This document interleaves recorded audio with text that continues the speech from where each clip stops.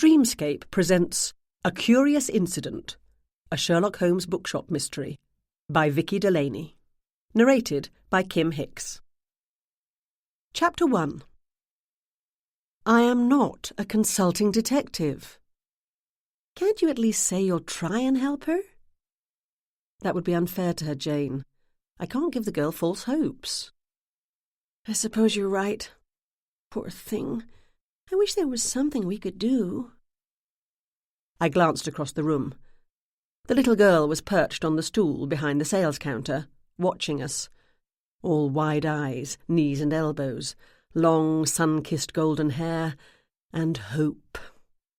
Hope that I was about to crush. I sighed, pasted on a smile that no doubt looked as fake as it felt, and walked across the shop floor toward her, feeling perfectly terrible. She blinked rapidly, fighting back tears.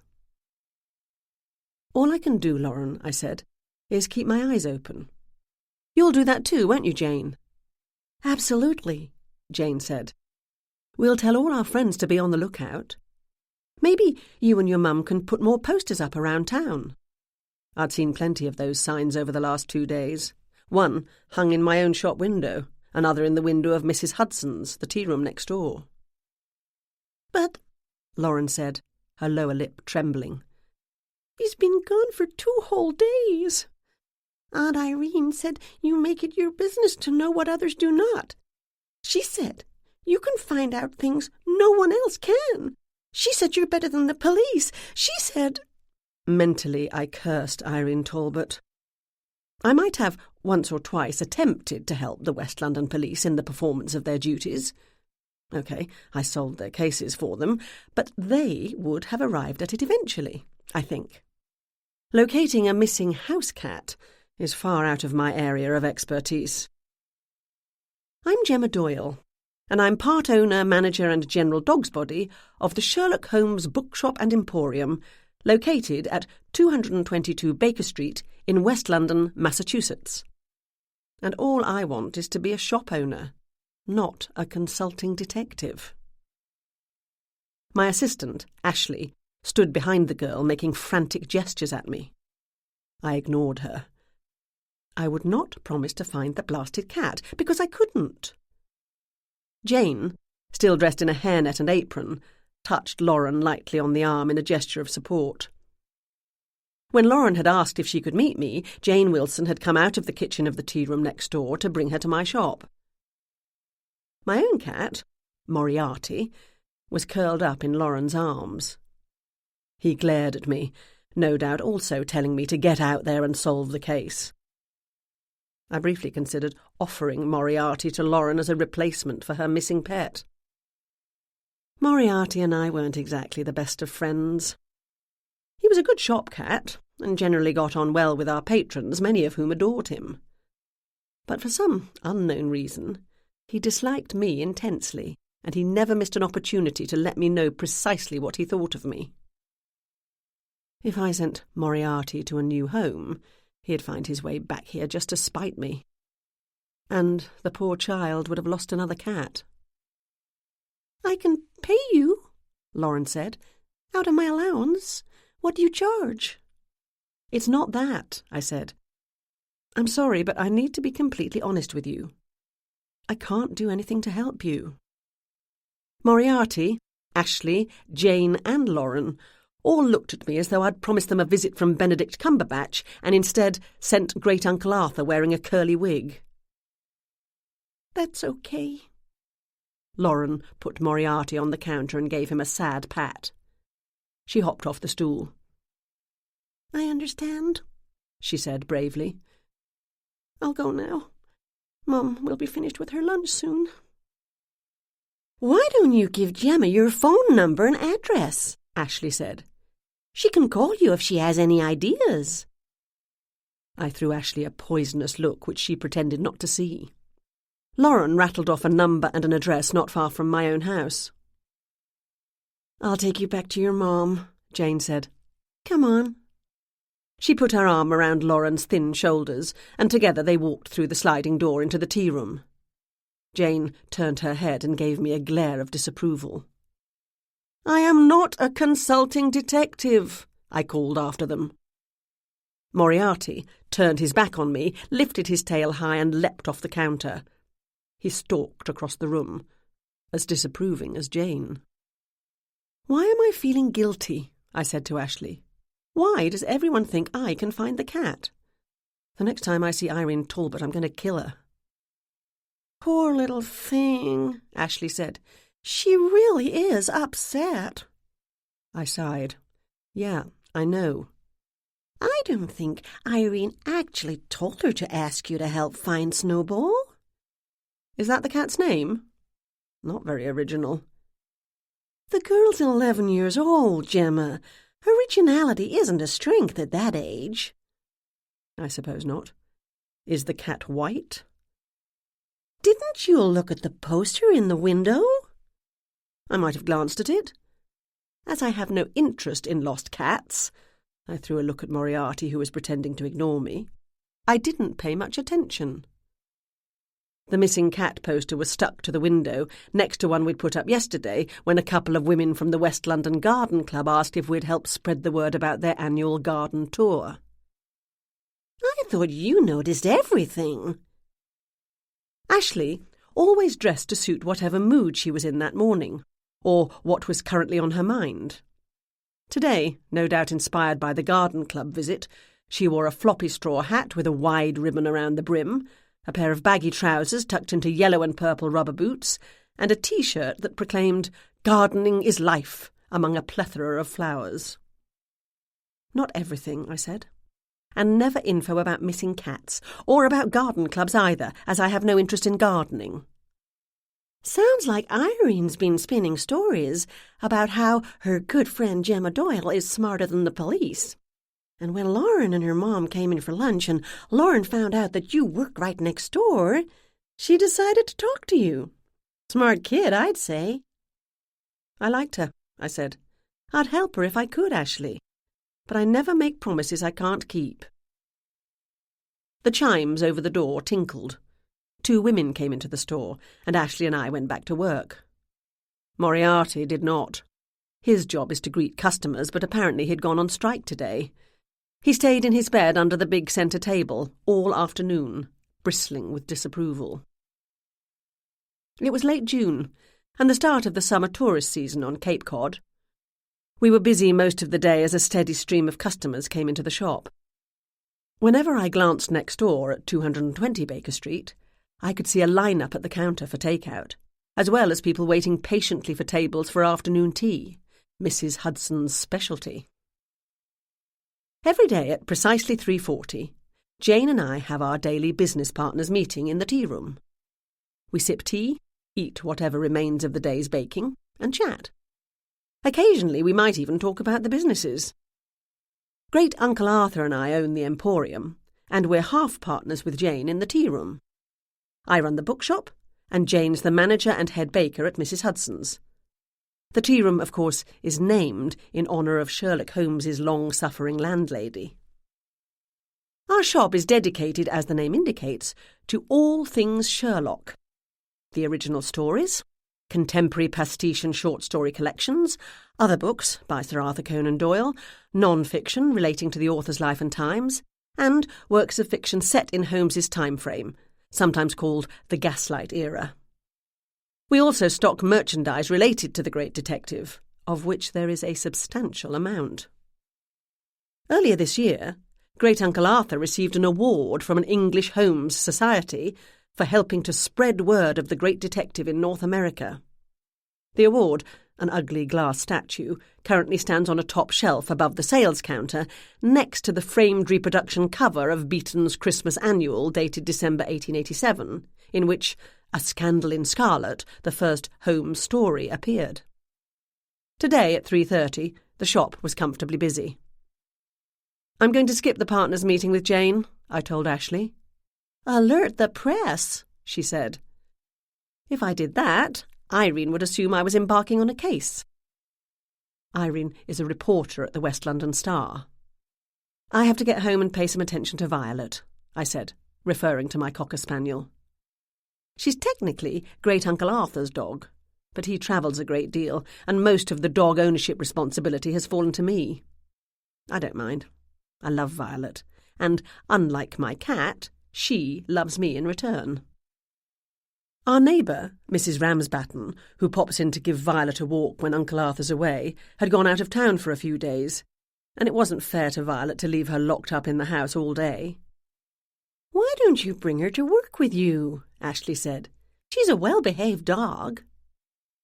Moriarty had finally emerged from his bed and was making his way across the shop floor. He leapt straight into the air, hissing and spitting. "That's why," I said. "Back soon." I went into the tea room and asked Fiona, one of the waitresses, to tell Jane that something had come up and I was going out.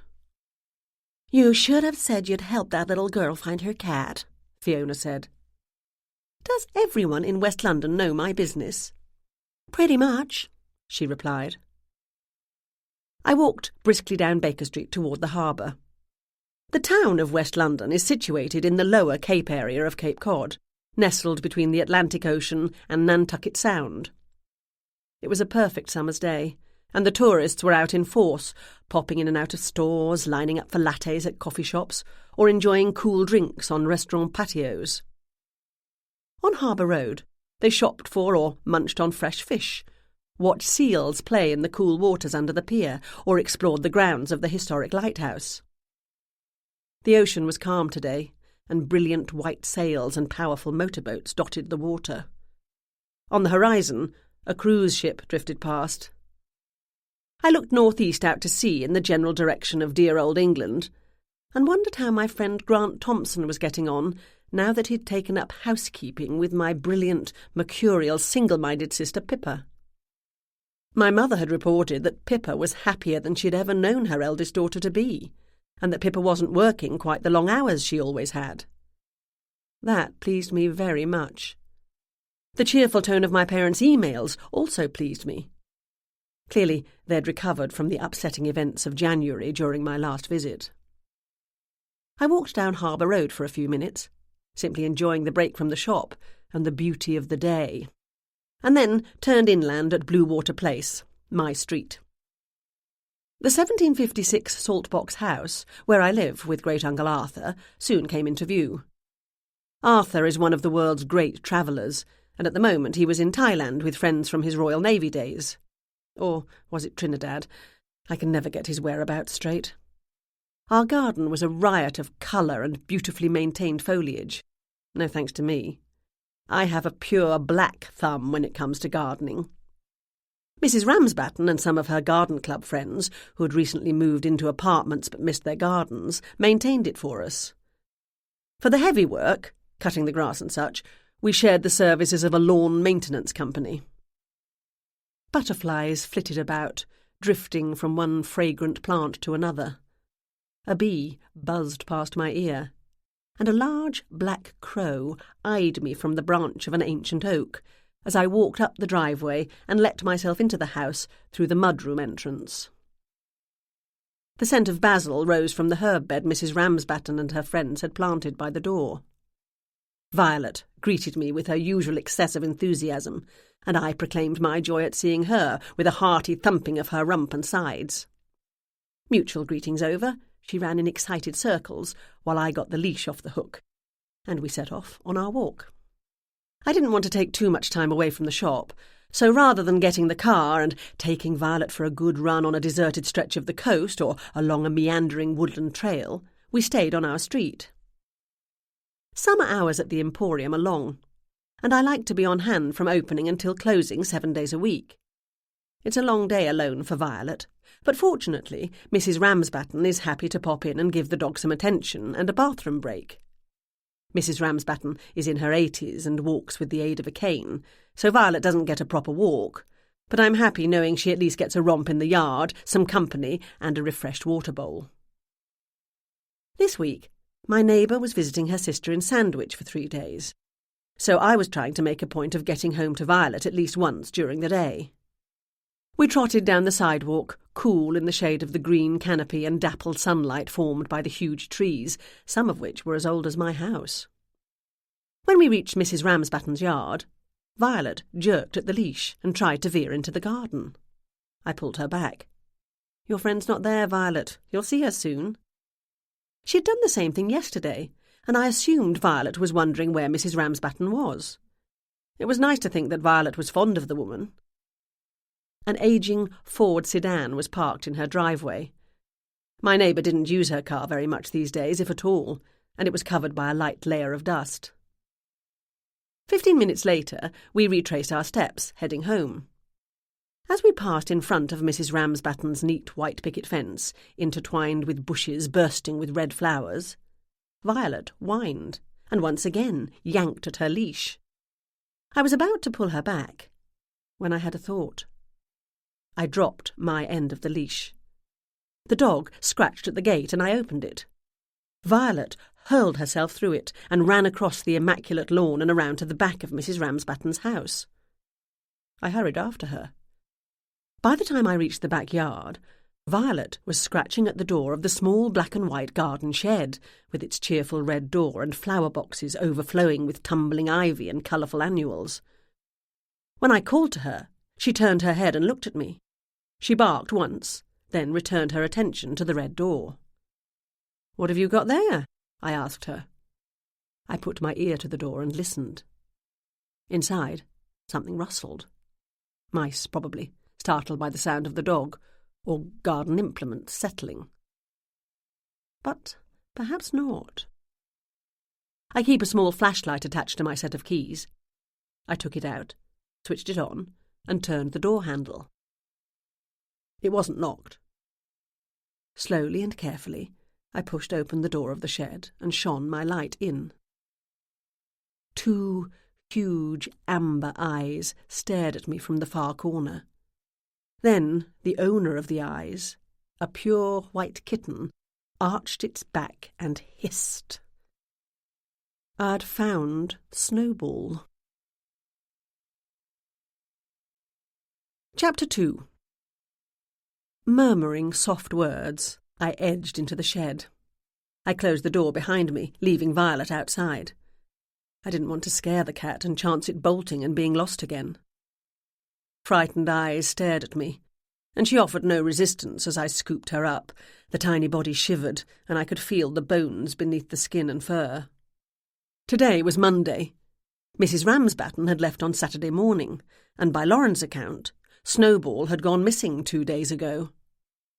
The little cat must have come into the shed, chasing mice perhaps, and then the door closed on her. Mrs. Ramsbatten's eyesight wasn't all that good, and she probably hadn't noticed the kitten hiding in the corner of the dark shed. I cradled the cat to my chest and carried her to safety while Violet ran on ahead, making her way home. The first thing I did when we got to the house was pour some fresh water into a small bowl. The cat watched me warily from a corner of the kitchen. I scooped her up and put her on the counter next to the water. She gave me one dubious glance and then dove in head first. Next, I found a can of salmon in the pantry and dished up a small serving. The fish disappeared in record time. The cat wouldn't have eaten for days, so I didn't want to give her too much. When the water and salmon were gone, she sat down and began washing her whiskers. I put out one hand. She gave me a long look, then rubbed her face against my arm. She started to purr. "You're welcome," I said. "Now it's time to get you home." I took a canvas tote bag down from a hook in the mudroom, scooped up the kitten and dropped her into the bag. I didn't want her to escape, so I zipped the bag shut, leaving a sliver at the end open so air could get in. "You," I said to Violet, "are the hero of the day, but I'm afraid you'll have to stay here." The address Lauren had given me was only a couple of blocks from my house, so I walked quickly, cradling the tote bag in my arms, while the little pink nose and twitching white whiskers tried to push their way out, and plaintive cries broke the peace and quiet of the neighbourhood. The house I was after was a typical one for the street and the area. A late-model SUV was parked in the driveway beneath towering old oaks. The house was painted a cheerful yellow with a dark grey roof and matching shutters. 2 stories, double garage, I estimated that it had at least 4 bedrooms, numerous bathrooms, and a den and TV room. The lot was large, and carefully trimmed shrubs and trees blocked the view of the neighbours. I walked along the brick pathway, not a weed pushing through the cracks, curving between shrubs of juniper and boxwood to the wide front step lined with terracotta urns overflowing with purple, yellow and white flowers. Feeling rather pleased with myself, I walked up the steps and rang the bell. The door opened and a woman peered out. She was in her mid-40s, nicely dressed in a typical summer on Cape Cod way, in white capris and a blue and white striped T-shirt. Tommy Hilfiger, perhaps. She was about my height, 5'8", but quite a bit heavier than she probably would have liked. Gold hoops adorned her ears, and a heavy gold chain hung around her neck. Her feet were bare, showing nails painted a bright red. Her glossy blonde hair, the colour owing more to a bottle than to the sun, was pulled back into a high, sleek ponytail. Her lipstick was a fresh pale pink, and her recently applied manicure matched her pedicure. Her clothes looked expensive, but they were too tight on her, particularly around the hips and stomach. She'd obviously put on weight since buying them, and the fact that she hadn't replaced them meant she'd been too busy to go shopping, she couldn't afford new clothes of the quality she liked, or she was in denial about having gained weight. "Yes," she said. "Is Lauren at home?" My bundle squirmed and I held it tight. She narrowed her eyes. "Why do you want to know?" "I'm Gemma Doyle, from the Sherlock Holmes bookshop on Baker Street. Lauren came to see me earlier today." "If it was about that cat, I'm sorry. I wish I'd never bought the dratted thing. I told Lauren to keep it inside, but she forgot. She can be such a scatterbrain. And it got out the day before yesterday. Lauren's been in tears ever since. Nothing but high drama.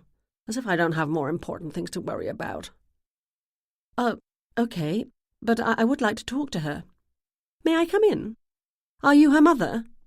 "I am. I'm Sheila Tierney." She spoke in a flat voice and made no attempt to crack a neighbourly smile, to call Lauren, or to invite me in. What, I thought, is this woman's problem? A tiny white paw emerged from my bag and claws scratched at the air. Sheila Tierney blinked. "Oh," she said. "Is that Lauren?" I said. The door opened, Sheila stepped back, and I came in. I closed the door behind me. "Lauren!" Sheila called. "Lauren, get down here!" A tear-streaked face and tousled blonde hair appeared at the top of the steps. "I brought you something." I opened the bag, and Snowball leapt out.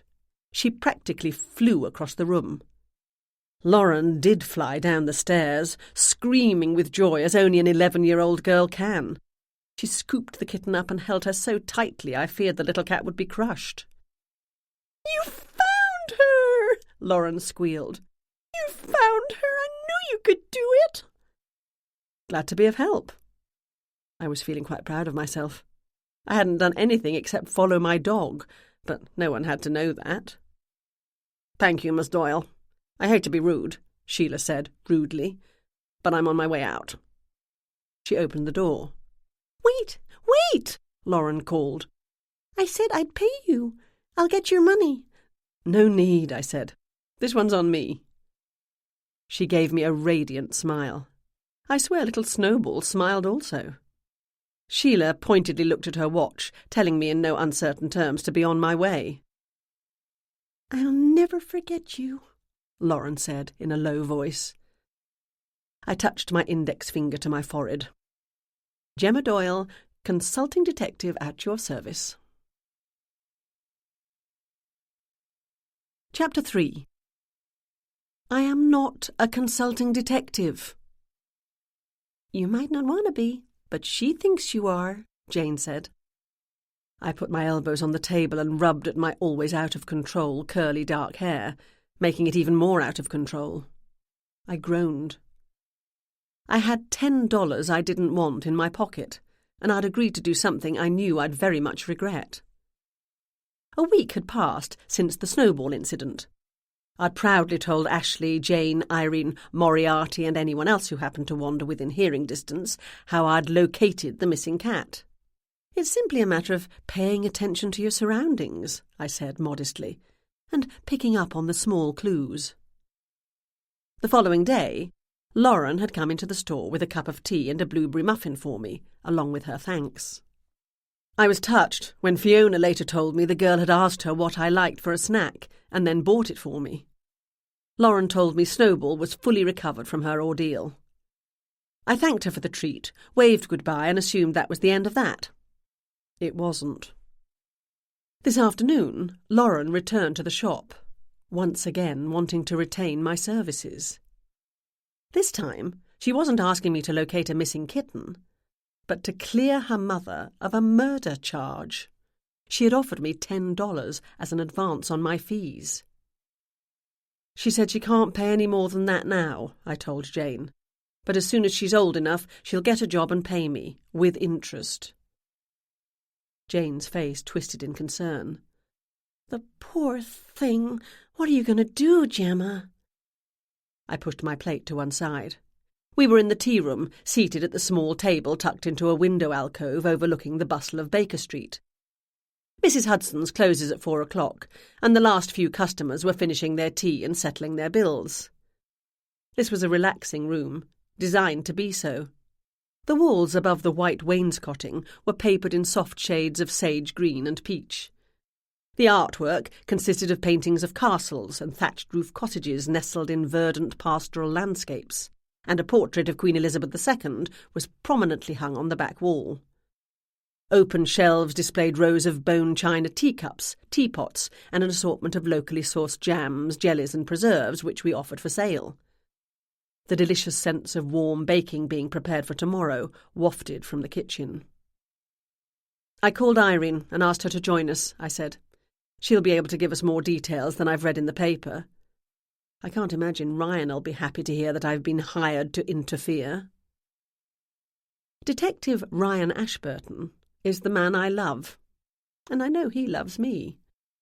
But our relationship is difficult, and more than once my involvement in his cases has threatened the stability, what little of it there is, of our relationship. You told Lauren you'd help, then? What could I say, Jane? I thought of Lauren's tear-streaked face, the fear in her eyes, the brave tilt of her chin, the adoring way the little girl had gazed up at me. I told her I'd find out what I could, but I made absolutely no promises. What did you get up to last night? Nothing much. Jane's eyes slid to one side. Jane was my best friend as well as my business partner. She was tiny and blonde and blue-eyed, with a heart-shaped face that turned men's heads wherever she went. She was one of the hardest-working people I knew and probably the kindest. The Emporium closes at 5 on Sundays, and yesterday I'd suggested Jane and I go for a drink down by the pier. She had said she had plans and scurried away. What's nothing much mean? I asked. You said you were going out. I was tired, that's all. The bells over the door tinkled and Jane said, Oh, good, here's Irene now. Irene Talbot dropped into a chair next to Jane. What a mess! Have a tart. I pushed my untouched plate in front of her. Don't mind if I do. She selected a tiny, perfect raspberry pastry. Coffee, Irene? Fiona called across the room. Thanks. Okay, Gemma, I'm here. What do you want to know? I can't believe Lauren came to you for help. For which, thank you very much. Not. It was bad enough getting me involved in the case of the missing cat. Never mind this.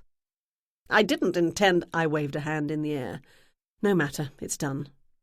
Tell me everything you know. I read the account in the paper, but pretend I don't know anything. Irene took a bite of her tart and thought. Lauren's mother, Sheila, is my stepsister. Her father's my mom's second husband. My dad died when I was in 5th grade, and my mother married again 2 years later. Sheila's 5 years older than I am. We've never been at all close. Natural enough, considering the age difference, and that she left home for college not long after our parents married. But living in the same town as we do, we get together at family events and such. Mom and Ralph, that's Sheila's dad, moved to Arizona a few years ago, but they visit regularly. I might not care for Sheila, but I adore Lauren. She's smart, funny, athletic, and very, very sweet. Sheila, none of the above. I've been spending more time with Lauren this summer than usual, because things haven't been so good at home. Lauren doesn't gossip about her parents, but I can't help picking up on things. Her dad, his name's David Tierney, has been away from home a lot. He says he's travelling on business, but Sheila accused him of having an affair, specifically with a woman by the name of Anna Wentworth. Anna and Sheila are, I guess I should say they were, both members of the West London Garden Club. Anna being the recently deceased, Jane said. Right. Her supposed relationship with David is part of the reason Sheila's being questioned about the murder. Irene stopped talking when Fiona brought her coffee. My sister-in-law's a member of that club, Fiona said. It's a hotbed of petty jealousy, bitter rivalry, and assignations under the rhododendrons, if you listen to her. And I might, I said. You can bet your bottom dollar, or the last clump of dirt at the bottom of your compost bin, they're talking about nothing other than Sheila Tierney today. More sandwiches? We have a few left. Thanks, Irene said. I didn't have time for lunch. The last of the customers left. Fiona went into the kitchen to get the sandwiches, and the other tea-room assistant, Jocelyn, began stacking chairs onto tables prior to doing the vacuuming. Were they? Jane sipped at her tea. Were who what? Irene said. Were David Tierney and this garden club member having an affair? At the time I didn't know, and I figured it was none of my business. But from what everyone's saying since Anna's murder, it doesn't seem so. Anna Wentworth might have been a diversion, I said, if his affair was with someone else. Or perhaps there was never any affair. Or they might have been discreet about it, but Sheila knew. The wife usually does. Let's start at the beginning. What did you tell Lauren that made her think I could help her? You did help her, Jane said, and now she's hoping you can help her again. Lauren was at my house one night a couple of weeks ago, Irene said, and I found a Sherlock Holmes movie on Netflix. Which one? I asked. Does it matter? It has long been an axiom of mine that the little things are infinitely the most important. Huh? A case of identity. Meaning I won't know if something matters until it does. What was the movie? A Game of Shadows, with Robert Downey and Jude Law. Dreadful parody of Holmes, I said. I thought Jude Law made a good Watson, Jane said. I didn't. Sorry, I said to Irene. Please continue. After the movie was over, Lauren said that Holmes was so clever, and I, might have mentioned that I have a friend who thinks like Sherlock Holmes. You do? I said. Who's that? Jane choked on the mouthful of tea she had just swallowed. Irene stared at me. Don't you know? If I knew to whom you were referring, I wouldn't have asked. It doesn't matter, she said. Fiona arrived with a plate of tea sandwiches. I was pleased to see one cucumber had survived and grabbed it before anyone else could. Jane had recently changed her recipe, and instead of cream cheese, she added mayonnaise with lovely chopped green herbs and the slightest splash of lemon, making the sandwiches better than ever. I assume it was then you told Lauren about my store. I did. She knew about it because her mom's a regular in here, the tea room. She'd never been into the Emporium, though. I filed that thought away. Every child should be exposed to books. The greater the variety, the better. Even if they don't intend to buy, people are welcome to browse my shop and see what we have to offer. I met her mother when I returned the cat. Can't say I liked her much, but that was only one quick impression. Can you describe her father to me? I can do even better. Irene dug in her cavernous bag. I found a picture that was in the paper last summer, when Sheila made some announcement about the garden club. She placed a clipping from a newspaper on the table. The picture showed Sheila standing amid a plethora of blooms. A man stood next to her, his head turned to one side, clearly insignificant in the grand scheme of things. Irene tapped his face with her index finger. "That's him. David." I studied the picture. It was grainy and he was out of focus. "This isn't good. Describe him as you see him." "Kind of handsome, in a snobby sort of way. Medium height, short dark hair, not overweight." "That narrows it down to less than half the population of West London," I said. "The larger half being either female or not slightly snobbishly handsome, whatever that means." Irene opened her mouth. She closed it again. "What?" I said. "I was about to ask if you could do better. Then I remembered who I'm talking to." I was about to ask her what that meant, but decided I had more important questions. "Did you ever meet the late Anna Wentworth?" "No, not exactly the social circles in which I mix. Sheila mentioned her once or twice, but just in passing, and nothing stands out as being of any importance. Anyway, things were tense at Lauren's house. Her parents were fighting all the time, and Lauren was clearly unhappy. So I've had her over for pizza and a movie or a sleepover a couple of times since school ended for the summer. She doesn't have any brothers or sisters. Her mother's aloof at the best of times, and her father's not a lot better." "You don't like him either," I said. "Loathe him, to be honest. He and Sheila are a perfect match." "Gee," Jane said. "Tell us what you really think." "To be fair, if I must, they know I don't approve of their parenting style, and neither of them likes me much either." Irene shrugged. "Families, what can you do?" "Tell me what happened last night. Assume, once again, I don't know anything." "Sunday was the Garden Club's annual early summer garden tour." "It's the centrepiece of their year," Fiona cut in. After delivering the sandwiches, she was spending an inordinate amount of time and attention wiping down the table next to the window alcove. She spoke over the roar of the vacuum cleaner. 8 gardens are chosen to be featured on the tour each year, and it's enormously prestigious to be part of it. Competition is ruthless just to get your house on the tour, never mind winning the trophy for the best garden. "Anna and Sheila's gardens were part of the tour this year," Irene said. "Lauren told me she was forbidden from playing in their yard in case she trampled a patch of grass or stepped on a petunia or something." "No wonder the poor girl needed her cat," Jane said. "Sunday's weather was perfect," Irene continued. "All the tickets had been sold, and the great and the good of West London and environs gathered. Keen gardeners came from all across New England. Garden gates were thrown open, the tour began, and—" Irene paused, drawing our attention. I knew the story. It had been in the papers, on the radio, and everywhere on Twitter, even before news of the murder of Anna Wentworth broke. "Someone snuck into Sheila Tierney's garden in the middle of the night Saturday and cut every one of her roses down to bare branches. They wrecked the rhododendrons, beheaded the begonia, decimated the daisies, slashed the snapdragons, pillaged the pansies, and tore up part of the lawn and knocked over the statues for good measure." "Who did it?" Jane asked.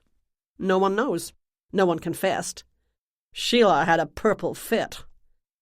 "Understandably," Jane said. "Almost as purple as your prose," I said. "She stormed over to Anna's house, and in front of dozens of ticket buyers, as well as the doyennes from the garden club, she accused Anna of destroying her garden out of jealousy. She also accused Anna of stealing her husband and various other indiscretions." "I heard it was quite the knock-down, drag-out fight," Fiona said. "They actually came to blows and had to be forcibly separated." "What did Anna have to say about these accusations?" I asked. "That Sheila was off her rocker, and the idea of her being jealous of Sheila was preposterous, because Sheila, poor Sheila, had absolutely nothing Anna could possibly want, including her husband." "Ouch," Jane said. "Ouch indeed. Sheila was dragged off home, screaming vows of revenge, and the garden tour continued. The patrons, I'm sure, were thrilled to have gotten far more for their money than they expected." Later that night, Anna was out walking her dog, no doubt basking in the glory of having been awarded the Best in Tour trophy, when someone bashed her over the head. She was found dead in a town park. I leaned back in my chair. I hadn't learned anything new. It had been in the news and all anyone was talking about today, but it was good to have the story repeated. Sheila was arrested for the murder of Anna. Taken in for questioning, but not actually arrested. As far as I know, the police found no evidence pointing to Sheila as the killer, but she had been heard to threaten Anna earlier in the day by a substantial number of people. She maintains her innocence. What's Sheila's alibi? She doesn't have one. Lauren spent the night at my house, which had been prearranged in expectation of Sheila celebrating winning the trophy, and David was out of town. I lifted one hand. He was out of town? Do you know where or why? No, I don't. He travels quite a bit on business, or so he says. Out of town can mean a lot of things. Interesting that Sheila planned on doing this celebrating without the company of her husband. As I said, the marriage isn't doing so well. Anyway, the police dragged Sheila downtown in the middle of the night, but they had to release her because they don't have any evidence of her being at the scene of Anna's death. You can be sure they're looking hard for it and building their case. They have no other suspects, again, as far as I know. I got a call from Sheila at 5 this morning, asking me to come and get her at the police station. I probably should have left Lauren in bed, but I didn't know how long I'd be, so I woke her up and took her with me. That was a mistake. Sheila was ranting and raving about going to prison for something she didn't do, calling the West London police incompetent and threatening to sue them. And so Lauren decided to call on outside help, Jane said. Yeah, Irene said. We started at a rapping on the tea-room door. A man's face peered in, smiling and waving as he mimed drinking coffee. Fiona broke off from scrubbing the spotless table and unlocked the door for him. I was passing, and I saw you all still here.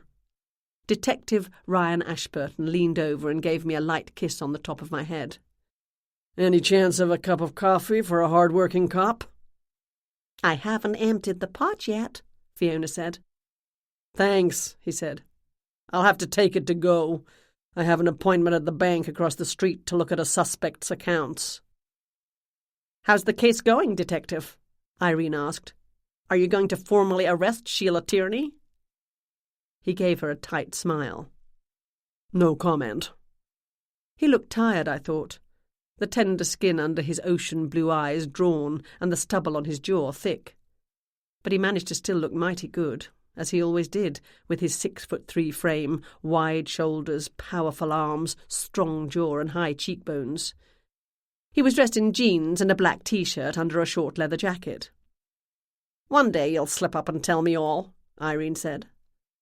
One day, but not today. I'm sorry, he said to me, but dinner's off tonight. I assumed that, I said. Strange case, this one. I'm thankful that for once it has absolutely nothing to do with you, Gemma. Will you look at the time? Jane said. Gotta run. Those dishes won't wash themselves. Irene leapt to her feet. I'm off. Call me if you need anything more, Gemma. The vacuum cleaner roared to life. Fiona ran for the kitchen. What did I say? Ryan asked. About that, I said. Chapter 4. Sherlock Holmes didn't have a business to run. He could devote all his time to being a consulting detective without having to deal with pesky things such as handling employees and business partners, ordering stock, serving customers, paying and collecting bills, or dealing with irate authors who didn't know why I wasn't featuring their book prominently in the shop window. He didn't have a cat who hated him, or a dog who loved him and needed regular attention. He didn't have to cook for himself, or even clean the rooms at 221B Baker Street, as the faithful Mrs. Hudson took care of those pesky details for him. Although honesty forces me to admit, I've been known to let those tasks slide myself. But most importantly, Sherlock Holmes didn't have a significant other who blew a gasket on being informed that he had been asked to informally look into a police investigation.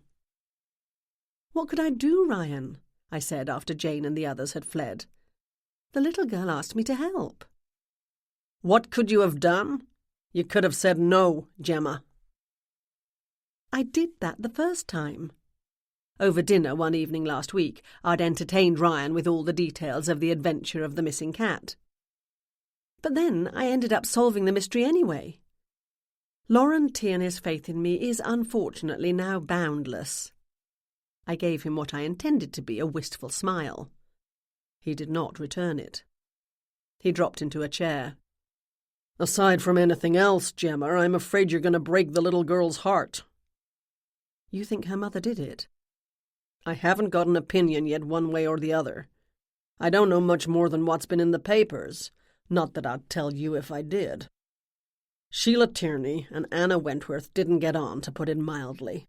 Someone destroyed Sheila's garden, and Sheila believed Anna did it and confronted her over it. Whether she later murdered the woman is what we're trying to determine. She denies it." "Here you go, Detective." Fiona put a take-out cup on the table. "Thanks," he said. "Right now we've got nothing we can take to court, which is why Mrs. Tierney hasn't been charged.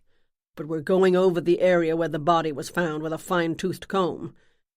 If there is something, I intend to find it. Without your help, Gemma." He stood up. "Can I ask one quick question?" "Might as well. What?" "Who found Anna? The paper didn't say." "Her husband. The dog came home without her, dragging his leash behind him, so he assumed something had happened, and he went out looking for her. It didn't take long. The dog led him straight to her. She hadn't left the house more than half an hour earlier, according to her husband.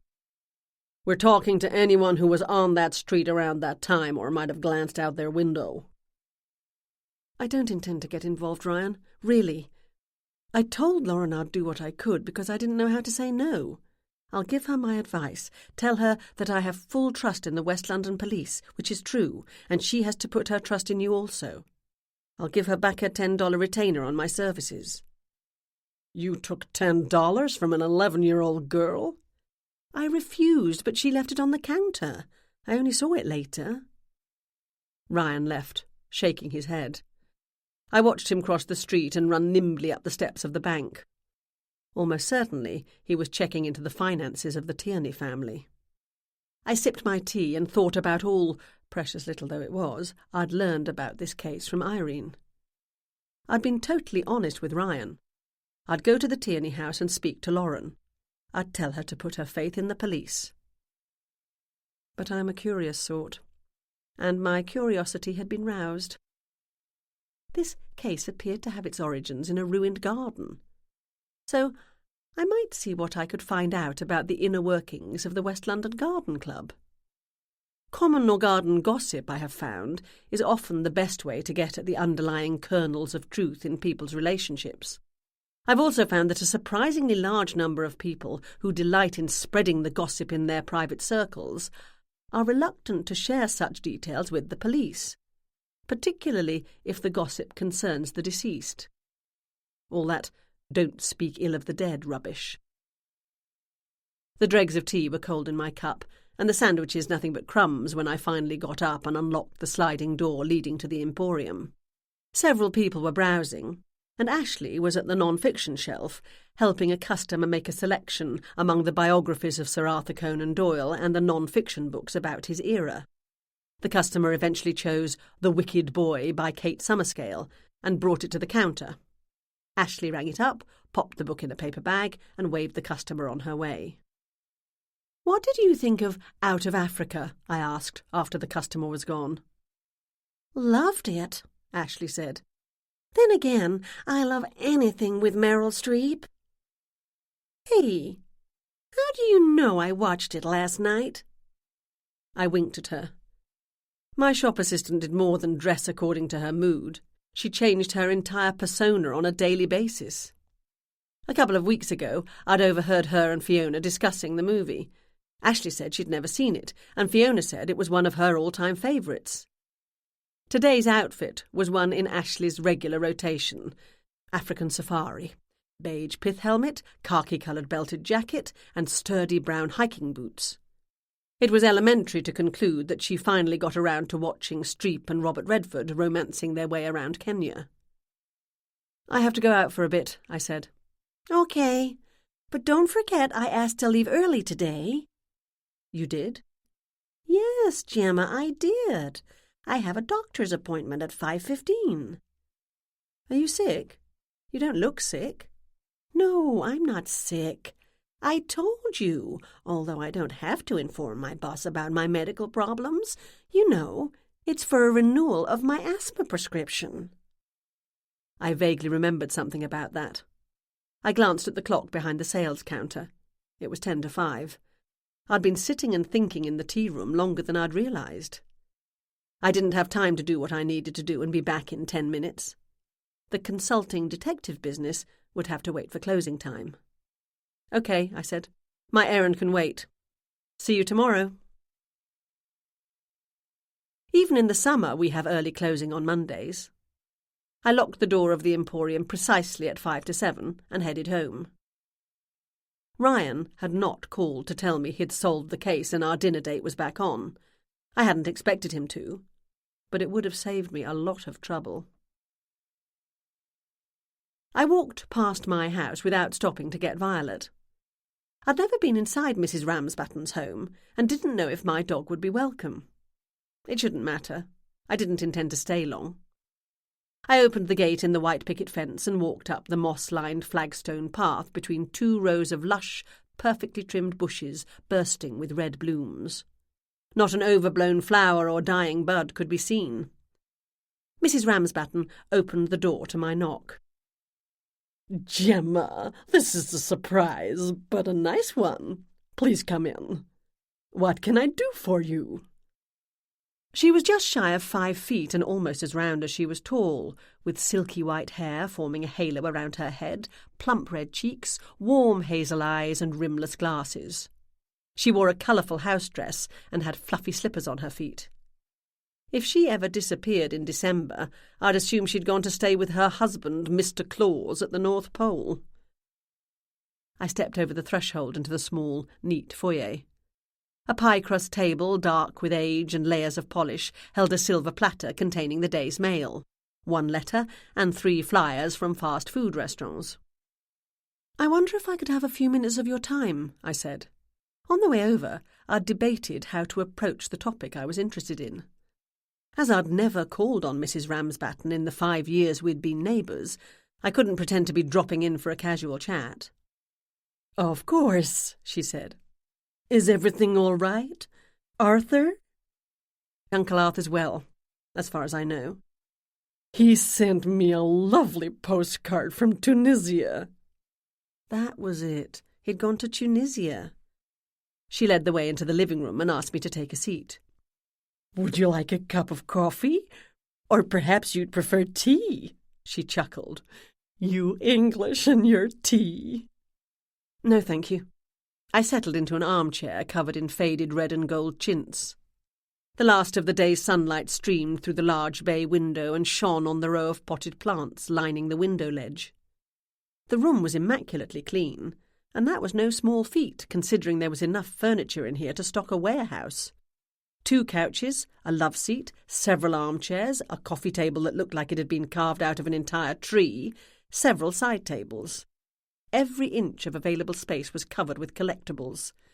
China figurines of shepherds and shepherdesses, small sculptures, souvenir plates, including several celebrating the marriage of Prince Charles and Lady Diana Spencer, teacups and matching saucers, family photographs in silver frames, blue Wedgwood bowls and candlesticks, more candlesticks, several clocks, all showing exactly the same time, a collection of miniature porcelain and painted wood houses.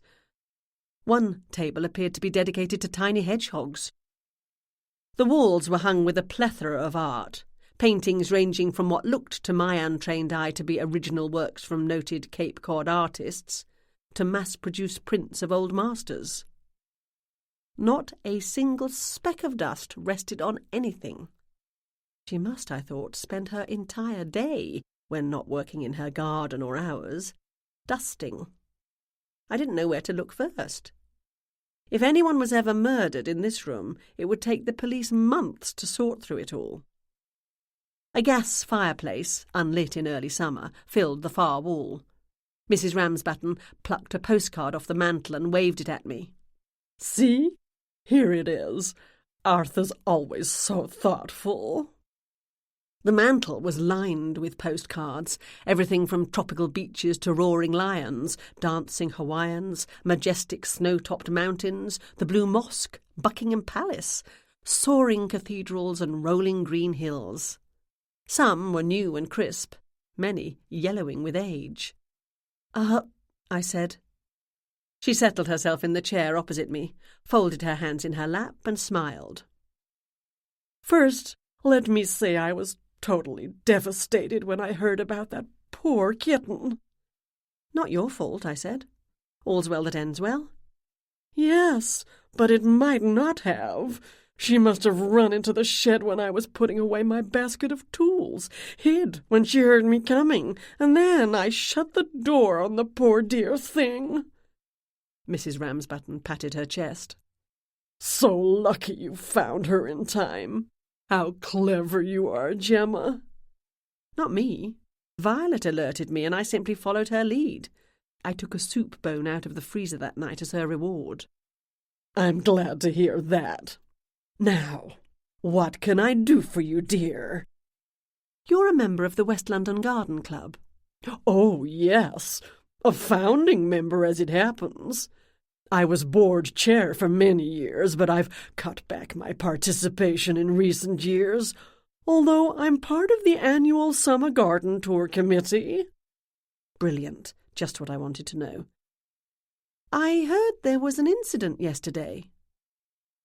The hazel eyes opened wide. "Incident? That's putting it mildly, Gemma. A garden was sabotaged. It was dreadful, simply dreadful, unthinkable. In all our years, nothing like that has ever happened before. Those poor plants. The roses will never recover." I'd meant the death of one of their members, but okay. The destruction was a good place to start.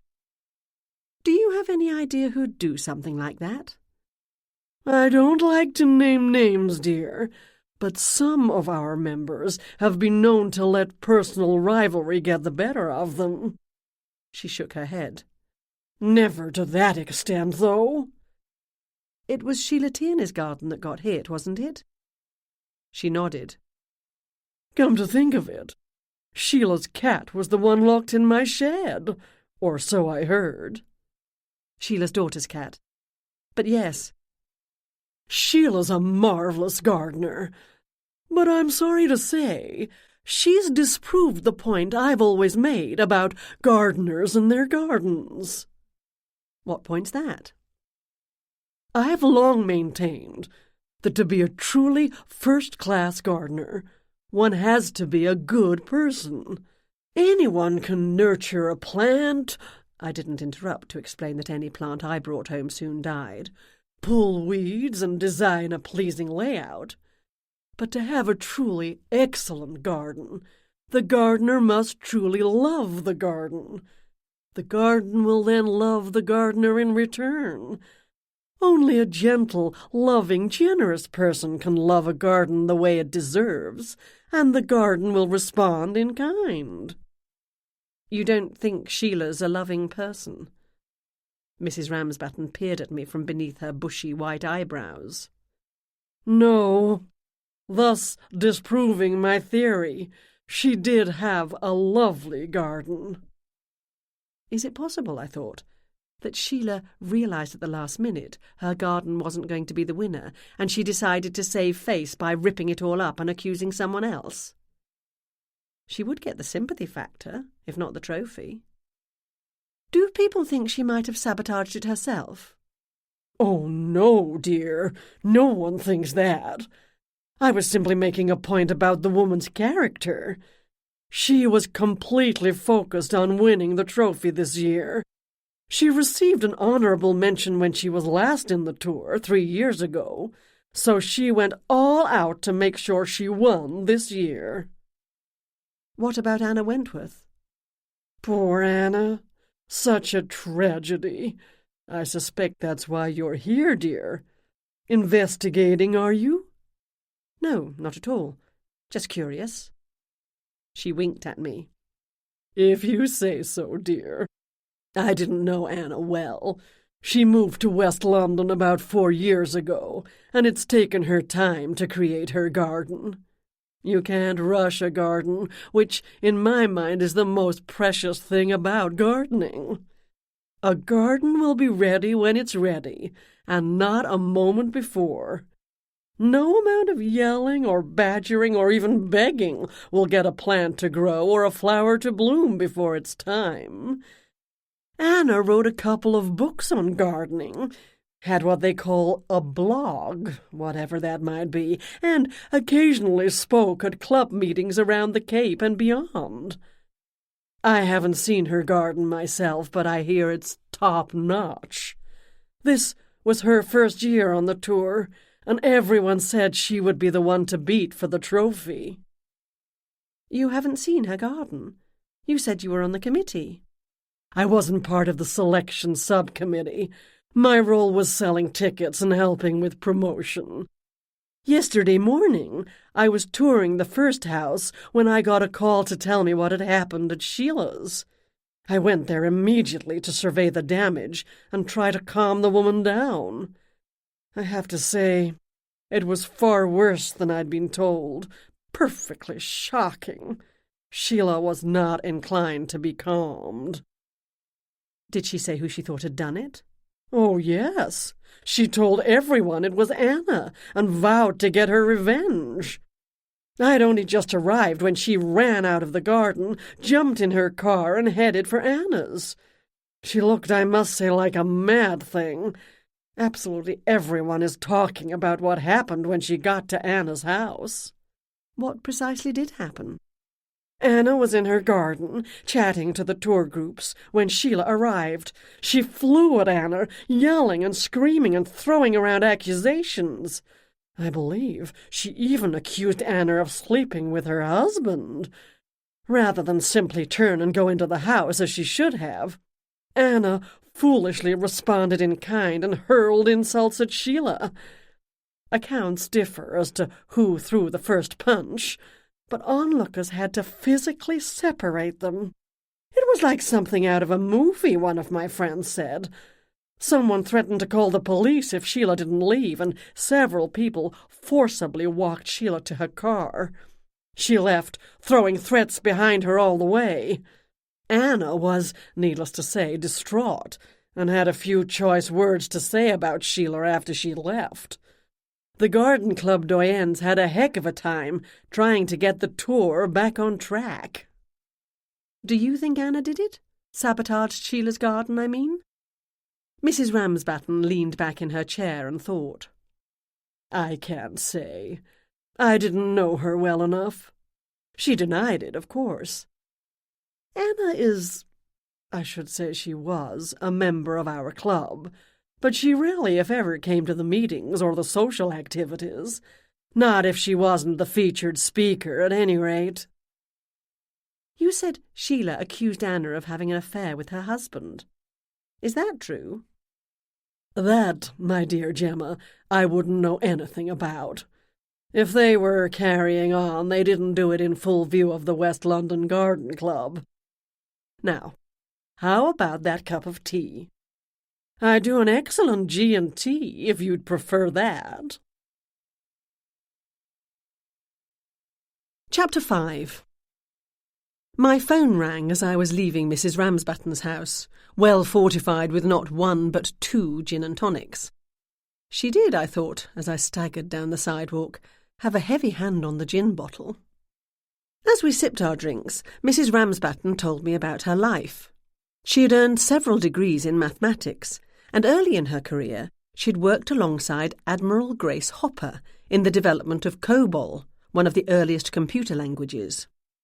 She'd later gone to work at IBM, where she'd met Mr. Ramsbatten, and together they'd been part of the development team, coordinating with Microsoft on MS-DOS, the operating system for the first IBM PC. "I suspect," I said as I accepted the second drink, "you know what a blog is." She winked at me. "I try to keep up, yes. But I've done my bit, and I'm content to work on my garden and let the world of technology carry on without me. As it has had to do without Mr. Ramsbatten." Her voice had turned wistful, and she stared into space. "He truly was a genius." I shook off the effect of the G&Ts and answered the ringing of my phone. "Hello?" "Hey, Gemma, I've been talking to my mom." "Good evening, Jane." "Yeah, good evening. I've been talking to my mom. She's a member of the West London Garden Club." "Your mother's a member of everything. If she moves, half the cultural institutions of West London will fall," I hiccuped, "into chaos." "Your voice sounds strange.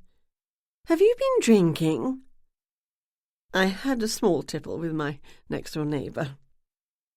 Home again, I put my key in the lock, twisted it, and the door opened. I was quite proud of myself for getting it on the first try.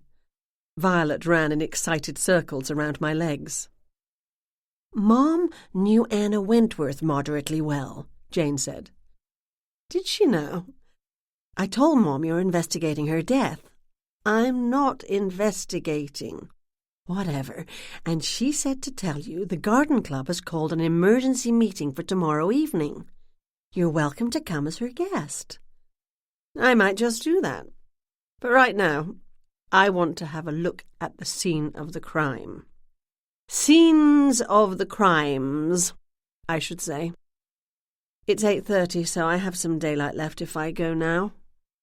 "Go where?" "The place where Anna was found. I'm sure the police have it cordoned off, but I can try to get a peek. And then Sheila Tierney's garden." "Good thing you're not investigating," Jane said. "You're not driving anywhere, I hope." "Not necessary. I can walk." "Do you want me to come with you?" "Yes." "Be there in 10. True to her word, Jane pulled up 8 minutes later, giving me enough time to feed Violet and freshen myself up. By which I mean brush my teeth and gargle with mouthwash. If I was going to have a chat with the police, I didn't want anyone thinking I'd been drinking. Not that I'd been drinking, it was only 2 G&Ts with a friendly neighbour. I studied myself in the mirror and hiccuped. I splashed more water on my face. Come to think of it, I'd had my back turned and been studying a particularly fine painting on her wall as Mrs. Ramsbatten prepared my second drink, and I might have heard her say "oops" as the gin splashed into my glass. Jane's car pulled into the driveway, and Violet and I let ourselves out of the house. Jane and Violet exchanged greetings, and we all set off as the streetlights flickered to life. The sun had dipped below the horizon, wrapping everything in deep purple dusk. But at this hour in late June, it would be light enough for a while yet not to need artificial light. The spot where Anna Wentworth had died was not far from my house.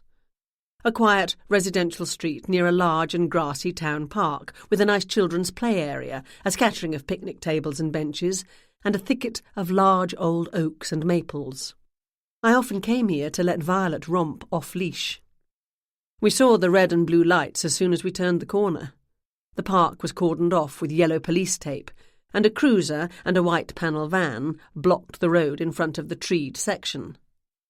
Officer Stella Johnson stood on the sidewalk, presumably to keep the curious away. I assumed she'd count me among the curious. Almost 22 hours had passed since Anna's body had been found.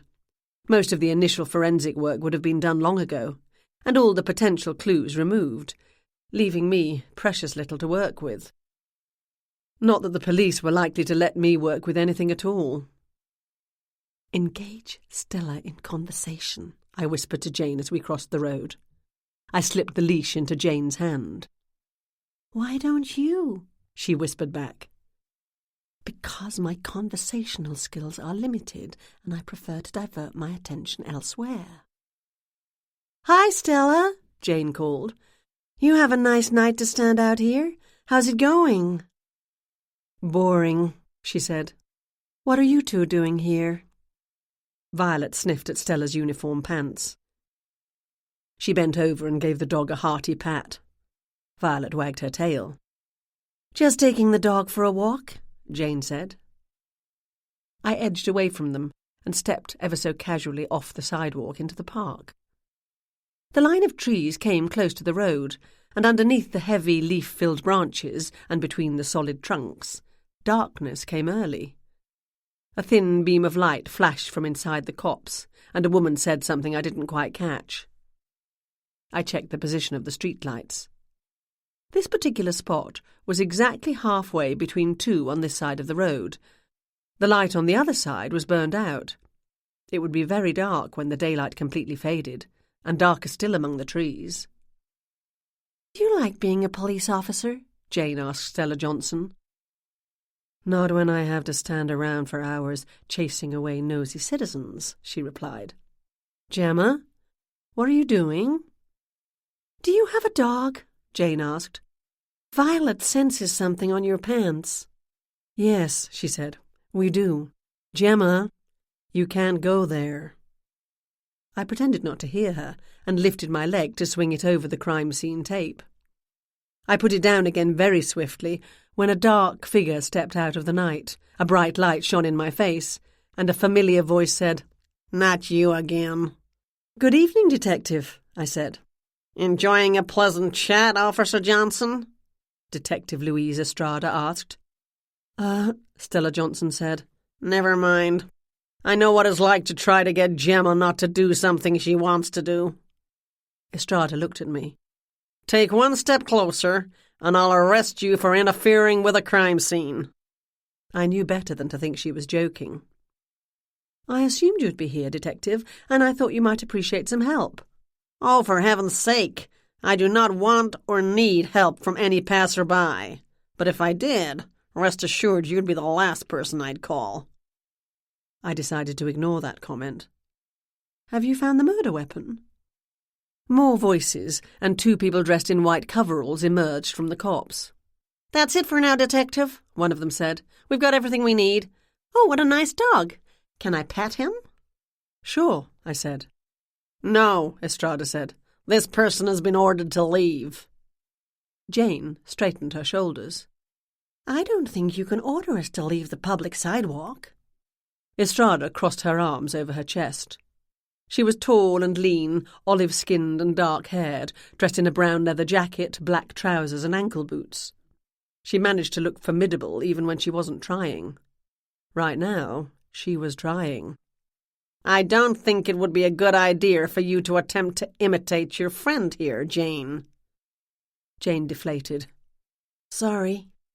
The forensic officers opened the back door of their van and began stripping off their white coveralls. Like magic, as though they'd heard a secret signal, people began gathering on the sidewalk or standing on their front porches to watch. "Good night, Gemma." Notably, Detective Estrada had not answered my question. "Good night," I said. "Night," Jane said. Violet paused to sniff at Estrada's legs. Estrada looked down at her and let out a short, sharp growl. Violet yipped and hurried to catch up to me. I took out my phone, pressed a few buttons, and put it back in my pocket. "Learn anything?" Jane asked when we were out of earshot. "I doubt it would have mattered if I'd been able to get into the park, but I'll come back after they've gone. The police have had more than enough time to trample over everything with their big feet and pick up anything they suspect might be a clue." "This isn't a Sherlock Holmes story, Gemma. The police today don't mindlessly trample all over clues." I am, of course, speaking theoretically. They don't always realise what's significant. However, in this case, I suspect anything to be found would have been apparent. Imagine the scene. A woman with her dog, a person stepping out of the darkness, a blow to the head. Any evidence left by the killer would be obvious, a cigarette butt, a dropped driver's licence. The spot was carefully chosen. In what way? It's darker at that precise location than any place else on that street, darker, in fact, than almost any place in this neighbourhood. I need to find out if that was Anna's regular dog-walking route and her regular time. Quite possibly it was. Which means her attacker could have known she'd be passing and planned accordingly. Any chance this was a random attack on a woman alone at night with only her dog? As much as I hate thinking about something like that happening in West London. Highly unlikely, particularly not after the incident earlier. You mean the vandalism to Sheila Tierney's garden? You think Sheila killed Anna in revenge for destroying her garden? I haven't dismissed that possibility, but it's entirely plausible someone else took advantage of the day's drama to do what they intended to do anyway. Jane shivered. I feel very cold all of a sudden. Murder is a cold-blooded business. Why are we walking so quickly? I've already been to the gym today, thanks. I went after work. I'm conducting an experiment. It might have been more effective without the dog, I said, as Violet veered off the path in pursuit of something only she could detect. I tugged at the leash to get her back on track, and she came, although reluctantly. We turned several corners, and soon the Tierney house came in sight. Every light inside and outside the house was on. I took out my phone and stopped the timer app. 4.5 minutes. It's taken us 4.5 minutes to walk here from the scene of Anna's death. Say 4 minutes if we didn't have Violet. Still less if we'd run. Yes, but a running woman attracts attention. This was an affluent neighbourhood of comfortable family homes, close to the ocean and to town. A neighbourhood where people walked, particularly in the warm evenings when daylight lingered for hours.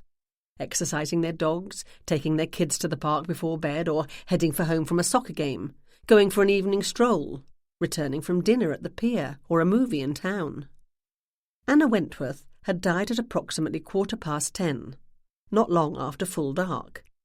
Late for people with kids to be out, but still early enough that a person out for a walk wouldn't be commented on or remembered. This time, I said to Jane, leave the talking to me. Thank heavens for that. I have absolutely no idea what to say to a murder suspect, other than, did you do it? The front garden of the Tierney home had not been vandalised, and no sign of the damage done was apparent from the street. The SUV was in the driveway, and the garage doors were closed. I pressed the bell and heard it pealing inside the house. The front door was inset with a pane of frosted glass, and I could see into the lit foyer. The shape of a man's head popped around the corner. I smiled and waved. He blinked, appeared to recognise me, and then the door creaked open. "You're the woman from the bookstore, right?" he said. "You helped Lauren with her cat. Sorry, I've had reporters poking around all day. Come in, quickly, before a photographer tries to take a picture and imply you're my mysterious lover." Jane, Violet and I stepped into the house, and the door shut behind us. David Tierney was a moderately attractive man in his 40s, and he didn't seem partially snooty to me, as Irene had said. Deep purple shadows lay under his eyes. He'd missed several spots when shaving, and had also nicked his chin, and a coffee stain marked the front of his T-shirt. As he was supposedly a businessman, I assumed he didn't regularly go around ill-groomed. The stress of the past 2 days was apparently getting to him. "I'm sorry for your troubles," I said. "Yeah." He rubbed the patch of stubble on his chin. "Thanks. First, I have to thank you for helping Lauren and finding Snowball. You were a lifesaver." "My pleasure," I said. "What can I do for you? I'm afraid this isn't a good time for a visit." "I understand. Are you aware Lauren came to see me this afternoon?" He shook his head. "No, I wasn't. I thought she was visiting a friend. Why did she do that?" I lowered my voice. "Is your wife at home?" "Yes, but Sheila's not receiving visitors. She's upstairs locked in the bedroom, not talking to me, and refusing to see anyone, even Lauren. This has all been very upsetting to her." Upsetting to Lauren as well, I thought. At 11 years old, the girl would need her parents to help her deal with all that was happening. I'd met Sheila Tierney exactly once. but that had been enough time for me to suspect she didn't place her daughter's needs high on her list of priorities. Lauren slipped quietly into the foyer, Snowball nestled in her arms. The girl's eyes were huge, dark pools in her lightly tanned face. She nuzzled herself against her father, and he rested his hand on her shoulder. Violet barked at the sight of the cat, and Snowball hissed in return. "One day," I said, "we'll introduce these two properly, and they can be friends. But perhaps not right now." "Have you found out who killed Mrs. Wentworth?" Lauren asked. "Lauren," David said, "that's hardly Miss Doyle's responsibility." "It's okay. Lauren asked for my help." I fixed my eyes on hers. "The West London police are very good at their jobs, Lauren. You have to believe that. They won't charge your mother if she didn't do it." "I wouldn't be so—" David started to say. "Not now," I interrupted. "You asked for my help, Lauren, but I have to tell you that real life isn't like TV. It's highly unlikely an amateur can solve a case the police cannot." "Aunt Irene said you do it all the time." "Not exactly all the time." "You found Snowball." The way the girl looked at me broke my heart. She really believed in me. Jane must have thought the same. "Gemma isn't saying she won't do what she can, Lauren, but she's trying to be realistic." "I don't understand," David said. "What has any of this got to do with the cat?" "Nothing really," I said. "I'd like to speak to Sheila if she's willing to talk to me about what happened." "I suppose I can ask her," David said slowly. "Don't know that she'll want to, though. She can be, stubborn sometimes." "Thank you. I'd like to see your garden if that would be okay, where the vandalism happened." "I'll take you," Lauren said. "It's a mess." David hesitated. I gave him a smile. He shrugged. "Okay. Lauren, will you show Miss Doyle to the backyard? I'll tell Sheila you're here. No guarantee she'll talk to you." "Which," I said to myself as much as to Lauren, "is why I can't do what the police can." Still carrying her cat, the girl led us through the house. I kept hold of Violet's leash and she trotted along beside me. A wide oak stairway curved upstairs, and the foyer opened into a hallway leading deeper into the house. I glanced into rooms as we passed. The house was new, everything beautifully decorated and spotlessly tidy. The art was good, but chosen, I thought, more to complement the decorating scheme than because the buyer liked it. The whole house, the downstairs anyway, had a soulless quality, as though the decor had been plucked directly out of a designer's catalogue, with no attempt to customise it for taste or comfort. The kitchen was enormous, tall windows trimmed with yellow and blue valances, glass-fronted cream cabinets, blue glass backsplash, a granite-topped island, and polished hardwood floors. French doors opened onto a spacious wooden deck, placed to give the most optimal view of the garden. Snowball squirmed in Lauren's arms, but she held on to the cat tightly.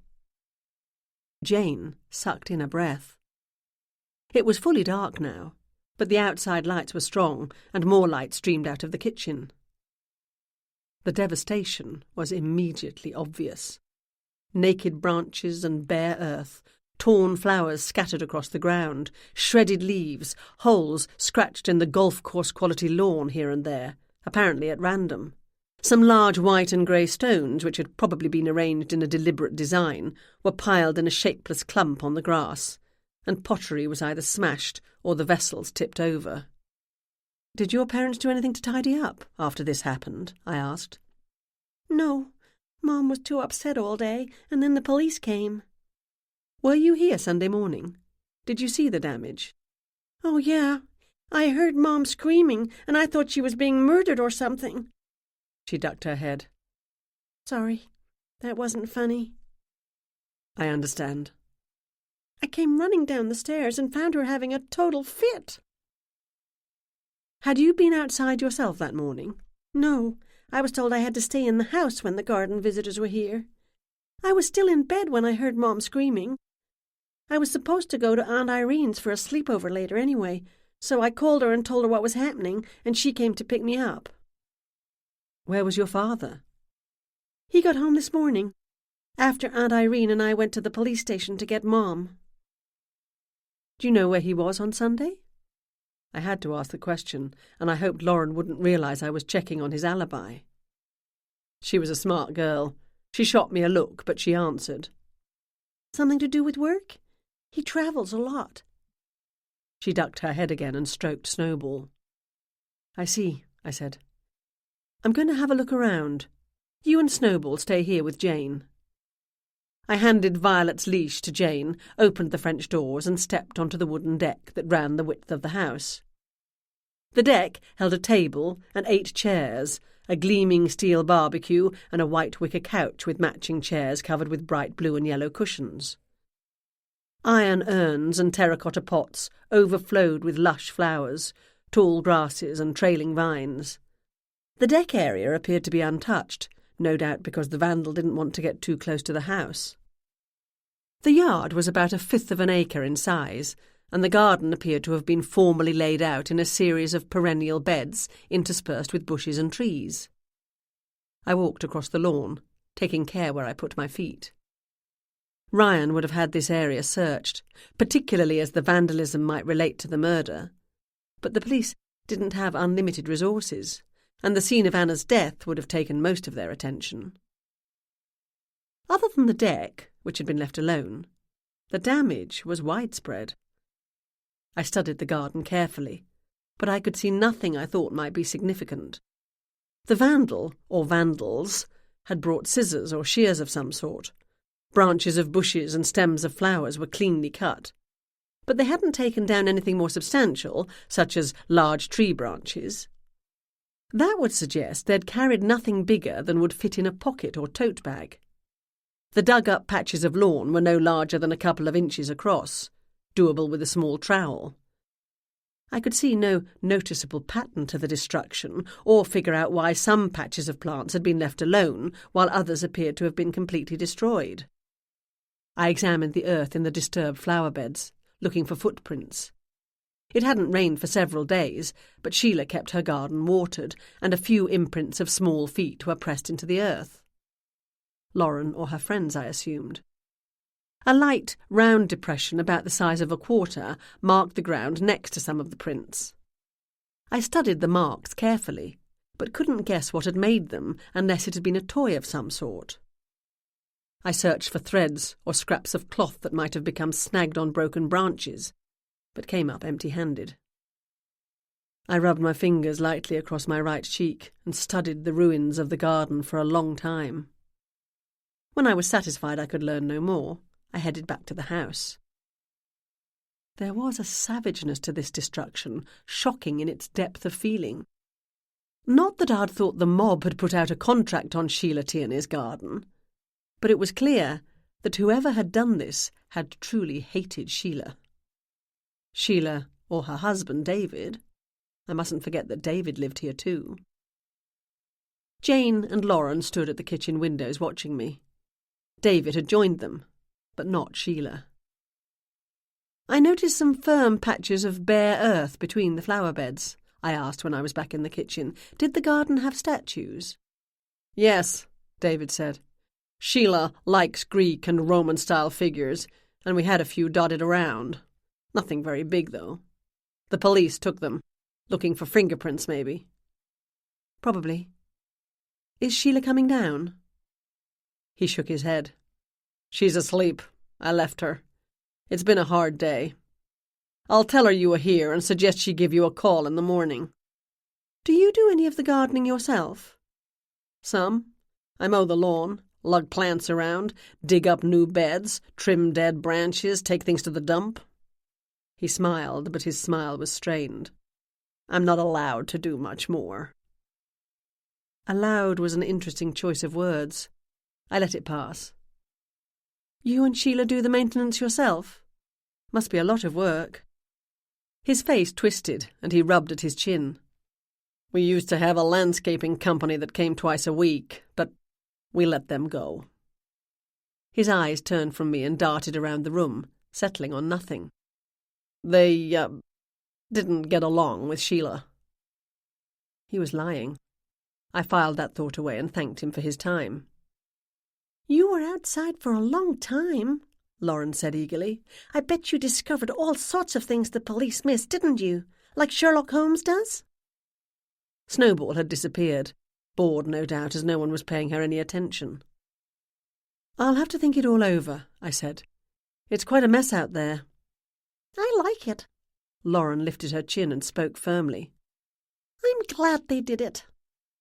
"Lauren," David said, "you don't mean that." "I do. Maybe now I can play in my own backyard without Mom yelling at me to stay away from the stupid flowers." She looked down at Violet, sitting politely at her feet.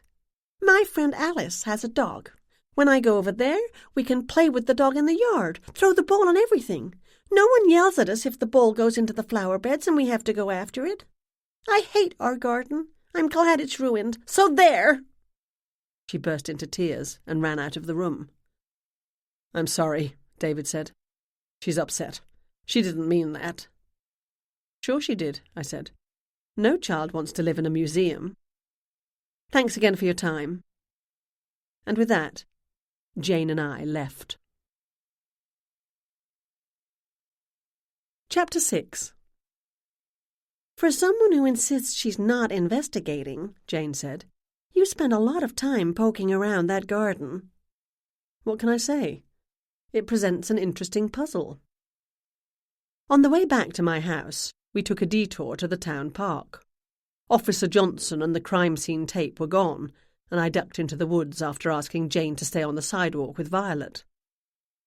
I switched on the flashlight app on my phone and used it to illuminate the trail laid down by countless feet wearing big, heavy boots. I soon came to a patch of disturbed earth beneath an ancient oak tree. This, I assumed, was the spot where the body had been lying when it was found. I was only a few steps from the street, close enough that I could hear Jane telling Violet I'd be right back, but the only light came from my phone. I didn't see anything significant, but I hadn't expected to. The police had been thorough. I switched off the flashlight app and stood still, enveloped in the near-complete darkness. A car passed on the street. A small animal moved in the undergrowth, and Jane continued chatting to Violet. The sound of the incoming tide crashing to the shore was faint and distant. My eyes slowly became adjusted to the ambient light leaking through the trees, and I retraced my steps. When I emerged onto the sidewalk, Violet swung toward me, and Jane started to speak. I held up my hand. It was 10 o'clock. 24 hours ago, Anna Wentworth and her dog had walked down this sidewalk and gone into the woods. Only the dog had come out again. Almost certainly, Anna would have been on the sidewalk when she approached this spot. Did she go into the woods voluntarily? If so, why? She didn't have to have been lured there. She might have simply allowed the dog to lead her into the woods, perhaps so it could visit a favourite spot under a tree. I thought it unlikely her attacker would strike when she was standing in plain view on the sidewalk. It might have been dark, but this was an open space. Cars and people passed, windows overlooked the street. This wasn't a neighbourhood where people pretended not to notice what was going on. As if to prove my point, Jane whispered, "Incoming." A car pulled up beside us. The driver's door opened and a man got out. Violet wagged her tail and dashed forward to greet him. He ignored her, and she scratched at his right leg. Violet doesn't like to be ignored. "Good evening," I said. "Nice night for a walk." 911 got a call that 2 women were nosing around the murder scene, Ryan Ashburton said. As I was on my way here anyway, I said I'd take it. I'm not at all surprised to find that it's you 2. "I'm not nosing around anything," Jane said. "I'm out for a walk with my friend." "Gemma?" I wanted to see the scene for myself. I stopped by earlier, but Louise didn't want my assistance. "No kidding. She called me and said she's wondering if there's any way to get your work visa revoked and send you back to England." Very funny. "She wasn't joking, Gemma. Even Louise might, if pressed, agree that in previous cases you had reason to be interested in what we were up to. Those cases involved people you know and care for." "Except for Maureen," Jane said, not at all helpfully. "Gemma doesn't like Maureen. She helped her because Maureen said she couldn't." "That makes me feel so much better," Ryan said. "We've just come from the Tierney house, where, by the way, I have a right to be because Lauren's my friend." I sighed. "Ryan, if you could see her. The girl's confused and terrified. Her mother's locked herself in her room. And I get the feeling her father's away so often, Lauren and he don't have much of a relationship. She wants to do whatever she can to help, and in her mind, that means asking me for my help." "Gemma." "I told her I trust the police and she needs to do so too. Believe me, Ryan, I don't want anything to do with this. But if I can help, I will. I have, on occasion, been able to figure out things before the police did." "You have to admit she's right," Jane said. "Gemma's mind works in a way no one else can understand. You were prepared to close the Sir Nigel Bellingham murder as a suicide, but Gemma put the separate pieces together. Never mind what happened over the winter when we were in London for the conference." "It's only because of those occasions that I'm not arresting you, both of you, for interference," he said. "You have helped us, and even Louise and my chief admit it." He coughed and leaned over to pat Violet. "Have you, seen anything here we might have missed?" I hid a grin. "No. It's possible, likely even, that Anna's killer knew her routine. Did she take this route every night?" "Not every night, but often enough, according to the neighbours. Anna walked the dog most evenings, always on her own, usually around this time. Her husband didn't ever take the dog out or come with them. If she wasn't home, her husband let it out in the yard." "Did the neighbours notice if she regularly went into these woods?" His eyes flicked in the light from the headlights of his car. "I don't think our officers asked that." "They should. It's the perfect spot for an ambush, particularly if she did step off the sidewalk. An ambush implies malice aforethought. How long has that street lamp across the street been out?" "I don't know. I'll check." "What do you know about the murder weapon?" "Almost certainly she was felled by a blow to her head from a rock. We found one nearby that was likely what was used. No fingerprints on it." "Which also means aforethought," I said. Ryan nodded. "Why do you say that?" Jane asked. "It would be extremely difficult to wipe prints completely off a rock because the surface is so textured. Therefore, the person likely wore gloves to handle it. At this time of year, no one has gloves in their pocket unless they're up to no good." "They could have used something else," Jane said. "A scarf? A plastic bag that just happened to be in their pocket?" "We're not ruling anything out," Ryan said. "You said you were on your way here anyway," Jane continued. "Why?" "She was killed at this time last night. I wanted to check out conditions around here." He spread his hands. "Not much happening." "There's enough," I said. "Lights are still on in these houses. People are watching TV. A car drove by, the driver paying us no attention. Traffic on the streets." "Yep," Ryan said. "It's quiet but not deserted." We stood in silence for a few minutes. Violet sniffed at the ground and headed for the trees. Jane pulled her back. "Did you see the body?" I asked at last. "I did," Ryan said. "I was on call last night. Probably got here no more than 15 minutes after 911 got the call." "Did Anna look like she had confronted her attacker, fought with him or her before being overcome?" "At first I thought so. She had a couple of scratches on her face. But I soon realized they weren't completely fresh, and I've since been told she was in a fight earlier in the day, witnessed by a good number of people. I saw no marks on her hands. Her fingernails were cut very short, but they were clean. All that's just a visual impression. The autopsy might tell us more." "When is the autopsy?" "Tomorrow." A light over the front door of the house directly across the street came on, and the door opened. A man stepped out and stared at us. Ryan lifted a hand, and the man went back inside. The door shut behind him. But the light remained on. "I wonder," I said, "if the neighbours were that attentive to their surroundings prior to a murder happening almost on their doorstep." "Quite possibly not," Ryan said. "This is a peaceful neighbourhood in a low-crime town. People aren't on alert." "What are you going to do now?" I asked. "I'm heading back to the office to read through the witness statements about the argument between Anna and Sheila earlier on Sunday.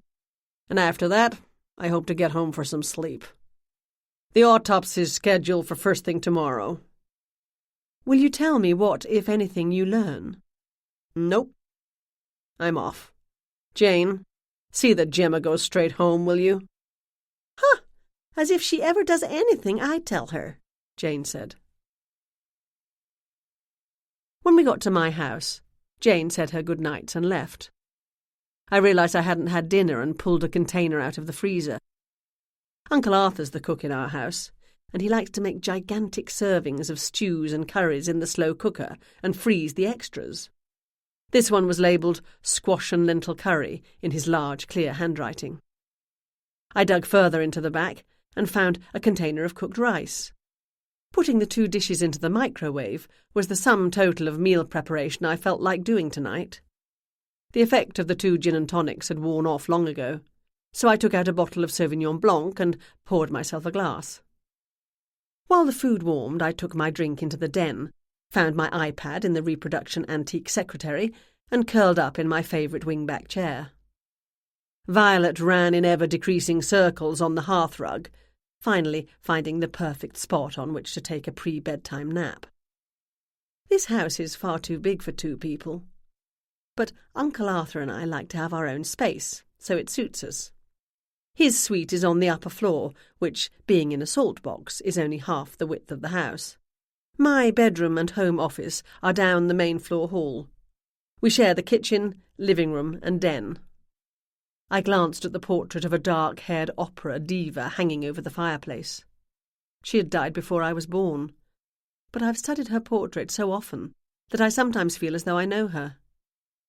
She was great Uncle Arthur's one true love, dead far too young. I don't even know her name, and I know nothing about her other than that she had been on the cusp of fame when she died. Arthur never spoke of her, and I'd never asked. But occasionally, when we were sitting comfortably in this room after dinner, reading in companionable silence, I caught him staring wistfully at the portrait. The shadow of sorrow would pass over his eyes, as though he was thinking of what might have been. Then he would give his head a shake and turn his attention back to his book. I opened my iPad and set about finding out what I could about Sheila Tierney and Anna Wentworth. The timer on the microwave tinged, and I put my glass and iPad down and struggled to my feet. I served up my dinner, carried it into the den, and returned my attention to the wonderful world of the Internet. Anna had kept a blog on seaside gardening that, judging by the number of comments, was quite popular. Over the past 3 years, she'd written 2 books on the subject, which had been published by a major press. I checked her books' rankings on Amazon and saw that they were both still very popular. Both books showed a little number 1 icon, indicating that at one time they'd been bestsellers in the gardening category. Her webpage contained links to gardening clubs all over New England, including the West London one. Most of the pictures were of gardens and plants, but one showed a laughing Anna holding an enormous bouquet of pale pink peonies. I studied Anna's face carefully, but I was sure I'd never run into her, even though she'd lived only a couple of blocks from me. West London might be a small town, but it wasn't that small. If she hadn't been a reader or a lover of Sherlock Holmes, she might never have come into the Emporium, and I wasn't exactly a keen gardener. I'd neglected to ask anyone what Anna's husband's name was, and I kicked myself for the oversight. Her bio said she was married, but didn't give his name. The website hadn't been updated with news of her death. I went on to find out what else I could that might provide a possible clue as to who killed her and why. My reading turned up a man by the name of William Wentworth, who was a member of the West London Yacht Club and had placed second in a regatta last year. Not a particularly uncommon name, so this might not be Anna's husband, but chances were good it was. Apart from this one mention, the man had no internet presence. At a quick look, I couldn't find out what he did for a living. If necessary, I'd do a deeper search another time. Sheila Tierney didn't have her own web page, and I had to go back in time to find out anything about her. She had been a history teacher at West London High School until about 4 years ago. She wasn't old enough to have retired, and she'd worked until Lauren was 7, so I wondered why she'd left. I found no evidence of her moving to another school. Perhaps the family financial situation had changed for the better, so she could give up her job. I next looked up David Tierney, and soon found mention of his company, D&S Restaurant Consulting Services. The business, I read, had developed a software program allowing fast food restaurants to accept online orders and then leverage those orders directly into social media promotion. David's company provided consulting advice for his clients, not only on installation and training for his product, but also on how to best use the social media results generated. The concept, according to the Business and Computer Industry Press, was original and groundbreaking, and David and his vision were lauded extensively. That might explain, I thought, why he travelled a great deal, and why his wife had been able to quit being a teacher and devote her time to gardening. Last of all, I went to the page for the West London Garden Club. It had not been updated and was still advertising tickets for the early summer garden tour. The pictures were mostly of members' gardens, each one looking more spectacular than the last. Mrs. Ramsbatten's name was on the list of board members, and Sheila was mentioned as the fundraising chair. I shut the iPad and leaned back in my chair. My wine glass was empty, and the curry and rice had gone cold and looked thoroughly unappealing. I'd learned nothing of any apparent significance, but that I knew didn't matter. If an investigation, not that I was investigating, was all about fitting the pieces together, it was first necessary to gather the pieces. Unlike in a jigsaw puzzle, most of the pieces would prove to have no significance and would not be needed. But one never knew which pieces were important. Not until the picture was complete. Chapter 7. True to his word, Ryan did not call me with an update after the autopsy on Anna Wentworth. Sheila Tierney did not call me to suggest we meet for a chat. My investigation, not that it was an investigation, was in fact stymied. Tuesday morning I opened the shop at the regular time of 10 o'clock. Ashley arrived at 11. Business was steady throughout the day, but not overwhelming, and I took a break at 2 to head upstairs and get some work done on the store accounts. I'd been doing that for no more than 10 minutes, when I heard someone ascending the 17 steps from the ground floor, and soon Irene Talbot knocked lightly on the open door. "Hey," she said. "Got a few minutes?" I pushed myself away from the computer. "Come on in. What's up?" "I wanted to stop by and thank you for agreeing to help Lauren. She told me you went around to her house last night." Moriarty slipped into the office behind her and leapt gracefully through the air to land on top of the filing cabinet, where he perched, glaring at me. "I'm going to have to disappoint her, Irene. I told her to trust the police." "She mentioned that. She also said you spent a lot of time in the garden, just looking at everything. She wondered why you didn't have a magnifying glass." I groaned. "There's nothing I can do. I simply don't have any resources in this case. I don't know the people involved, and the police aren't sharing information with me." "Can't you use your feminine wiles on Ryan and get him to let something slip?" "Ha," I said. I wouldn't risk my delicate relationship with Ryan by doing something like that. And even if I tried, he was on to my tricks. He was, I feared, beginning to know my methods. Besides, I said, the point is probably moot. Irene lifted a stack of Villains, Victims and Violets, edited by Raisa Haile and Tamara R. Bauer, off a chair and dropped onto it. Why do you say that? It's entirely possible, likely even, that Sheila did kill Anna. She was enraged at what she thought Anna had done to her and had to be forcibly restrained from attacking the woman earlier in the day. That's what I was afraid you'd say. Sheila's your stepsister. Is that sort of behaviour typical of her, would you say? Irene rested her chin in her hands and thought. Honestly, Gemma, I'd have to say no. She's a good bit older than me, so we were never close. But I know her well enough not to like her as a teenager and as an adult. I'd call her selfish, self-absorbed, thoughtless. She always needs to be the centre of attention, and she's quick to anger, and yes, she'll lash out on occasion, verbally, if not physically. I wasn't at all surprised to hear that she had driven over to Anna's to confront her. But the Sheila I know isn't one for methodical planning. To stalk Anna? Lie in wait, attack her in the dark? Not her style, Gemma. They live not far from each other. Is it possible Sheila was out for a walk, saw Anna and got mad all over again? Sheila? Out for a walk? She's as likely to sprout wings and fly. But even if she was, say someone told her to get out of the house and walk off her anger, I can't see it.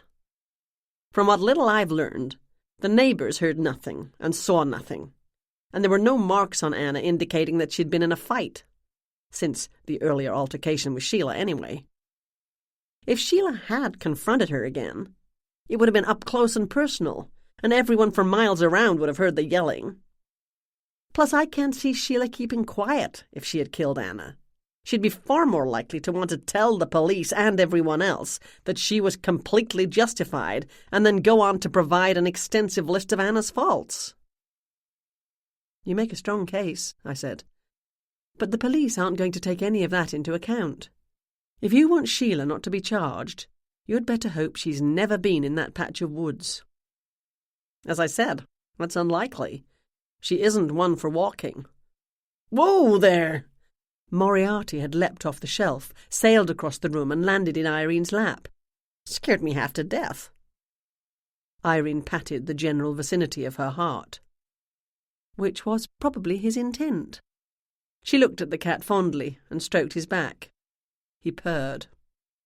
As you know, I went to the Tierney house last night, I said. But Sheila was asleep, or pretending to be. I didn't see her. I had a look at the garden, though. Someone really went at it. I was expecting it, but even so I was shocked at the extent of the damage. Yeah, someone hates Sheila all right. That garden's the most important thing in her life. Except for David and Lauren, surely. Including David and Lauren. You told me Sheila accused her husband of having an affair with Anna, but most people didn't think that likely. Maybe it was another woman, and David broke it off, and this woman took her anger out on the garden. Sheila mistakenly thought it was Anna who'd done it. Which means more complications. So it does. If David was having an affair with Anna or anyone else, it was news to me, Gemma. I'd have said he was too involved in his business to be up to anything, including with his wife. What does that mean? She shrugged. I keep in touch with Sheila, for Lauren's sake, not Sheila's. David's almost never around. Always away on business, Sheila says, and I believe her. He's made a lot of money over the last few years, enough that they could put Lauren in a fancy private school and Sheila could quit her job at the high school. They joined the West London Country Club, which isn't cheap, and renovated the kitchen last summer. And they were talking about putting in a swimming pool. Lauren would love a pool. Sheila was okay with that because swimming pools provide excellent background in photographs and offer a myriad of opportunities for imaginative landscaping. Her words, not mine. Lots of busy and successful businessmen still manage to have affairs, or so I've seen on TV. So they say. But as for successful, I've the feeling things aren't going so well regarding the business. Sheila hasn't said anything, of course, but I can see signs of cutting corners, and she's put on about 20 pounds in the last few months. Stress, I'd say. I thought of her ill-fitting clothes. Time I was on my way. Up you get, big boy. Irene poked Moriarty in the ribs. He didn't move. She poked harder. He still didn't move. She picked him up and put him on the floor. He gave her a poisonous look. I laughed, and he turned the look on me. The police chief's giving a press conference in half an hour, Irene said, and I want to be there. Let me know if you find out anything. As soon as that's over, I have to leave for Boston. Bad timing, but I'm scheduled to attend a conference, and it's important that I go. I'll be away until Friday morning. I hope my editor-in-chief remembers to assign someone to cover the story. She waved and left. Moriarty stalked out after her, and I returned my attention to my accounts. The accounts didn't get done. Almost as soon as Irene's footsteps faded away, I heard another set climbing the stairs. Knock, knock, Donald Morris called out. No one at home, I said. For some reason he didn't believe me and came into the office anyway. Donald is one of my most avid customers, and a close friend of great-uncle Arthur. To say Sherlock Holmes is important in Donald's life would be an understatement. When he inherited a small amount of money from his father, Donald quit his family law practice to take up the life of a Holmes scholar. He soon discovered that being a Holmes scholar doesn't pay all that well, but he's content to pursue a life of genteel poverty while he studies the life and times of the great detective and his creator. Donald could be annoying, exasperating, irritating, and fussy, but he was kind and meant well toward everyone. Whenever I found myself peeved and bored at his constant chatter about Sherlock Holmes, I reminded myself that Donald had saved Jane's life and mine when we were in England over the winter. As today was a hot summer day, he was not dressed in imitation of his idol in an Inverness cape or Ulster coat, but in jeans ironed to a knife edge and a T-shirt printed with a silhouette of Holmes as he's best known, hawk nose, high forehead, deerstalker cap on his head, pipe clenched between his teeth. Without being asked, Donald sat in the chair recently vacated by Irene and gave me a wide smile. I'm sorry, Donald, I said, but I'm very busy. I'm dreadfully behind on paying some of these bills. I don't want to have the bailiff after me. I don't think they have debtor's prison in Massachusetts these days. Figure of speech, but I am busy. I picked up a pen and chewed busily on the end. I won't be long, then. He settled comfortably into the chair and crossed his legs at the ankles. Who, I wondered, irons their jeans? I thought you might need some help with the Anna Wentworth murder investigation. I sighed. I'm not investigating that. You're not? I assumed you'd be interested. Yes, I'm interested. Everyone is interested. It's a shocking case. Unlike most people, Gemma, when you're interested in things, you take it one step further and try and find the answers. I don't know if that's true, but it's not this time. He started to get to his feet. I'll be off then. I thought you might like to come with me to pay a call on Anna's husband. I put down my pen. You know him? Oh, yes. Fairly well, as it happens. Lovely man. He had a marvellous party at his house 2 years ago in honour of January 6th. The 6th of January is celebrated as Sherlock Holmes's birthday. No birth date was ever mentioned by Sir Arthur Conan Doyle, so I don't know why Sherlockians have settled on that day, but they have. People gather in New York City from all around the world for a weekend celebration, and many individuals host and attend parties and dinners. I once went with Uncle Arthur to a birthday party at Donald's house on January 6th. It just so happens that Jane's birthday is also January 6th, so I always remember and buy her a small gift. I never remember anyone else's birthday. My mother writes to me the week before my father's birthday to remind me to mail a card, and he does the same for her. You mean he's a Sherlockian? I said. Oh, yes, Donald said. I assumed you'd know him, don't you? I don't believe so. William Wentworth. He belongs to the yacht club. I looked him up last night, but I didn't recognise him or his name. And I would have if he'd ever given it to me or used a credit card in my store. That's not his surname. He and his wife had different last names. Michael Nixon. Mike. I mentally slapped my forehead. What an incredibly stupid assumption on my part that had been. Mike Nixon? I do know him. He comes in once a month to check out what's new in the store. An image flashed in my mind of a man excitedly browsing the new arrivals shelf. Mid-40s, mildly attractive with short black and grey hair, heavy eyebrows over dark eyes, a silver moustache and goatee, broad-shouldered and barrel-chested, dressed in some variation of khaki trousers and golf shirt. Where possible, he tries to buy in paperback, not hardcover. He has no interest in Sherlock pastiches or historical fiction, but he's an avid reader of non-fiction about Sir Arthur and scholarly works on Holmes. Donald pointed to the stack of Villains, Victims and Violets on the floor. Books like that one. He also likes modern thrillers of the sort I don't stock. I put down my pen, closed the spreadsheet on my computer and got to my feet. I'll take him a gift. Pass me one of those books, will you? Donald did so, and we went downstairs. Ashley was ringing up 2 I Am Sherlocked mugs for a man, while his wife watched with disapproval. Not exactly, she sniffed, the souvenir from Cape Cod your mother was expecting. I'll take a picture of you beside that cutout from the TV show, he said. That'll make it a souvenir from Cape Cod. She didn't look as though she bought his logic, but he paid for the mugs with a smile for Ashley, and the woman arranged herself in a pose next to Benedict Cumberbatch. This was no ordinary life-sized cardboard cutout. Benedict himself had signed it a few weeks ago when he visited the Emporium as arranged by Uncle Arthur. Every piece of merchandise I had in stock relating to the TV show Sherlock had been snatched up. The police had done crowd and traffic control on our section of Baker Street.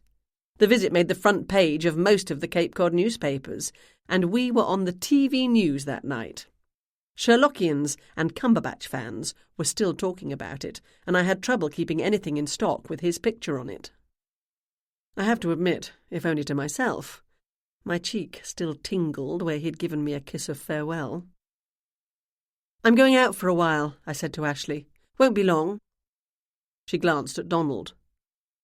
That's what you always say, Gemma. Sorry. I have my phone if you need me. I never do, she said. Isn't that right, big boy? Moriarty jumped up onto the sales counter for a scratch. Ashley obliged. We left the store in the nick of time. Donald had parked in the loading space, and the parking enforcement officer was heading our way, ticket pad out and a determined look on her face. "Better step on it," I said. I threw fast food wrappings, paper cups, magazines, and a copy of Teller of Tales, The Life of Arthur Conan Doyle by Daniel Stashauer into the back seat and jumped in. Donald waved cheerfully to the parking enforcement officer as he pulled into traffic. When I say into traffic, I do mean into traffic, as Donald never worries whether or not another vehicle is coming. Today, a delivery van screeched to a halt inches from the rear bumper of Donald's rust-chewed 2001 Toyota Corolla, and in front of us a bicycle swerved wildly. I would have clutched the door handle, but I feared it would snap off in my hand. We lurched up the street and took the first right turn. A woman snatched her child out of the crosswalk. Fortunately, we weren't going far, and only moments later we pulled up in front of Anna and Mike's house in a burst of exhaust fumes.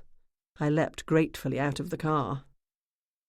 Built in the mid-70s, the house itself was a small, neat brick bungalow with a carport instead of a garage, although it sat on a large lot. The front garden, as I'd expected, was lush and immaculate. We walked up the stone path, and Donald rang the bell. The sound echoed throughout the house. We waited. "Did you tell him you were coming?" I asked. "Yes." Donald pressed the bell again. At last the door opened, and a face peered out. "Oh, Donald, it's you. Hello, I was afraid the vultures of the press were calling again. Come in, come in. Gemma, nice to see you." I smiled at Mike Nixon as we stepped into the house. "I am so sorry about your loss." "Thank you." The smile he gave me was wide, but sadness filled his eyes. Those eyes were red and swollen, but dry now. All cried out, I thought, with a pang of sympathy. A bichon frise ran down the hall, nails clicking on the hardwood floor, barking furiously. He ran around me in an excited ball of white fluff and tried to leap onto my legs. As I was wearing a knee-length skirt with bare legs, I danced out of the way. "Down, Peony," Mike said. "Down. I'm sorry about that. You simply won't learn not to jump on people." "That's okay." I leaned over and held out my hand for the little dog to sniff. He senses my dog Violet and wants to find out more about her. Is he named after the flower? Peony is... he was Anna's dog. Peonies were Anna's favourite flower. I'm sorry the season for them has passed. She would have loved an abundance of peonies on her grave. He turned his face away from me, and I continued to fuss over the dog. Once Peony and I had made our acquaintance, I straightened up and handed Mike the book I'd brought.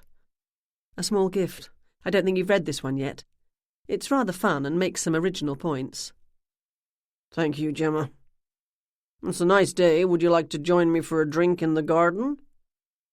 "If you're not busy," Donald said. I'd like nothing better, I didn't say. I was interested in having a look at this garden. Mike dropped the book onto the bench in the foyer and led the way through the house to the back, while Peony scrambled on ahead. I peeked into rooms as we passed. The furniture was mass-produced and cheap, the art on the walls the same. The beige leather couch in the living room almost disappeared against the beige walls and the beige drapes. Several magazines, their covers featuring flowers or gardens, lay on the coffee table. The bookshelves were sparsely filled.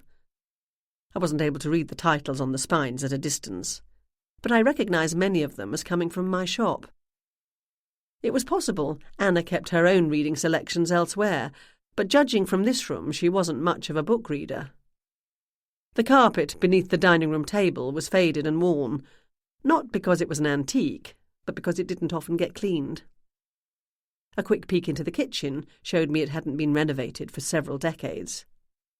I believe that colour of fridge and stove is called Harvest Gold and was once hugely popular, although I can't imagine why. At the end of the hallway, we walked down 2 narrow steps. Mike opened a door, and we stepped outside. I'd been looking forward to seeing this garden, and it didn't disappoint.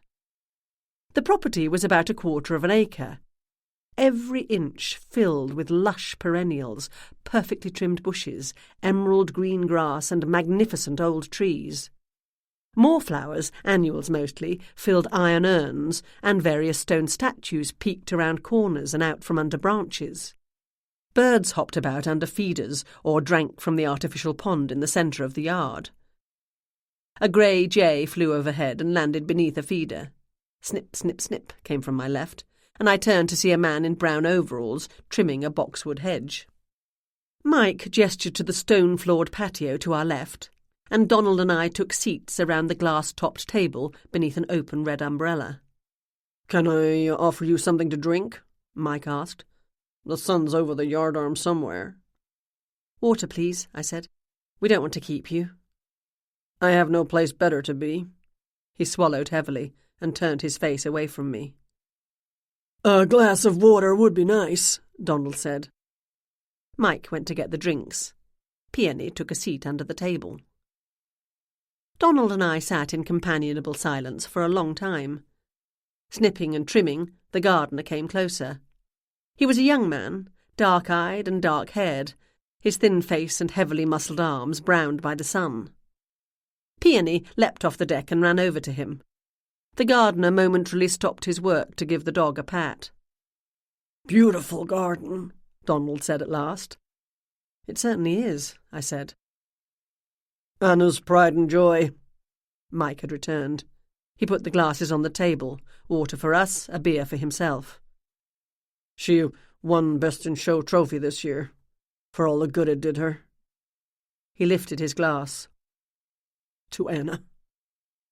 Anna, Donald and I said. Is the garden an interest of yours as well? I asked. Will you keep it up? No, it was Anna's passion. All I did was admire it. Early days yet, but I'll probably sell the house. Oh, I said. I'm sure you'll have no trouble getting a good price, Donald said. Not from a keen gardener. I hope so. To be honest, I'd have preferred a nicer, more modern house. If not that, then I wanted to build an extension and update this one, but Anna wouldn't dream of losing an inch of garden space. The size of the property was, to her, the entire point of living here. I didn't know what Mike did for a living. Whenever he came into the shop, all we talked about was what books were new and might be of interest to him. Are you a doctor? I asked. I'd noticed a couple of medical journals on the coffee table in the living room next to a library copy of Elevator Pitch by Linwood Barclay. No, I work for a medical supplies company. We sell heart monitors and pacemakers. I travel to medical conferences all over the country. My hobby's tennis. I'd love to play at the West London Country Club, but membership there is well out of my price range. So I play at the community courts. Do you play, Gemma? Never had the time, I'm afraid. I suppose that store keeps you on the hop all summer. I was always glad Anna had the garden to keep her busy when I was away. More than busy, I'd have said, but I didn't. She was also an author, wasn't she? He shrugged. She wrote a couple of books on gardening. They did okay. And she had her blog. It was very popular, I've been told. Anna tried to interest me, but the gardening bug never bit me. Just as well. I wouldn't have had the time. He sipped his beer. Snip, snip, snip. The gardener came closer, Peony trotting along behind. Do you have any idea who killed her? I asked. Startled, Mike looked up. Sheila Tierney, of course. Everyone knows that. Because they were gardening rivals? That sounds silly, I know. But you have to understand the depth of passion, the love Anna had for this garden. He lifted his arm and swept it from side to side. It was as though every flower, every plant, every bush was her child. We never had children ourselves. No, maybe love isn't the right word. Gardening was a competitive sport to Anna. Winning the trophy was everything. I can only assume Sheila's the same. If someone had destroyed Anna's garden, she'd have gone after them with a vengeance. Did Anna destroy Sheila's garden? It was a blunt question, but it had to be asked. Mike didn't seem to mind. He took another sip of his beer and shook his head. I don't know. I'd not have thought it was in Anna's nature to do something like that, but she could overreact sometimes. If something happened to upset her, I don't know what it might have been. I heard what happened on Sunday morning. They say Sheila physically attacked Anna. You didn't see it? Wasn't home. I was in Vegas at a pediatrician's conference and got in late afternoon on Sunday. You weren't here for the tour, then? I asked. No need. I had nothing to do, and Anna wouldn't have wanted me underfoot at any rate. The tour was over when I got home. Anna was upset, to say the least. The day was supposed to be her triumph, and Sheila and her temper tantrum had spoiled it. Anna won the trophy, but that did nothing to mollify her. We had an uncomfortable dinner, and when it was over, Anna went to her office, saying she wanted to work on the blog. And then she took the dog out. She was still in a foul mood when they left. Tears formed in his eyes. He wiped angrily at them. Sorry. Don't apologize, I said. It doesn't matter, not anymore, if Anna vandalized Sheila's garden. Obviously, Sheila thought she did, and she got her revenge.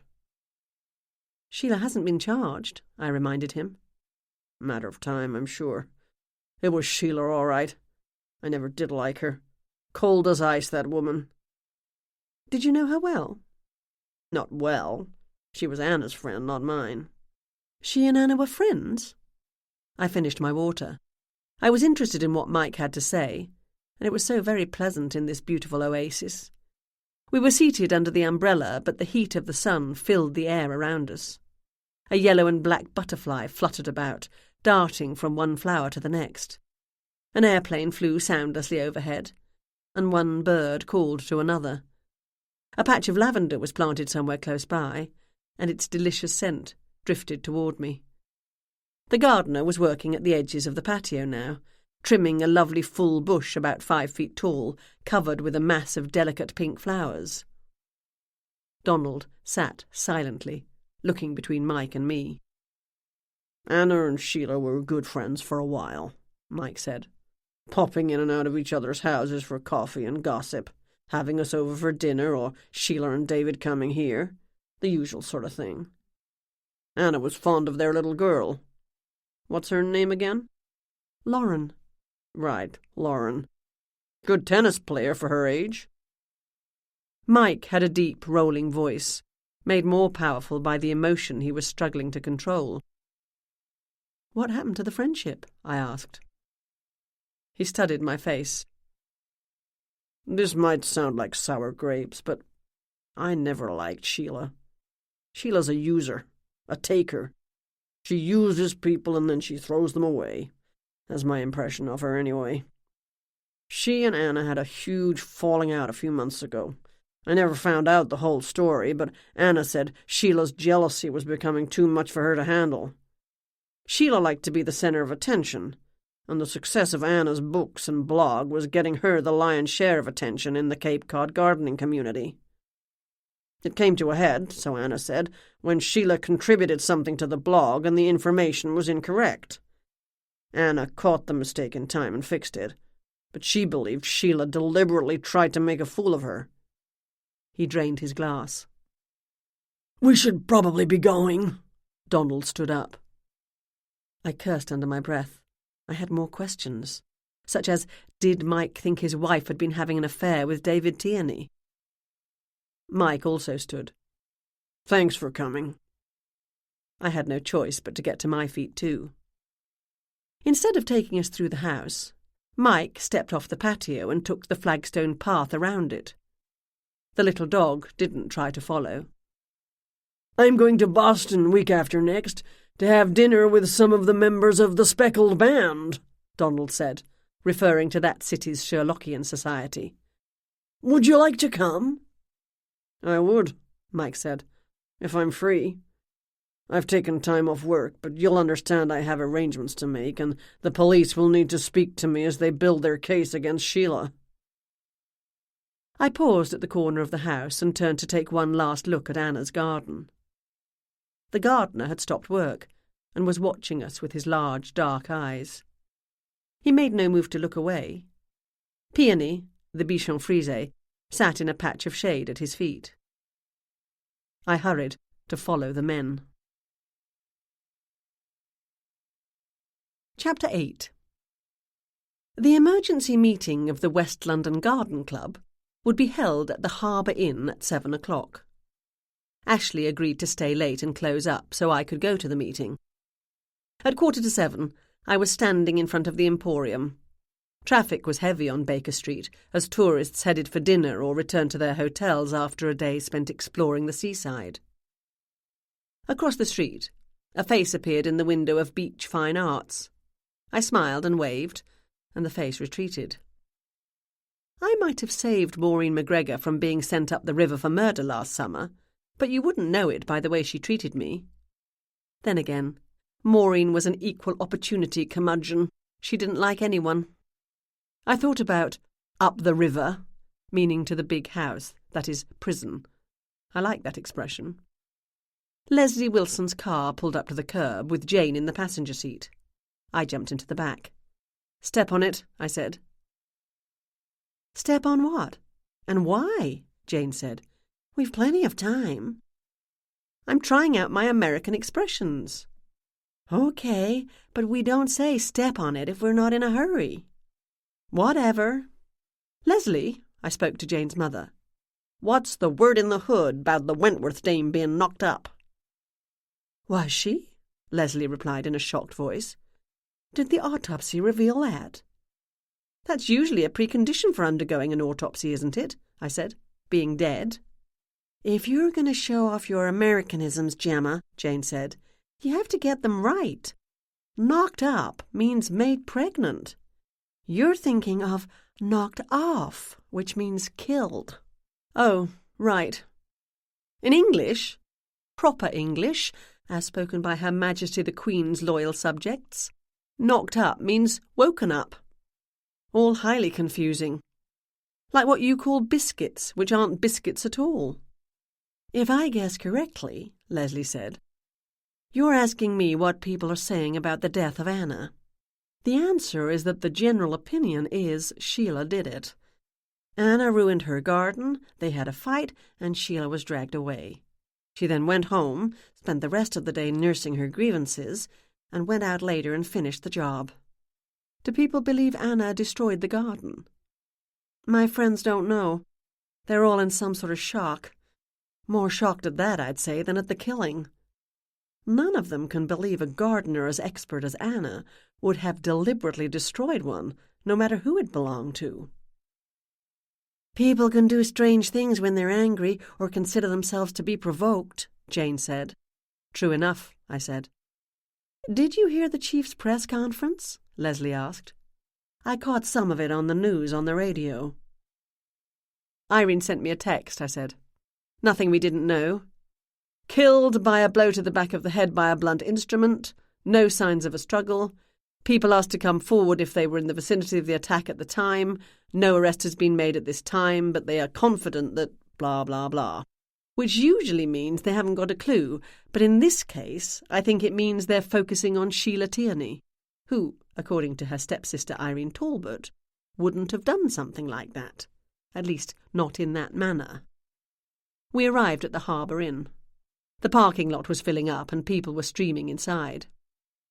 Looks like they're going to have a good turnout, Leslie said, as she hunted for a parking spot. Nothing like murder and gossip to bring everyone together, Jane said. We crossed the lobby quickly. The scents emanating from the outdoor restaurant reminded me I hadn't had lunch today. Come to think of it, I hadn't had dinner last night either. Want to go to the cafe after the meeting? I asked Jane. Maybe, for a quick drink if it's not too late. I had dinner before Mom picked me up.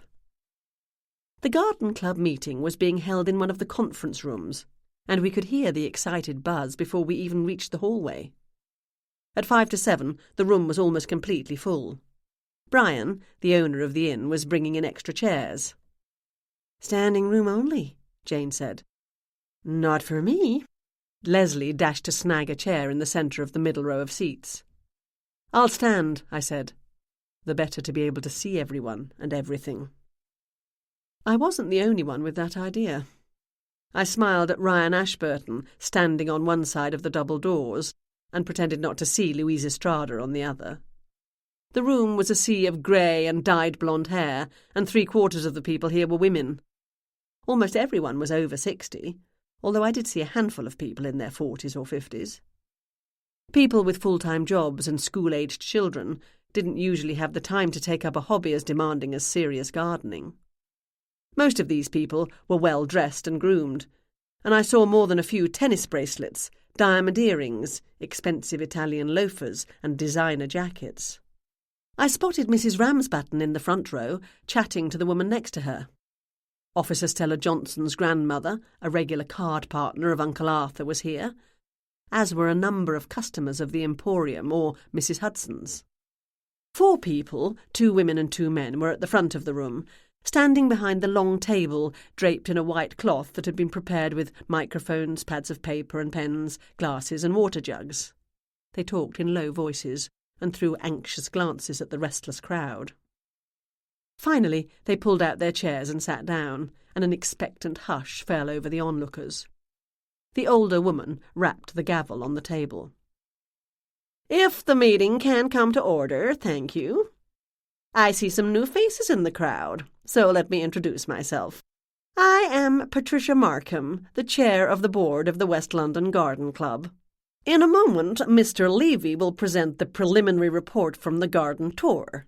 But first, I know you'll all want to join me in a moment of silence in the memory of our dear friend, long-standing member, master gardener and inspiration to lovers of gardens everywhere, Miss Anna Wentworth." The room fell silent, and heads bowed. The silence didn't last. The door flew open to reveal Sheila Tierney standing in the entrance.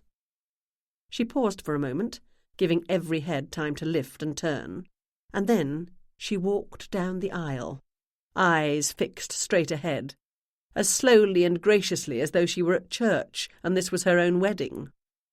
Eyes widened, and the whispering began. Sheila wore a bright pink dress with a pink and green silk scarf tied loosely around her neck and high-heeled green sandals on her feet. The dress was new and expensive, and it fit properly, cut to accommodate the fresh poundage on her hips. Gold hoops were in her ears and a gold bracelet around her wrist. She looked to have come straight from the salon. Her hair fell in a sleek, golden cascade to her shoulders. Her manicure was unchipped, and her makeup fresh. She reached the front of the room, and the whispers died away. You could have heard the proverbial pin drop.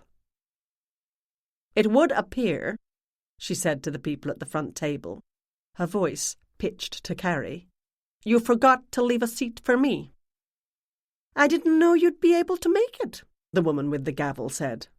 One of the men leapt to his feet. "Here, take mine." Sheila climbed the 2 steps to the podium. "Thank you, Norman." She sat down, feet together, back straight. She stared out over the audience. People shifted in their seats. Some glanced away. "Please," she said at last, "do continue." "We were about to have a moment in memory of Anna," Mrs. Markham said. "Is that so?" Sheila said. "I thought we were a garden club. Isn't our mandate to promote and nurture gardens in all their forms? Not to honour those who destroy them?" The room erupted. Some people sprang to their feet, yelling. Others turned to their neighbours and exchanged excited whispers. Mrs. Markham pounded her gavel on the table. Louise Estrada and Ryan Ashburton threw each other glances. "She's blunt enough," Jane whispered to me. "That's a preposterous accusation," a man yelled. He left his seat and hurried up the aisle. Ryan stepped away from the wall. "Everyone knows you wrecked your garden yourself." "Why would I do that?" Sheila asked, her voice calm and steady. "Because you're a bitter and jealous woman, that's why." "Point of order, Madam Chair," Sheila said. "Personal insults are not to be tolerated." Mrs. Markham opened her mouth. She closed it again. "Everyone in this room," Sheila said, "should be able to understand what my garden meant to me, and how devastated I was at the damage inflicted on it. I worked hard on my garden and every plant in it, and I was extremely proud of it." She smiled. "I had picked out the place on my mantel where I planned to display the trophy. You all knew it was going to be mine." People murmured. The standing man shook his fist. "You deliberately destroyed it so you could accuse Anna." Sheila shook her head slowly, as though remarking on the man's foolishness. Mrs. Ramsbatten stood up. She waved her cane in the air, and the woman next to her ducked. "Do sit down, George. Sheila is on the board of this club, and she has a right to be here. Let's continue with the meeting." George huffed, but he slunk back to his seat. "I, for one," Mrs. Ramsbatten said, "want to express my sorrow at the death of Anna Wentworth, and offer my condolences to her husband, Michael." "Hear, hear," a voice called. Mrs. Ramsbatten sat down. Ryan made his way toward me. "Isn't that your neighbour?" he whispered. "Yes, it is. She and some of her friends take care of our garden for us. Why do you ask?" "No reason." "Does she always use a cane?" "Most of the time." "She's very short, isn't she?" he said. I gave him a look, but he'd turned his attention away from me. The room fell silent. Once again, heads bowed. Not every head. Ryan, Estrada and I watched the crowd. Sheila Tierney watched us. "That's enough," she declared after about 15 seconds had passed. "Now, on to business. Mrs. Ramsbatten, how many tickets were sold for the day?" Heads popped back up. Mrs. Ramsbatten stood once again. At her full height she was barely as tall as the people seated on either side of her. She spoke to Mrs. Markham. "Is this the order of business?" "No, it is not. I don't expect you have the final numbers for us yet. Not after all that happened. We called this special meeting not only to remember Anna, but to remind our members that if they know anything at all that might help to find Anna's killer, the police would like to speak to them." "Or find whoever destroyed Sheila's garden," a voice called. "I recognize Detective Ashburton standing at the back," a woman yelled. "We all know what happened. Why don't you hand yourself over to him right now, Sheila? Save him the trouble of having to come and find you." Once again the room filled with shouts. From what I could tell, about a third of the attendees protested Sheila being accused. Another third were ready to march her to the gallows right now, and the rest thought she might have killed Anna, but if she did, she was right to do it. If anyone messed with their garden, they'd kill that person with their bare hands. Ryan whispered into Estrada's ear, and she nodded. They were on the point, I thought, of breaking up the meeting. Before they could do that, Sheila Tierney rose to her feet. The crowd fell silent. "Anna Wentworth," she said, "was a thoroughly unlikable person who cowardly snuck around to my home in the dead of night and destroyed my garden. She might have deserved what happened to her, but it wasn't me who killed her. I suggest the police, if they want to find the person responsible, focus their attentions elsewhere." She turned to face Mrs. Markham. "It is clear that I do not have the support of my fellow members. Therefore, I hereby quit this board and hand in my resignation to the West London Garden Club. I expect a full refund of my membership fees." She stepped off the podium and stalked down the centre of the room, followed by every eye. She reached the closed doors and said, "Good evening, Detective," to Ryan, then opened the door and walked out.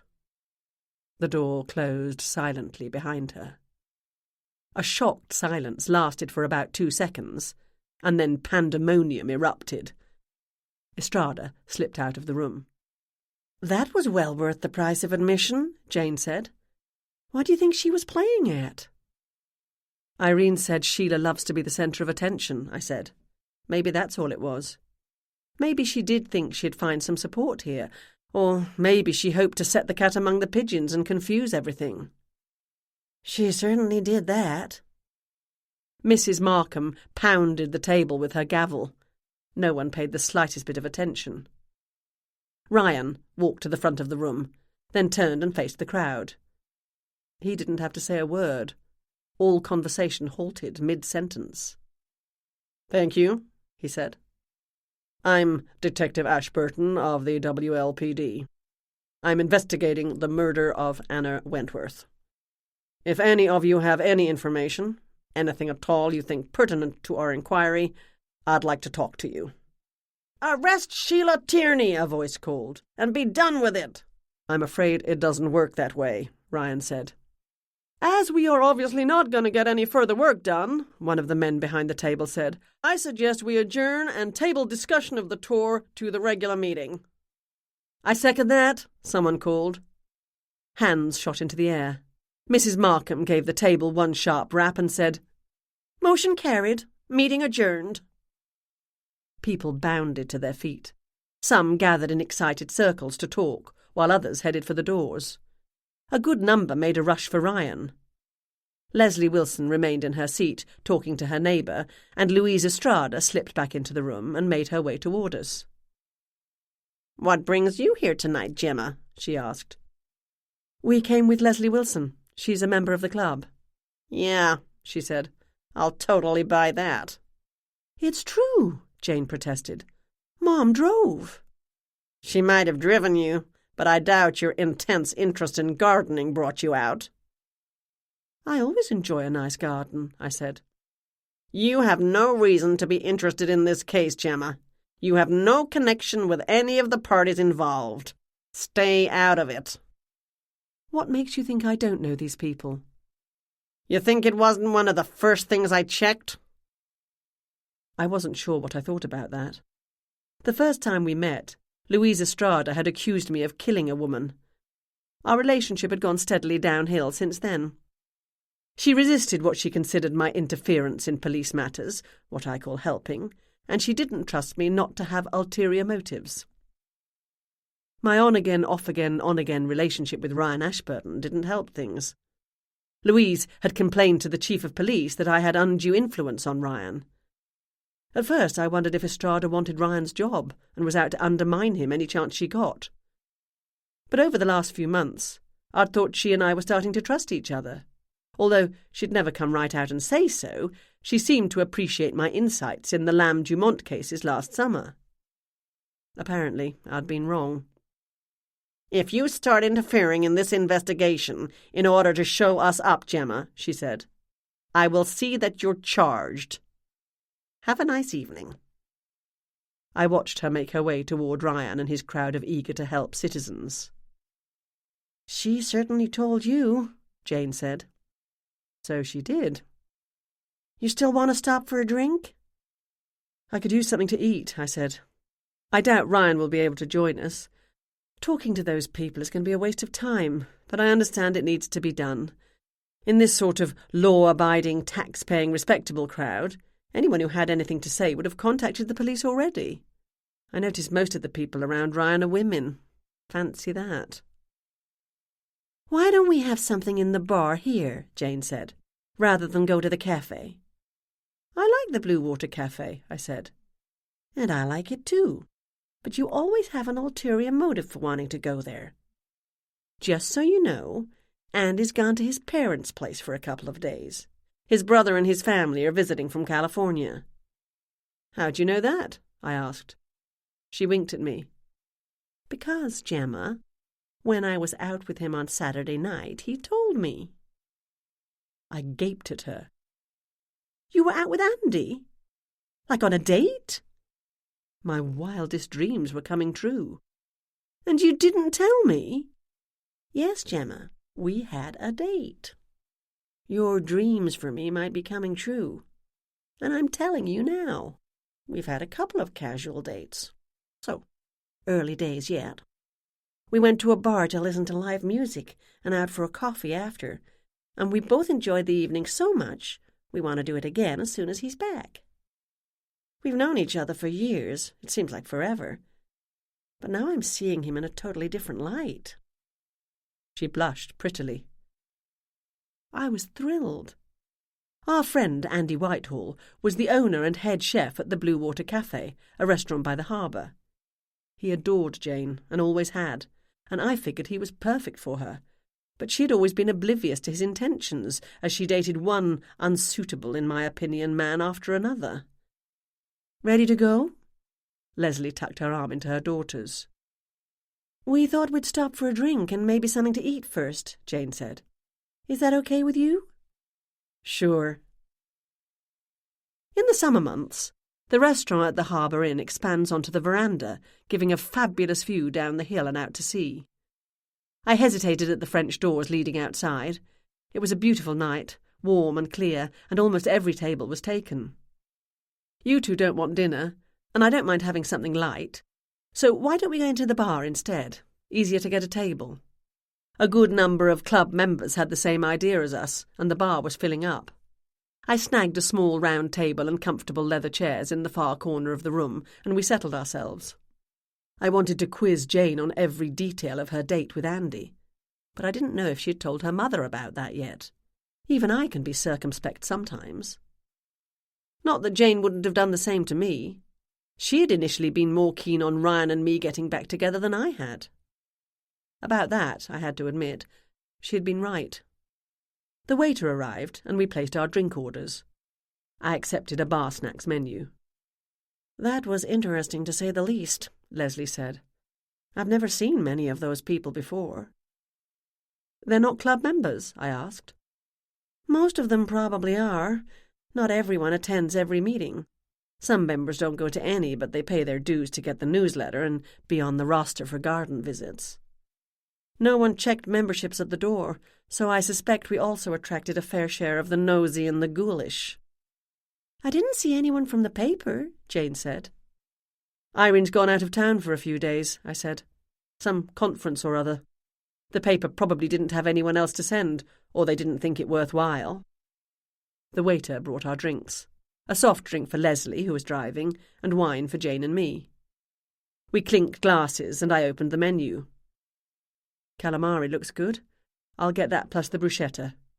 Jane? Leslie?" Leslie shook her head, and Jane said, "Nothing for me, thanks." I handed the waiter the menu. "Better make that 2 bruschetta?" I knew from past experience that when Jane said, "nothing for me," she meant she'd have half of mine. "Is this chair taken?" A woman gestured to the spare seat at our table. A cluster of people gathered around the table next to us, finding seats, arranging chairs, putting down bags. "Help yourself," Jane said. "I'm hoping to go to Tampa in January with Nora," Leslie said to Jane. "That would be nice," Jane said. "Her sister has a place they won't be using for a few weeks, so we can stay there rent-free."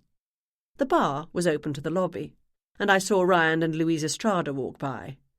Ryan's eyes flicked toward me, and the edges of his mouth turned up ever so slightly. I smiled in return, and they carried on their way. "There goes that incredibly handsome Detective Ashburton," a woman said from the next table. Another woman giggled. "I was tempted to confess all just to have him clap me in handcuffs." They burst out laughing. The youngest of them must have been in her 70s. The waiter arrived at their table and began handing out large glasses of wine. If one of them was driving, I thought, she might find herself clapped in irons sooner than she expected, and it wouldn't be so funny. "Terrible about what happened to poor Anna," someone said. "Yes, it doesn't bear thinking about. Do you think Sheila did it?" "Of course she did. If Anna had messed with my garden, never mind my husband, I'd have done the same." Jane and Leslie discussed family matters. The waiter brought my food, but I ignored it and cradled my glass in my hands, leaned back in my chair and listened to the conversation at the next table. "Do you know that for sure, that David Tierney was having an affair with Anna?" "That's what I heard. I forget who told me." "It's not true. David Tierney has enough worries on his plate without getting up to no good with Anna or anyone else." "What does that mean?" "Ron told me in the strictest confidence." All the women leaned in to hear this strict confidence. I have to confess, I shifted slightly toward them myself.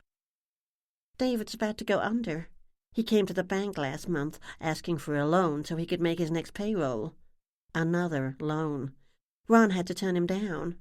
Unless things turn around, and fast, his company will be bankrupt by the end of the summer." "I'm sorry to hear that." "Well, I'm not. When he started making serious money, Sheila suddenly started acting like she was so much better than the rest of us. Serves her right if she has to go back to teaching at West London High." "My grandson had her for American history one year. He hated her, said she was a horrible teacher." "I can't believe she had the nerve to show up tonight and expect us to carry on with the meeting as though nothing had happened." "She thought nothing of the sort. She came to make her point. She made and left after creating as much drama as possible."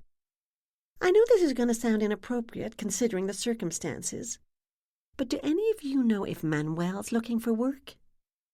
The table erupted into such a loud burst of laughter that Jane and Leslie broke off their conversation to look at them.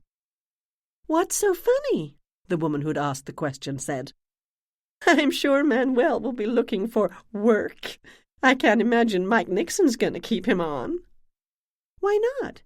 He's an excellent gardener, isn't he?" "Oh, Betty, you dear innocent thing. Don't you know?" "Know what? I'm totally at a loss as to what's so funny. I use McHenry's garden maintenance, but they're doing an increasingly poor job of it. I'm thinking of hiring a person rather than a company. You never know who's going to show up when you employ a company. Manuel, my dear, was providing extra services to Anna. What sort of extra services? More shouts of laughter. I also didn't know what was so funny, but I was beginning to guess. Services of a personal nature? Slowly the light dawned. Betty, the woman who was looking for a new gardener, turned every shade of pink and red imaginable. It was like watching a spectacular sunset in rapid motion. "Is that true?" another woman asked. "Totally true. Rosemary Evans caught them almost in the act." "Good heavens!" "Right there, on the lounge chairs in broad daylight. Rosemary knocked at the front door. Anna didn't answer, so she went around the back. Got the shock of her life." "Perhaps I'll stick with McHenry's garden maintenance," Betty said. "Did anyone tell the police that?" The women looked at each other. They shrugged and shook their heads. "Not any of my business." "I'm not one to repeat gossip." "I don't want to be involved. I'm sure Rosemary told them." "Has anyone had a problem with grubs in the lawn this year? Mine have been terrible, and I don't know what to do." "Did you check Anna's web page? I think she wrote a couple of articles on lawn pests." "I'll do that. I'll miss her." "So will I. She was a marvelous gardener." "To Anna," someone said. They lifted their glasses and drank. The conversation moved on to other topics. I turned my attention back to Leslie and Jane. One plate of bruschetta was empty, and half the calamari was gone. Jane licked cocktail sauce off her fingers. "Learn anything?" she said in a low voice. "A good deal. Ready to go?" "You haven't eaten," Leslie said. "No longer hungry. Looks like it didn't go to waste, though." Jane ducked her head. "I guess I was hungrier than I thought. I paid the bill already. It's on me." We left the bar and crossed the lobby. I pulled out my phone and sent Ryan a text. "Learned something perhaps vital in AW case. Call me." He hadn't called by the time we arrived at my house. I said my good nights and got out of the car, and Jane and Leslie drove away. It was barely 9 o'clock, and I decided to wait up for Ryan's call. He might not have been told about Manuel the gardener. Running a police investigation was an exercise in sorting out the wheat from the chaff. People who didn't know anything but wanted to appear helpful or satisfy their own desire to be involved inundated the police with unnecessary and excessive details, whereas these, with genuinely pertinent information, often kept it to themselves, either not wanting to gossip or speak ill of the dead, or because they assumed someone else would see to it, and that someone else would assume the first someone else would see to it. It was entirely possible Anna had been up to nothing more scandalous with Manuel the gardener than discussing the placement of flowers or how much to trim back the bushes. Gossip had a way of taking on a life of its own. Then again, there isn't a more powerful motive for murder than a secret, illicit affair. Violet ran into the mudroom and then ran out again, then back to the mudroom, where this time she sat by the door and whined. I got the message loud and clear. She wanted her walk. I got down the leash, snapped it on her collar, and we set out. Ryan would call me before coming over. I checked my phone maybe 15 times during our short walk. Neither Ryan nor anyone else seemed to have reason to call or text me tonight. Restless, I cut the walk short, and Violet and I headed home. We turned into Blue Water Place in time to see a WLPD car pull up in front of my house. I called to Violet to hurry, and we sped up. Ryan and Estrada got out of the car. They weren't parked in front of my house, I realised, but the house next door. They opened the gate and walked together up the path between the bushes. The white petals of the daisies glowed in the deepening dusk. "What's going on?" I called to them. Ryan rang the bell, and Estrada turned to face me. "When I saw the address of the house we were interested in, I hoped we'd be able to get in and out without running into you. Do you make a habit of lurking around on the street?" I lifted the end of the leash in evidence. Not lurking, just out walking my dog. Ryan, did you get my text? I did, he said, but something came up. What? Go home, Gemma, Estrada said. This doesn't concern you. She rapped on the door and called out, West London Police. The curtain in the living room window twitched, and Mrs. Ramsbatten's curly white head and hazel eyes appeared. I waved to her and pointed toward the door. The curtain dropped, and a moment later the door slowly opened, and my neighbour peered out. Yes? Police. Ryan flashed his badge. May we have a word? His posture and voice were stiff and formal. I did not have a good feeling about this. Ryan had been particularly interested in Mrs. Ramsbatten's lack of height a few hours earlier. I'd noticed, but dismissed that at the time as a minor observation on his part. I should have remembered, I was remembering now, that Ryan didn't do minor observations. What's this about? Mrs. Ramsbatten was dressed for bed, in fuzzy pink slippers and a long white cotton nightgown trimmed with pink lace.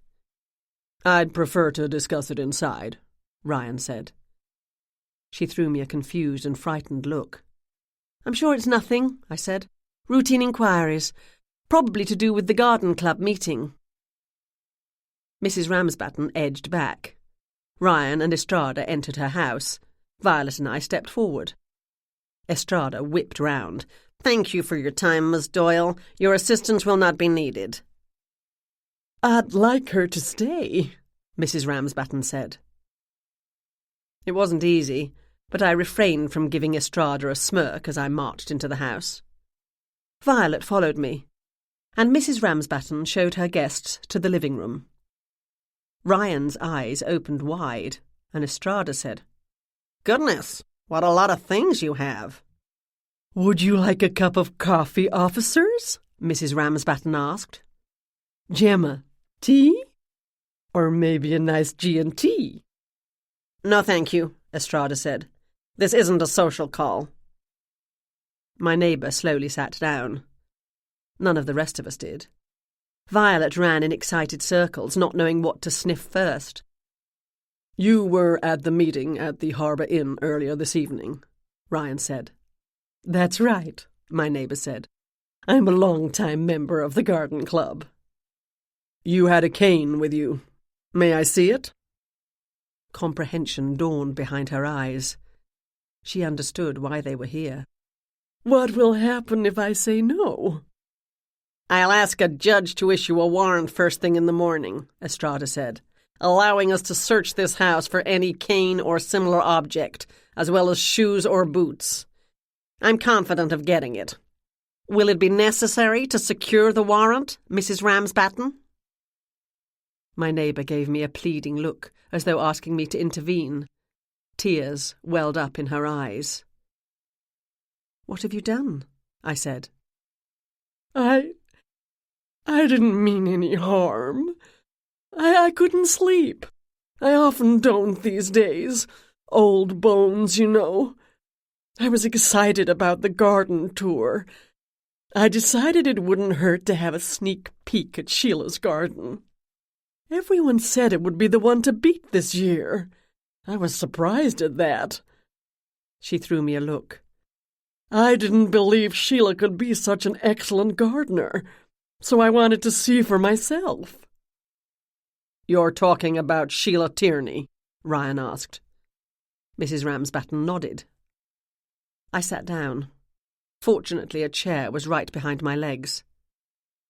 I'd noticed the tiny footprints and the small round indentations myself when I'd examined the garden, but I'd assumed the footprints were made by Lauren or her friends, and that the print was something of theirs. I cursed myself. Never assume. In the words of the great detective, there is nothing more deceptive than an obvious fact. That was bad enough, but I'd forgotten Lauren had told me she hadn't been allowed in the backyard in case she disturbed anything before the start of the tour. Had Ryan also found prints of a cane and small feet in the copse of trees in the town park? Just so we're clear here, ma'am, Ryan said. Can you tell me what night it was that you couldn't sleep and went to see the Tierney garden?" Mrs. Ramsbatten pulled a tissue out of the sleeve of her nightgown and sniffed into it. "Sunday morning, around 2. "The day of the garden tour?" Estrada asked. "Yes.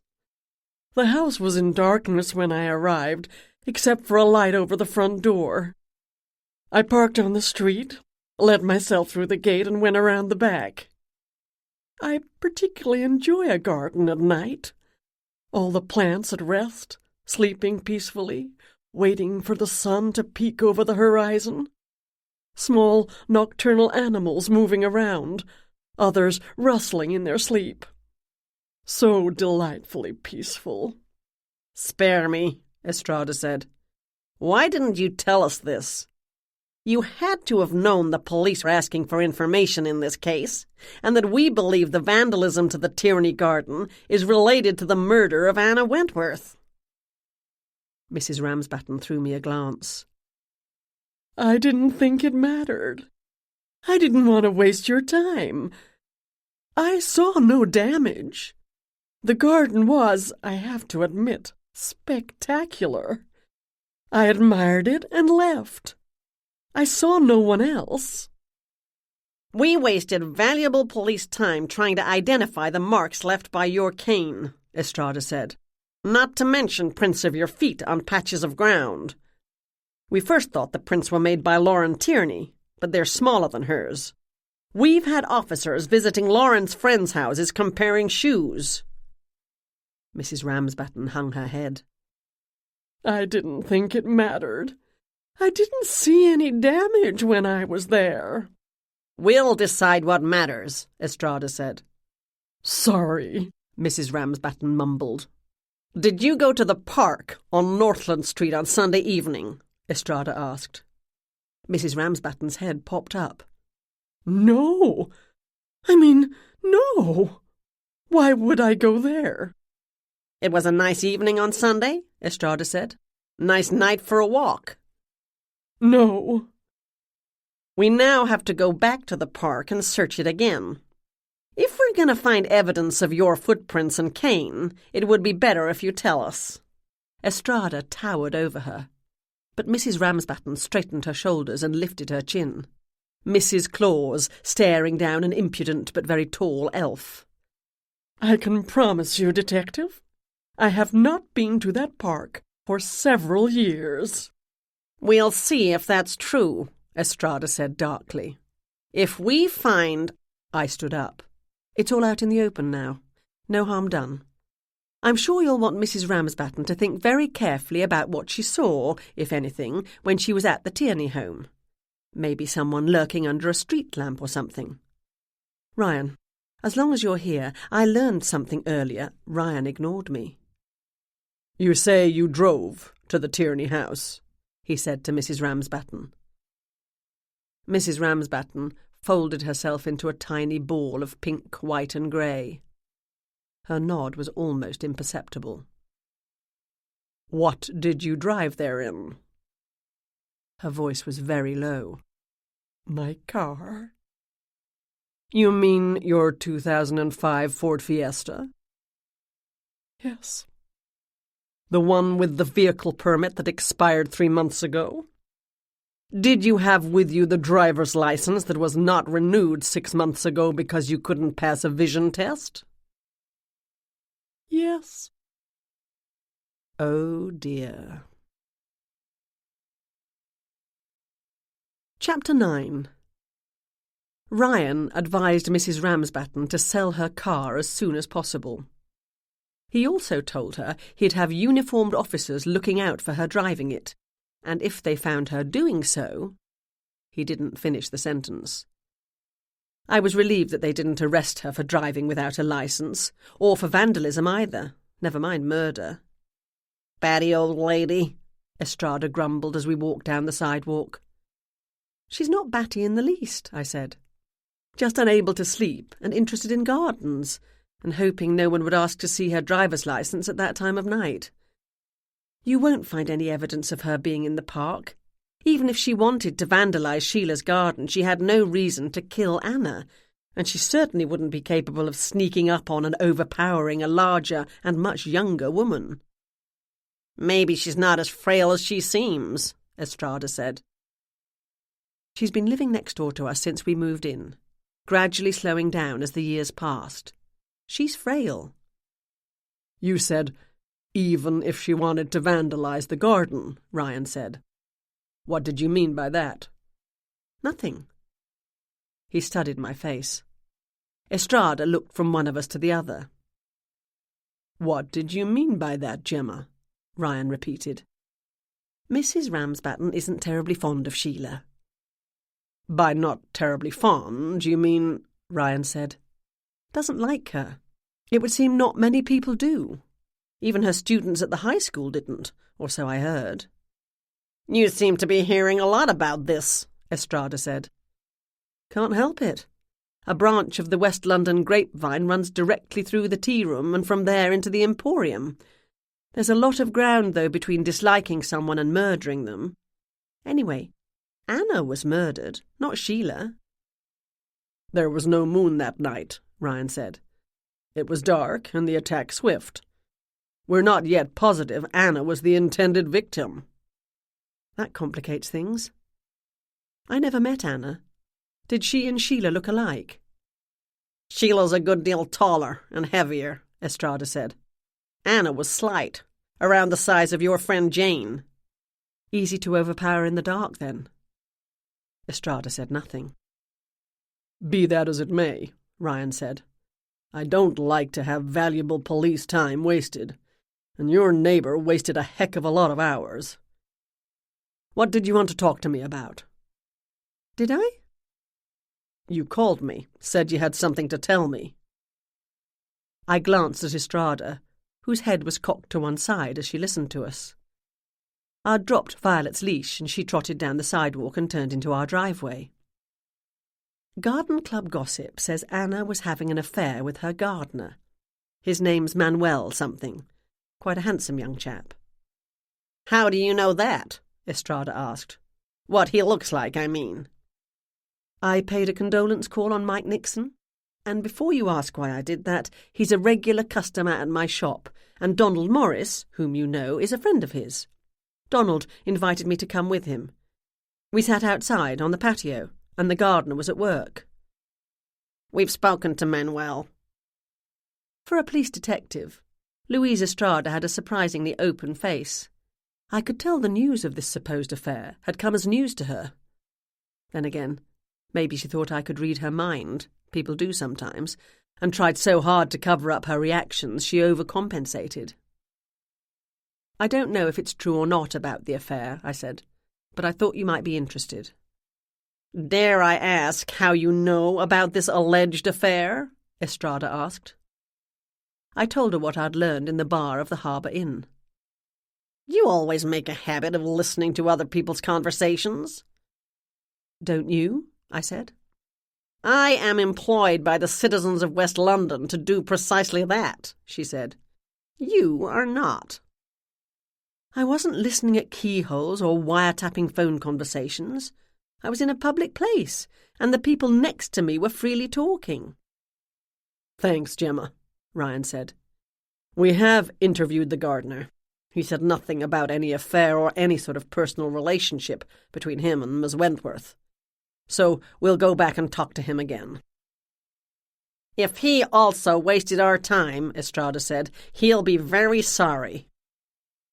Grumbling about civilians who interfere when they have nothing to contribute and those who don't come forward when they do, Estrada walked away.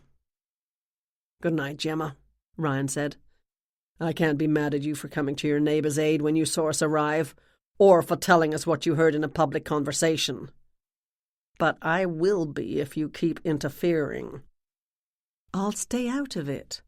I told Lauren I'd see what I could do, and I have. I don't know what I can achieve that you can't. It's early still. Any chance you can pop around later? I promise not to ask about the case. He smiled at me. I do love you, Gemma, he said in a low voice, conscious of Estrada sitting a few feet away in the driver's seat of the cruiser. I expect to put in a night of it. We have to search the park one more time, in case we missed any tiny footprints or cane imprints. And I want to talk to this gardener again. Chapter 10. I meant what I said when I said it. I wanted nothing more to do with this case. But more to the point, I didn't know what else I could do. Once again, my hand was forced, and I found myself getting more involved than ever. At 3:20 on Wednesday, as I was beginning to look forward to my tea break, partners' meeting, gossip session with Jane, Lauren came into the emporium. Her eyes were red, and she sniffled into a tattered tissue. Her golden hair was dull and hung loosely around her shoulders, looking as though it hadn't been brushed this morning. Her T-shirt was rumpled, a stain marred her shorts, and the laces of her right trainer dragged on the floor. I abandoned the customer I was attending to in mid-sentence and hurried across the room. "Lauren, is something wrong? Have the police come for your mother?" She shook her head. Her eyes were wide and frightened. "I don't know. I don't think so." I shouldn't have spoken quite so loudly. The store was full, and all the customers stopped whatever they were doing to listen in. Moriarty vaulted off the lap of a woman seated in the chair in the reading nook, flipping through Sherlock Chronicles, a glimpse into the making of the Benedict Cumberbatch series. "Why don't we go upstairs to my office?" I said. "Ashley, will you take over here? First, please pop into the tea room and ask them for a glass of milk and a sandwich. And tell Jane I won't be at the partners' meeting today." "I'll do that, Gemma," a customer said. "Lauren's in my daughter's class at school. How are you doing, dear?" Lauren mumbled something polite yet non-committal. I put my arm around her shoulder and led her upstairs, as Moriarty ran on ahead. I shoved a stack of books off the visitor's chair and told her to sit down. She did so. She looked very small and so vulnerable, crumpled in on herself, her hands twisting in her lap. Small, vulnerable, and frightened. "What's happened?" I asked. "Mom's gone." "Gone? What do you mean, gone? Did the police come for her?" I couldn't believe Ryan or even Louise Estrada would arrest Sheila and leave her daughter to wander the streets by herself. Lauren's hair flew around her face. "I don't think so. I don't know. She's gone. When I got up this morning, she wasn't in the house. I don't know where she went. I've been waiting all day. I don't know what to do, so I came here." She lifted her head and looked into my eyes. "I hope that's okay." "Of course it's okay.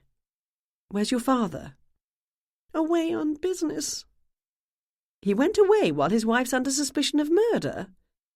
I shouldn't have said that out loud, but I did. Lauren hurried to his defence. "Dad's super busy, Gemma. His job's really important. He owns his own company. He has employees. They need him." "I'm sure they do. I didn't say that his wife and daughter needed him more." "Besides, he can't handle drama. He and Mom don't get along so well anymore." Her voice broke. "They had a big fight last night. She went to the garden club meeting, and when she got home, she asked him not to go on his trip, but he said she got herself into this fix so she could get herself out of it.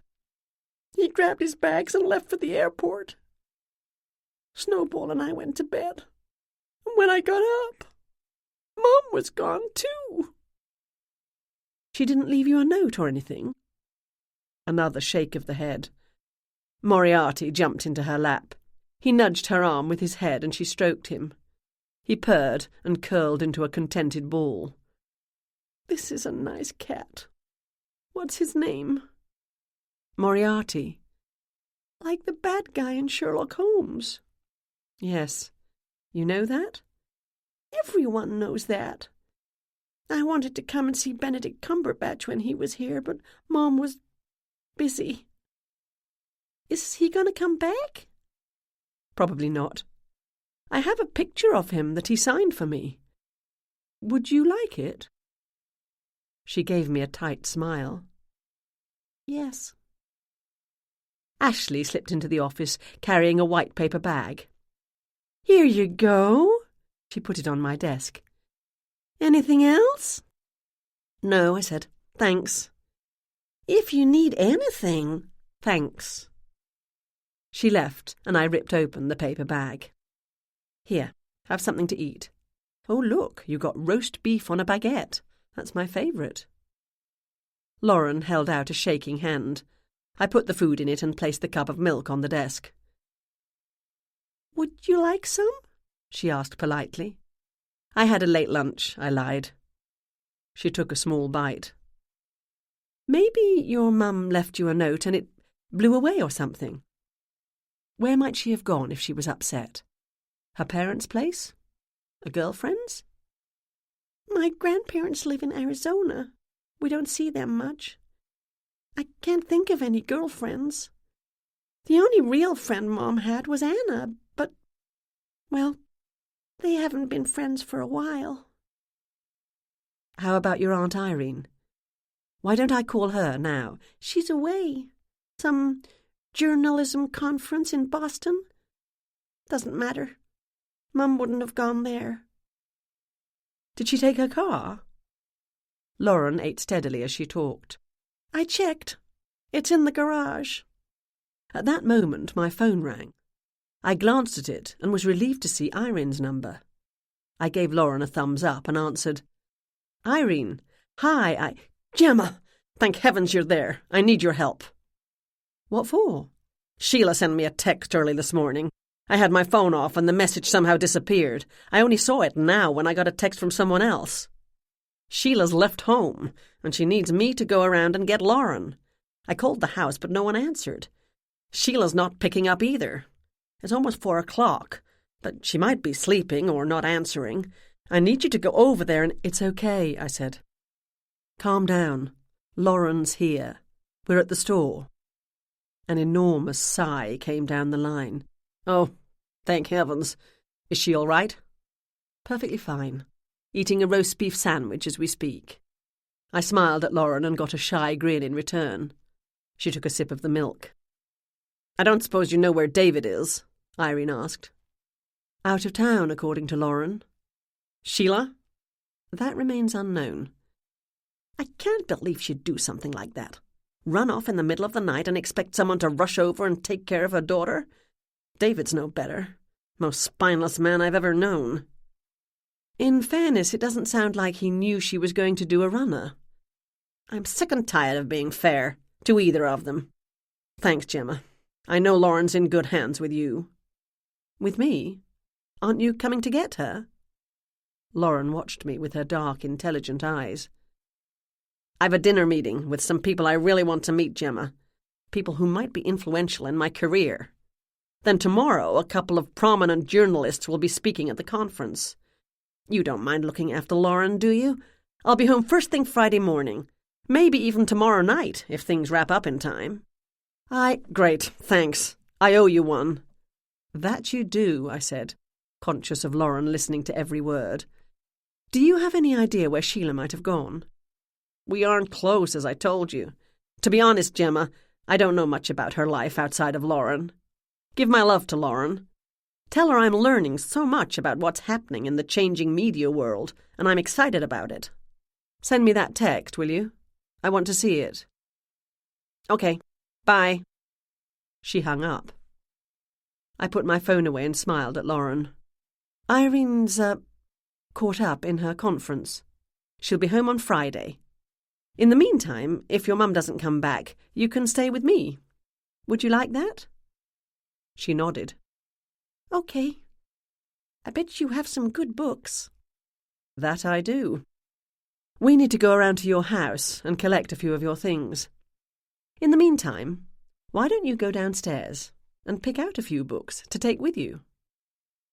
Lauren folded the remains of the sandwich in its paper wrapping, lifted Moriarty off her lap and stood up. Did Benedict Cumberbatch stay at your house when he was here? No, he was only in West London for a few hours. Lauren left, followed by Moriarty. I leaned back in my chair. Poor kid. I didn't know Lauren well, but what I did know I liked. She deserved better than parents too self-absorbed to pay any attention to her. As for Sheila, had she done a runner? Was she on the lam, as Americans would say? Sounded like it. Running away is a mighty strong indicator of guilt. But maybe she ran, guilty or not, because she thought the police were close to arresting her. Was what Lauren told me even true, about David and Sheila fighting and David storming out? Not that I thought for a minute the girl was lying to me, but her parents might have set it up to look like they'd gone their separate ways. Meanwhile, maybe they were planning to meet up in Brazil or some such place that didn't have an extradition treaty with the United States. Once again, footsteps on the stairs. This time they were light and confident ones. "What's going on?" Jane said. "Ashley said you had an emergency." Of a sort. I told her quickly what had happened. "That's terrible. The poor girl."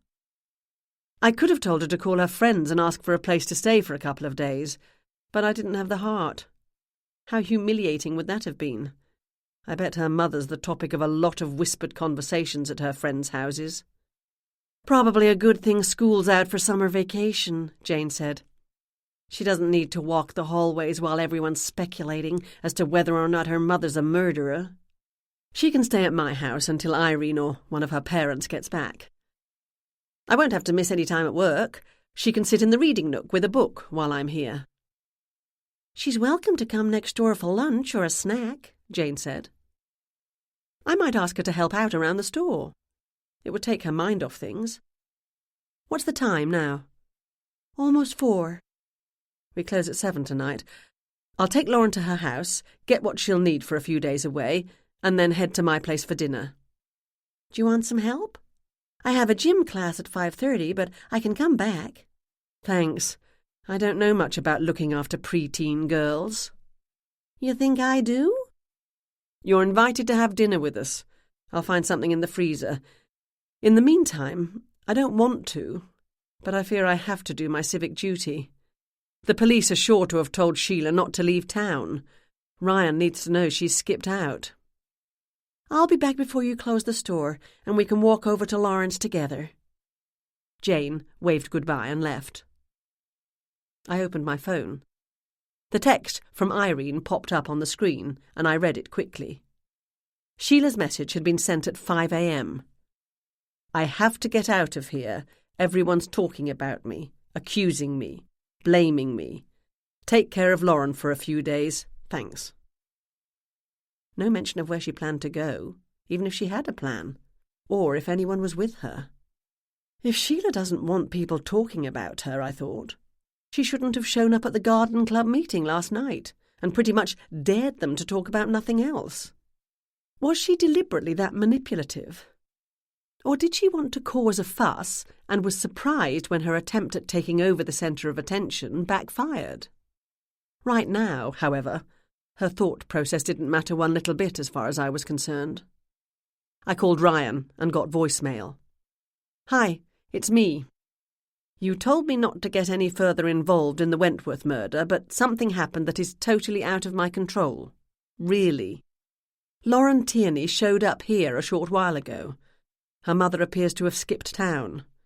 I figured you needed to know. I can't imagine that looks good. Lauren's father's away, presumably on business, and she has no place else to go, so I'm letting her stay at my place until things get sorted out. Bye." "Oh, Lauren says her mom's car's still in the garage." I hung up. Ryan would be furious at me. But this time I was totally innocent. I had not interfered. Interference had found me. He'd be furious at Sheila as well. Even if they didn't arrest her for the murder, when they found her, they'd be mighty angry at her for leaving without telling them. They might even arrest her for the murder. As I'd said, skipping town doesn't look good. Poor Lauren. The police shouldn't have much trouble finding Sheila. If she didn't take her own car, someone had to have driven her, a taxi or a friend. The police would find out soon enough.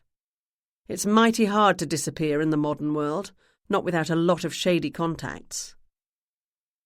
Did Sheila have shady contacts? I had no reason to believe she was anything but what she appeared to be, an upper-middle-class West London garden enthusiast with a bad temper and an inflated sense of self-importance. Lauren had curled up in the comfortable wing-back chair in the reading alcove with Moriarty and No Matter How Improbable by Angela Misery. The cat didn't leave her side for the rest of the day. As promised, Jane arrived at 7:15. Ashley had left and a few customers browsed. Lauren read while Moriarty stood guard over her. "Good book?" Jane asked. Lauren looked up with a smile. "Yeah. I want to be a doctor. But now I'm thinking I'd like to own a bookstore. Then I can read all day and meet famous authors and actors."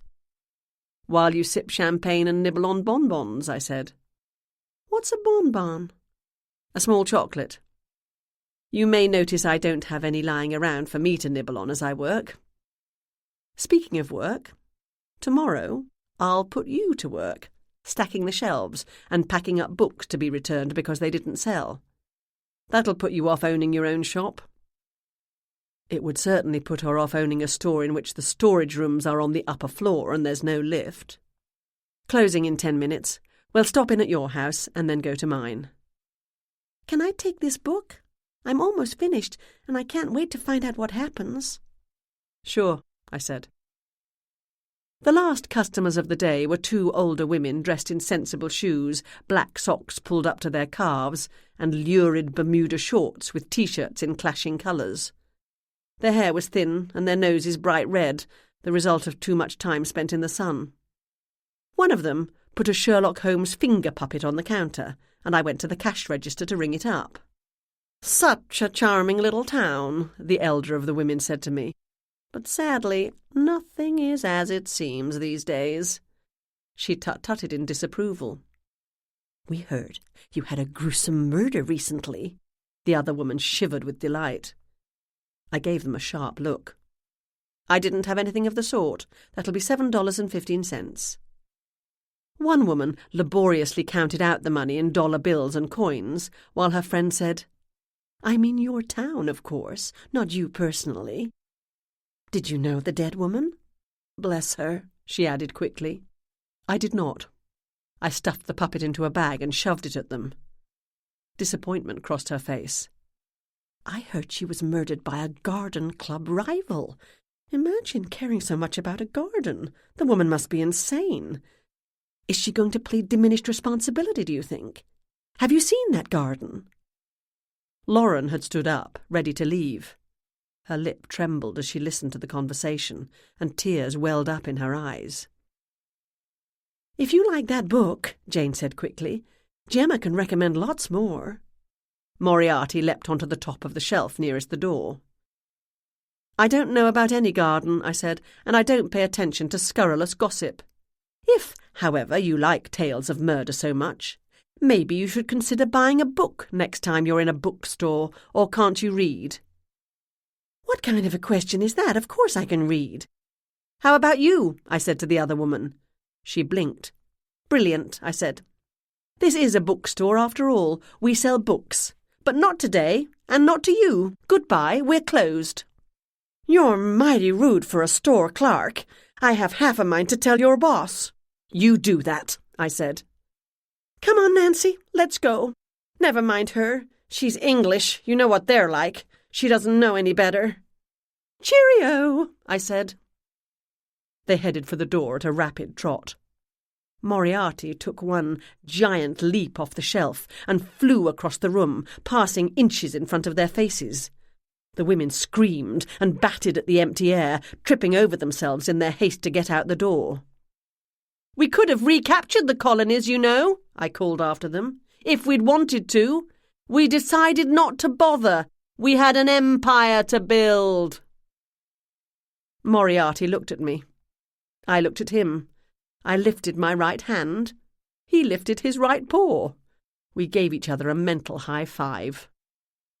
"Now, where were we?" I said. "Right. Going to Lauren's and then home for supper. I'm starving. Come along, Jane. Don't dawdle. Chapter 11.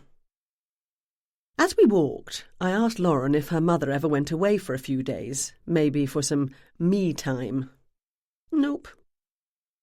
Does she have a favourite place on the Cape? Lauren thought. She likes Hyannisport.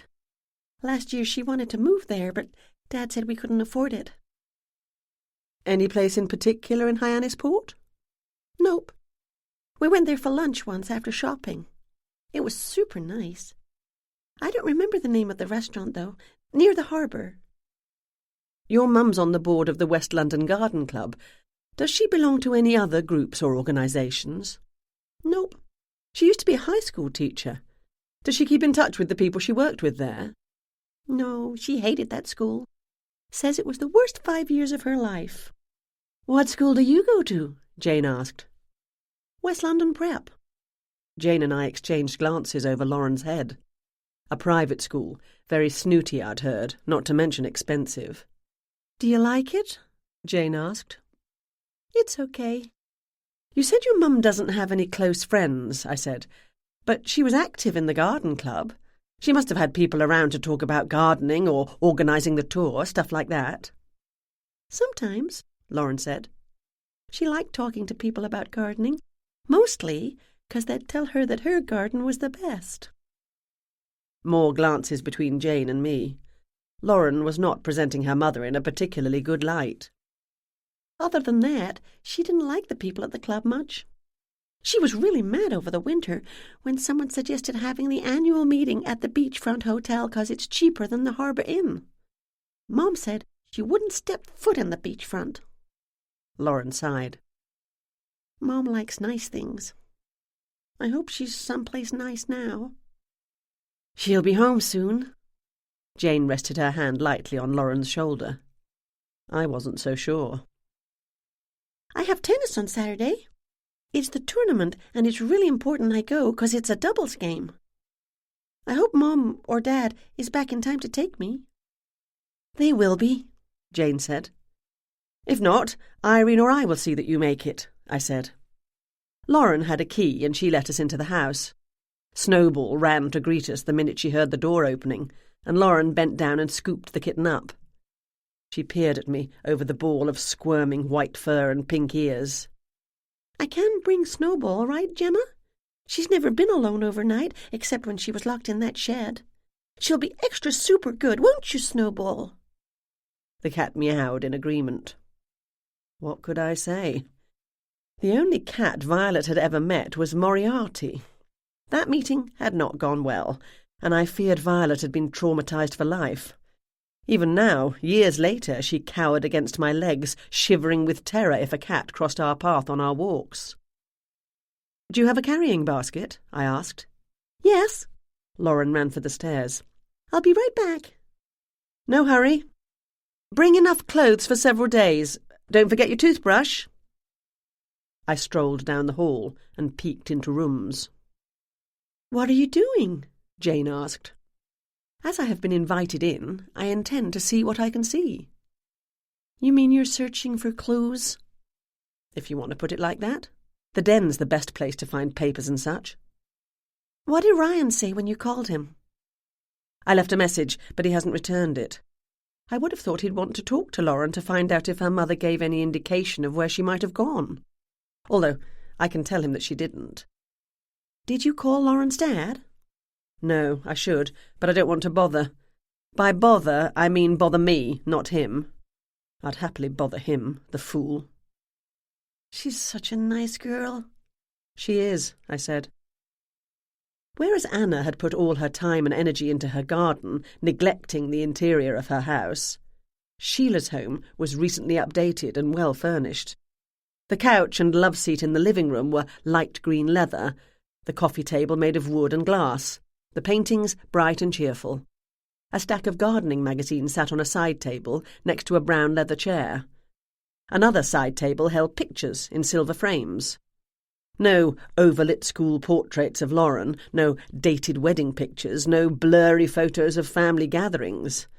They all showed Sheila in her garden, shaking hands with town dignitaries, I recognised the mayor, or accepting some sort of award. Self-obsessed was definitely the word of the day. We went into the den, and I could immediately tell that this was David's room. Faded and worn furniture, big desk piled high with papers, many of which were covered in coffee stains, a half-empty mug. Framed photos of a smiling David shaking hands with variations of middle-aged men with expensive haircuts, dressed in suits or golf shirts, filled the walls. The computer was new and high-end, and the office chair behind the desk probably cost in the several $1,000 range. I switched the computer on, and while it booted up, I flicked through the papers on the desk. Spreadsheets and budget plans mostly. I didn't have time to examine the pages in detail, but I cast my eyes over them. Plenty of brackets, meaning negative numbers. I found an envelope with the return address of a law firm, but it was empty. Conveniently, the computer was not password protected. I pulled up the expensive chair and took a seat. My body just about melted into the leather comfort. I might get a chair like this for my own office. I assume it would be tax-deductible. "What are you doing?" Jane asked. "You can't search their computer." "I can, and I intend to. Any expectation of privacy the Tierneys might have had disappeared when they abandoned their daughter into my care. Besides, if David wanted to secure his information, he should have password-protected it." "Would that have kept you out?" "For a minute or two." "Go upstairs and check how Lauren's getting on, please.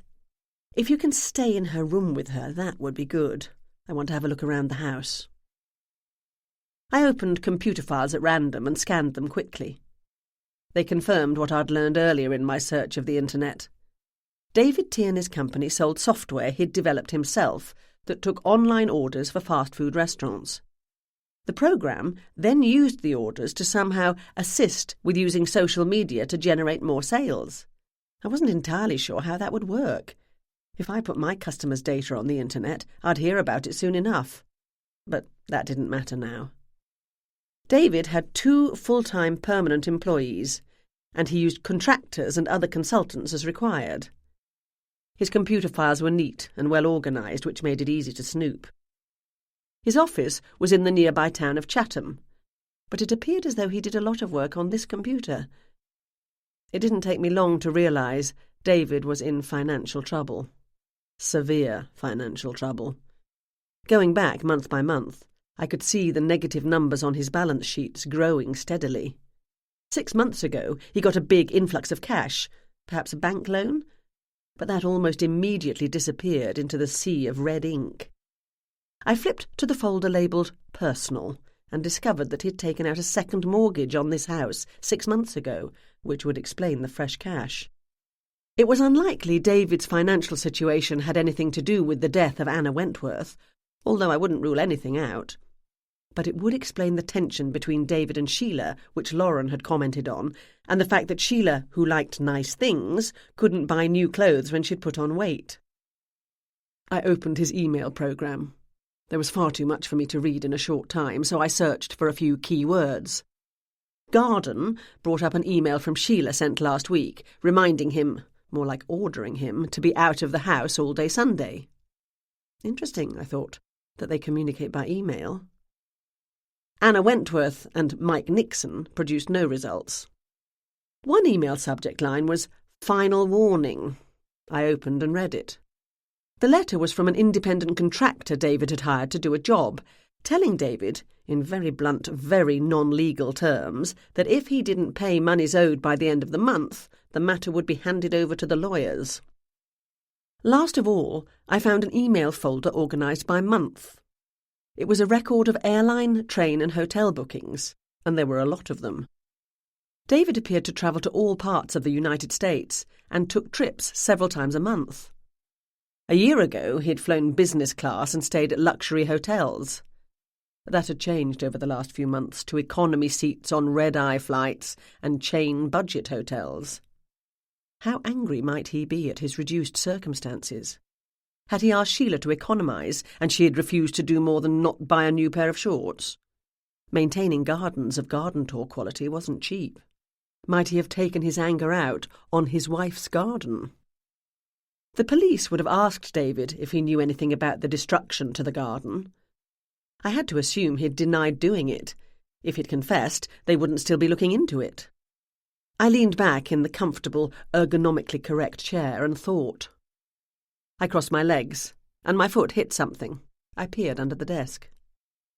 A trash can, full of papers. I lifted it up and put it on my lap. Conveniently, David hadn't emptied his trash for a few days. I found the letter that went with the lawyer's envelope. He was being sued by a former employee for back wages. Another letter had been sent by Lauren's school, reminding him that fees were long overdue and had to be paid in full if her place was to be kept for next term. I wondered if Sheila knew just how much financial trouble they were in. Only one way to find out, by searching her computer. I put the trash can back under the desk and switched off David's computer. I wiped down the keyboard and the computer power switch with the hem of my shirt, but otherwise didn't worry about leaving my fingerprints. I had every reason to be in the house. I'd been invited in by a resident. Soft voices drifted down the wide staircase, and I followed them. At the top of the stairs, I peeked into the first room on the right. Jane and Lauren were sitting on Lauren's bed, their legs folded beneath them, with Snowball curled up on the girl's lap. Jane's short and petite, and Lauren's tall for her age. They looked like two teenagers having a sleepover. "This is a smashing room," I said. "Does that mean it's nice?" I laughed. "More than nice, brilliant." Lauren smiled at me. "Thanks." And it was. The double bed was covered with a rose-pink duvet and piles of grey, white and pink pillows. The walls were a soft grey, and a fluffy white rug covered the floor. The dresser and desk were painted white, and the grey drapes were an exact match to the colour in the pillows. "Live Your Best Life" was painted in sparkly gold paint above the bed. It was a genuine young girl's room, lived in and loved. The laptop computer in the centre of the desk was surrounded by papers and books, and pictures of a smiling, laughing Lauren posing with girls of a similar age filled the side tables and were pinned to the corkboard over her desk. Irene Talbot was in one, the picture showing her and Lauren in swimming costumes with the beach in the background. A photo of Lauren with her parents sat on the desk. I was delighted to see a bookcase so crowded that the books spilled onto the floor and that the night table was stacked high. Her tastes ran to modern teen adventure and science fiction. "Did you check to see if any of your mum's things are gone?" I asked. "Gosh, no. We should do that, right? In case—" Her face froze as a thought crossed her mind. "In case someone took her." "Gemma didn't mean that," Jane said quickly. But I had. It bothered me that I still hadn't heard from Ryan. I would have thought he'd want to talk to the girl. Lauren led the way down the hall. The guest bedroom looked so unused I didn't even suggest we go in. The master bedroom was large, with an ensuite bathroom. The bed covers and decorative pillows were scattered on the floor, the sheets rumpled. A towel was draped over a chair. Lauren walked into the closet, and I said, "Give me a minute." I stroked my right cheek as I studied the room, trying to get an impression. A framed picture sat on the nightstand to the right of the bed. This was the first picture I'd seen in this house of Lauren with her parents, and it had been taken recently. The book on the table was a biography of Franklin Roosevelt. David sighed.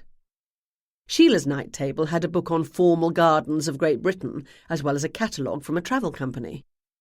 I flicked through the glossy catalogue, seeing castles and beautiful houses and gardens and luxury hotel rooms. One page was dog-eared, a garden tour of the stately homes of England. "Was your mother planning a vacation?" I asked. "She wanted to go to England," Lauren said, "but Dad said we can't afford it." "What did she say to that?" "That she'd go without him?" "Do you think—" "Maybe." I opened the drawers of the night table. "Gemma," Jane said. I ignored her. Gardening magazines, more travel brochures, a jumble of costume jewellery. I'd seen the good jewellery on the dressing table under the window. I closed the drawers. One of the suitcases is gone, Lauren said. Are you sure? Pretty sure. It's a small one. Red. Like those ones, but smaller. One side of the walk-in closet had men's clothes, the other women's. Far more of the latter than the former. 2 matching hard-sided red suitcases sat against the wall underneath the winter coats. Do you notice anything else missing? I asked. Lauren put her right hand to her cheek and studied the closet, not saying anything. I stood quietly and let her think. Jane remained in the hall, clearly uncomfortable prying into people's things. I'm never uncomfortable prying into people's things. If they don't want me to pry, they shouldn't get involved in murders, and they shouldn't abandon their only child to my care. Maybe, Lauren said at last. It's hard to tell, she had so much. But I don't see her pink and white dress, or the red linen jacket, or the white sandals, or the red keds.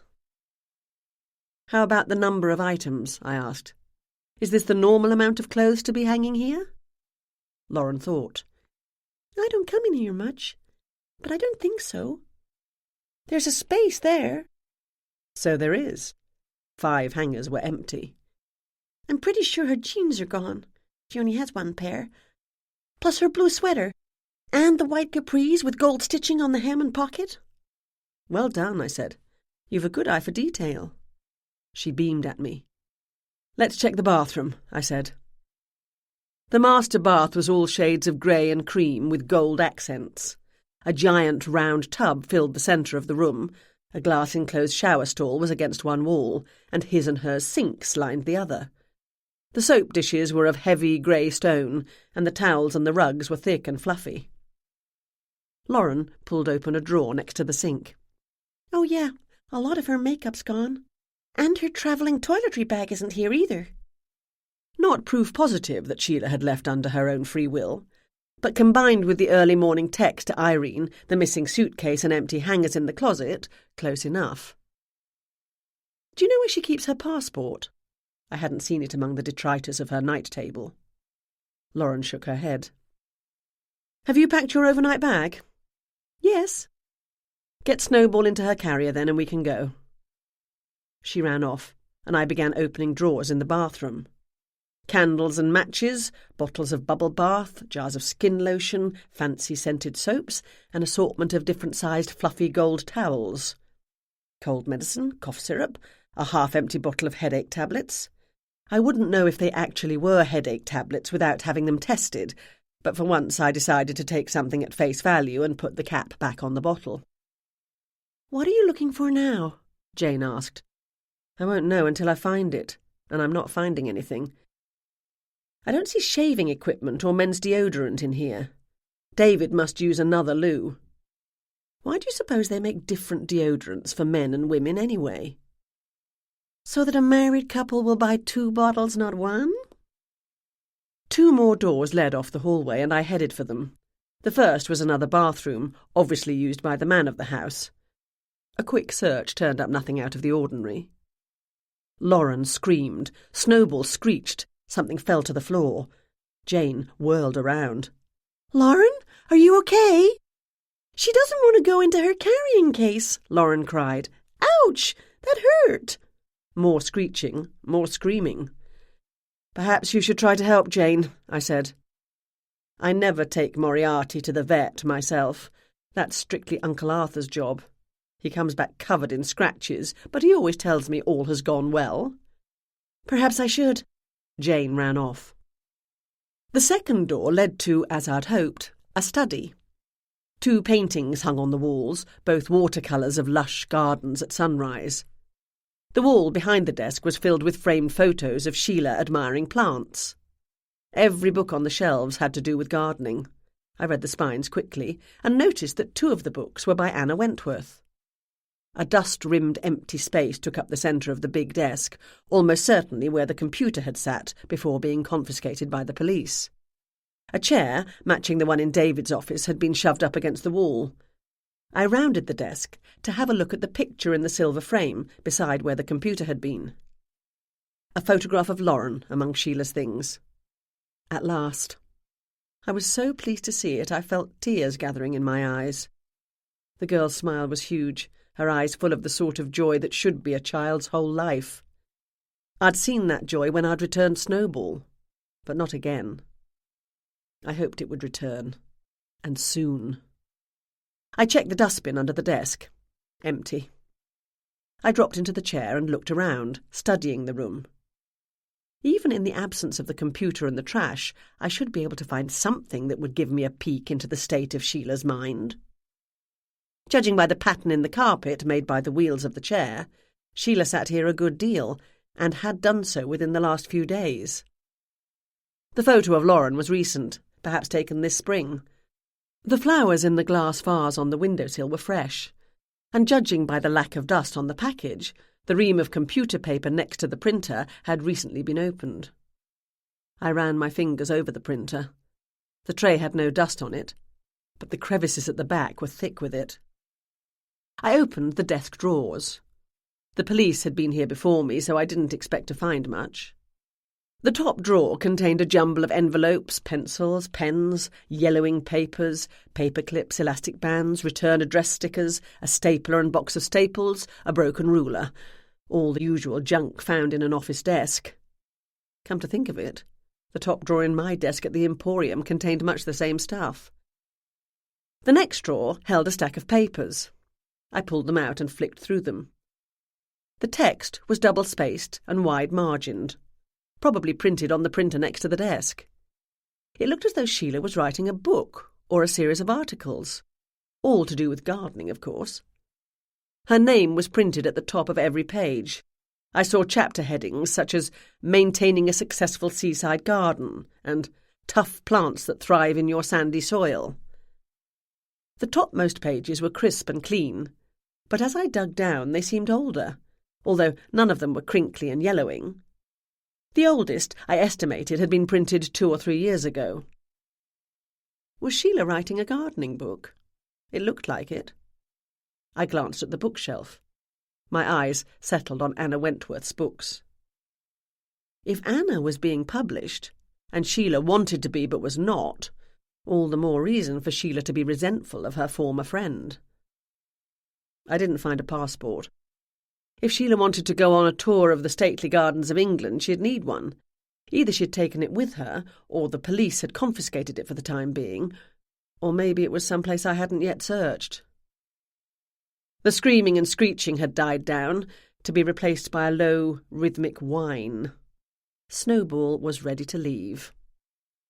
I found Snowball, Jane and Lauren waiting for me in her room. Snowball wasn't shy about expressing her displeasure at being confined to the cat carrier. Lauren jumped to her feet when I came in. Did you learn anything? Learn? You're detecting, right? You're looking for clues. Aunt Irene said... Never mind what Irene said. Ready to go? Yes. I want to have a quick stop in the kitchen. In case there are any clues there, right? For a glass of water, I said. I'm thirsty. Tiny claws stuck out of the bars of the cat carrier, scratching at the air, and the steady whining continued. Snowball was not a happy kitten. Not much longer, sweet thing, and then I'll let you out, Lauren cooed to Snowball as she picked the carrier up by its handle. With her other hand, she hefted a tote bag containing cat litter and food. Jane picked up the litter box and carried it in both arms, leaving Lauren's small pink suitcase for me. The cat needed more supplies than the child. We left Snowball and the bags by the door and went into the kitchen. I took a quick peek at the devastated garden. Nothing appeared to have been touched since I'd last been here. "Did your mum say anything about repairing the damage?" I asked. "She's getting quotes from landscaping companies. Dad says we can't afford it, and she'll have to do all the work herself. She said all right, but she wants to hire a gardener to do the heavy work, and he said no. They had a big fight over that." I'm sure. I glanced around the kitchen but could see nothing of interest. Everything was clean and tidy except for a single plate and one glass on the draining board and a peanut butter smeared knife in the sink. Lauren had made her own breakfast. I checked the garbage can under the sink. It was empty except for a broken plate. Most of the food residue went into the composting bin on the counter to be used to feed the garden. The kitchen had been painted 6 months to a year ago, but a single chip in the wall about an inch off the floor caught my eye. I crouched down and touched it. No dust. What happened here? Mom threw a plate against the wall when Dad asked her what happened at the police station Sunday night. Does she do much of that? I asked. Throw things? Does she ever throw things at you? Nope. She and Dad yell at each other a lot, and when they do, I go up to my room. I swung around on my heels, ready to stand up. But something caught my eye, and I duck-walked across the room. At this level, I could see a scrap of paper under the fridge. I pulled it out and read it. The paper had been roughly torn from a pad of paper. The handwriting was in black ink. Lauren, I called Irene. She'll pick you up this morning and you can stay with her. I've gone away for a few days. Don't worry, I'll be back soon. Love, Mom. Looks like this is for you. I stood up and handed the paper to Lauren. As she read it, a small smile spread over her face. Jane threw me a questioning look. Is that your mother's handwriting? I asked. Yes, Lauren said. I studied the layout of the kitchen, the distance from the island to the floor beneath the fridge. She should have put the note under a salt shaker. I suspect it got knocked off the counter. Whether she was confessing or not, Snowball's steady whine continued from inside the cat carrier. Sheila might have left a letter on the counter, but she had still scarpered in the night, leaving her 11-year-old daughter to fend for herself. Still, knowing she'd at least been thoughtful enough to leave a note made me feel fractionally better toward her. But only fractionally. See? Lauren said to Jane. Irene was right. Gemma can figure things out. She's brilliant. Only because I was down on the floor, I said. Let's go. What else did you learn? Give me your mum's phone number. I'll let her know you're with me. Lauren rattled it off, and I entered the number into my mobile phone. I then placed the call and was informed that the voicemail box was full. I wasn't surprised. If Sheila was on the lam, so to speak, she'd have turned her phone off so it couldn't be traced. I should call your dad, too, I said. Let him know you're with me. Lauren pointed to the fridge, where a piece of paper with 3 phone numbers, Mom, Dad, Aunt Irene, was trapped under a magnet advertising the beauties of Cape Cod. I called David, got voicemail, and left a short, succinct, and not particularly polite message. I took a pen out of my bag, turned the paper with Sheila's note over, and wrote on the back. I simply told Sheila or David that Lauren was with me and gave them my number. I placed the note under the salt shaker, and we collected the still-protesting cat in the bags and left. When we'd arrived at the Tierney house, I'd noticed that the little red pole on the postbox at the end of the driveway was up, meaning the mail had been delivered. "Who brings in the post?" I asked Lauren. "The what?" "The mail." "Mom or Dad, whoever sees it first." "Do you ever check?" "No. No one writes me letters, Gemma. No one sends Mom or Dad letters either.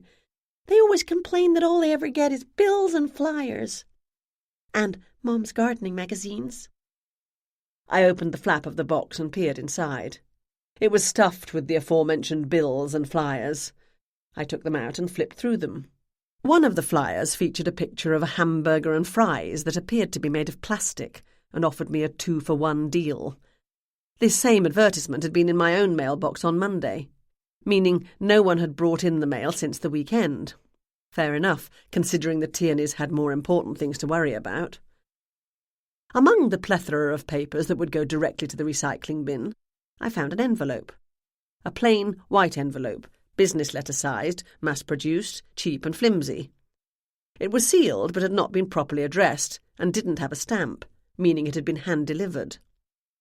2 words were written across it in a rough scrawl, half cursive, half print, in black ink. Sheila Tierney. Sheila was spelled correctly, but Tierney was not. The S and T were dark and clear in big print, but the smaller letters ran together. "What's that?" Lauren said. I pulled at one corner of the flap. The envelope was cheap and the glue poor, and it opened without tearing. "You can't read that," Jane said. "Why not?" "It's someone's private mail." Someone who involved me in her private affairs, thus inviting me to do so. I think interfering with mail is a federal offence, Jane said. Gemma has my permission to read it, Lauren said. She sounded so self-important I hid a grin. The single sheet of paper inside appeared to have been torn from a larger piece. The writing was in the same ink as on the envelope and had been made by the same hand. Sheila, I told you no. Please do not bother me again. M. Chapter 12. I stuffed the letter and the envelope in my pocket and put the junk mail back into the postbox. This envelope had been underneath the flyer for the fast food restaurant, meaning it had been delivered before the mail came on Monday. What time is your post delivered? Lauren shrugged. I don't know. Sorry. I'll pay more attention to that sort of thing from now on, like you do. What does it say? Jane asked. Can I see it? Lauren asked. Meow, Snowball said. Nothing important, I said. Let's go. You must be starving, Lauren. Sorta, she admitted. Jane gave me the look she uses when she knows I'm hiding something. I didn't show Lauren the letter. The contents were polite enough, but an implied or else lay beneath. The streetlights had come on, and we walked through the darkening streets toward home. I fell back, dragging the pink suitcase behind me, and let Jane and Lauren, the latter carrying the cat box, go ahead. I needed to have some time alone to consider what all this meant. But first, I was starting to be seriously worried about not hearing from Ryan. I gave him another call as we walked, and voicemail picked it up again. Ryan, it's Gemma. I need to talk to you about Sheila Tierney. I know you're mad at me for interfering, but that doesn't matter right now. She's skipped town. Surely you want to talk to her daughter about that, and the girls with me. We'll be at my house in about 2 minutes. I hung up. It was possible Ryan had been called away on another matter. The police didn't deal with only one crime at a time. As far as I knew, there hadn't been another murder in West London recently, so I'd have thought his priorities would lie with the Wentworth case. Maybe not. If Ryan had gone to work on something else, he'd have handed the Wentworth case over to another detective. And that meant Louise Estrada. Nothing I could do but give my arch-nemesis a call. Jane and Lauren's light voices, accompanied by the steady, unvarying whine from Snowball, drifted toward me on the warm, salt-filled night air. Jane was asking Lauren about school, and Lauren told her she was on the baseball team and in the drama club and took tennis lessons outside of school. Louise Estrada answered her phone on the first ring. "Good evening, Detective," I said cheerfully. "It's Gemma Doyle here." "What do you want?" she snapped. "I've been trying to get Ryan, as I have some news about the Wentworth murder." "Have you never heard the expression, 'silence was the loud reply'?" "What does that mean?" "I don't mean what does the expression mean. I mean why are you telling it to me?" "If he hasn't called you, it's because he's been busy. It's not my job to run his romantic affairs." "That's not—" "If I must. Hold on." I heard mumbling, and then Ryan came on the line. "Gemma, sorry I didn't get back to you, but things got ahead of me. I got your message, thanks. Is the girl still with you?" Up ahead, Jane and Lauren were turning into my driveway. "Yes.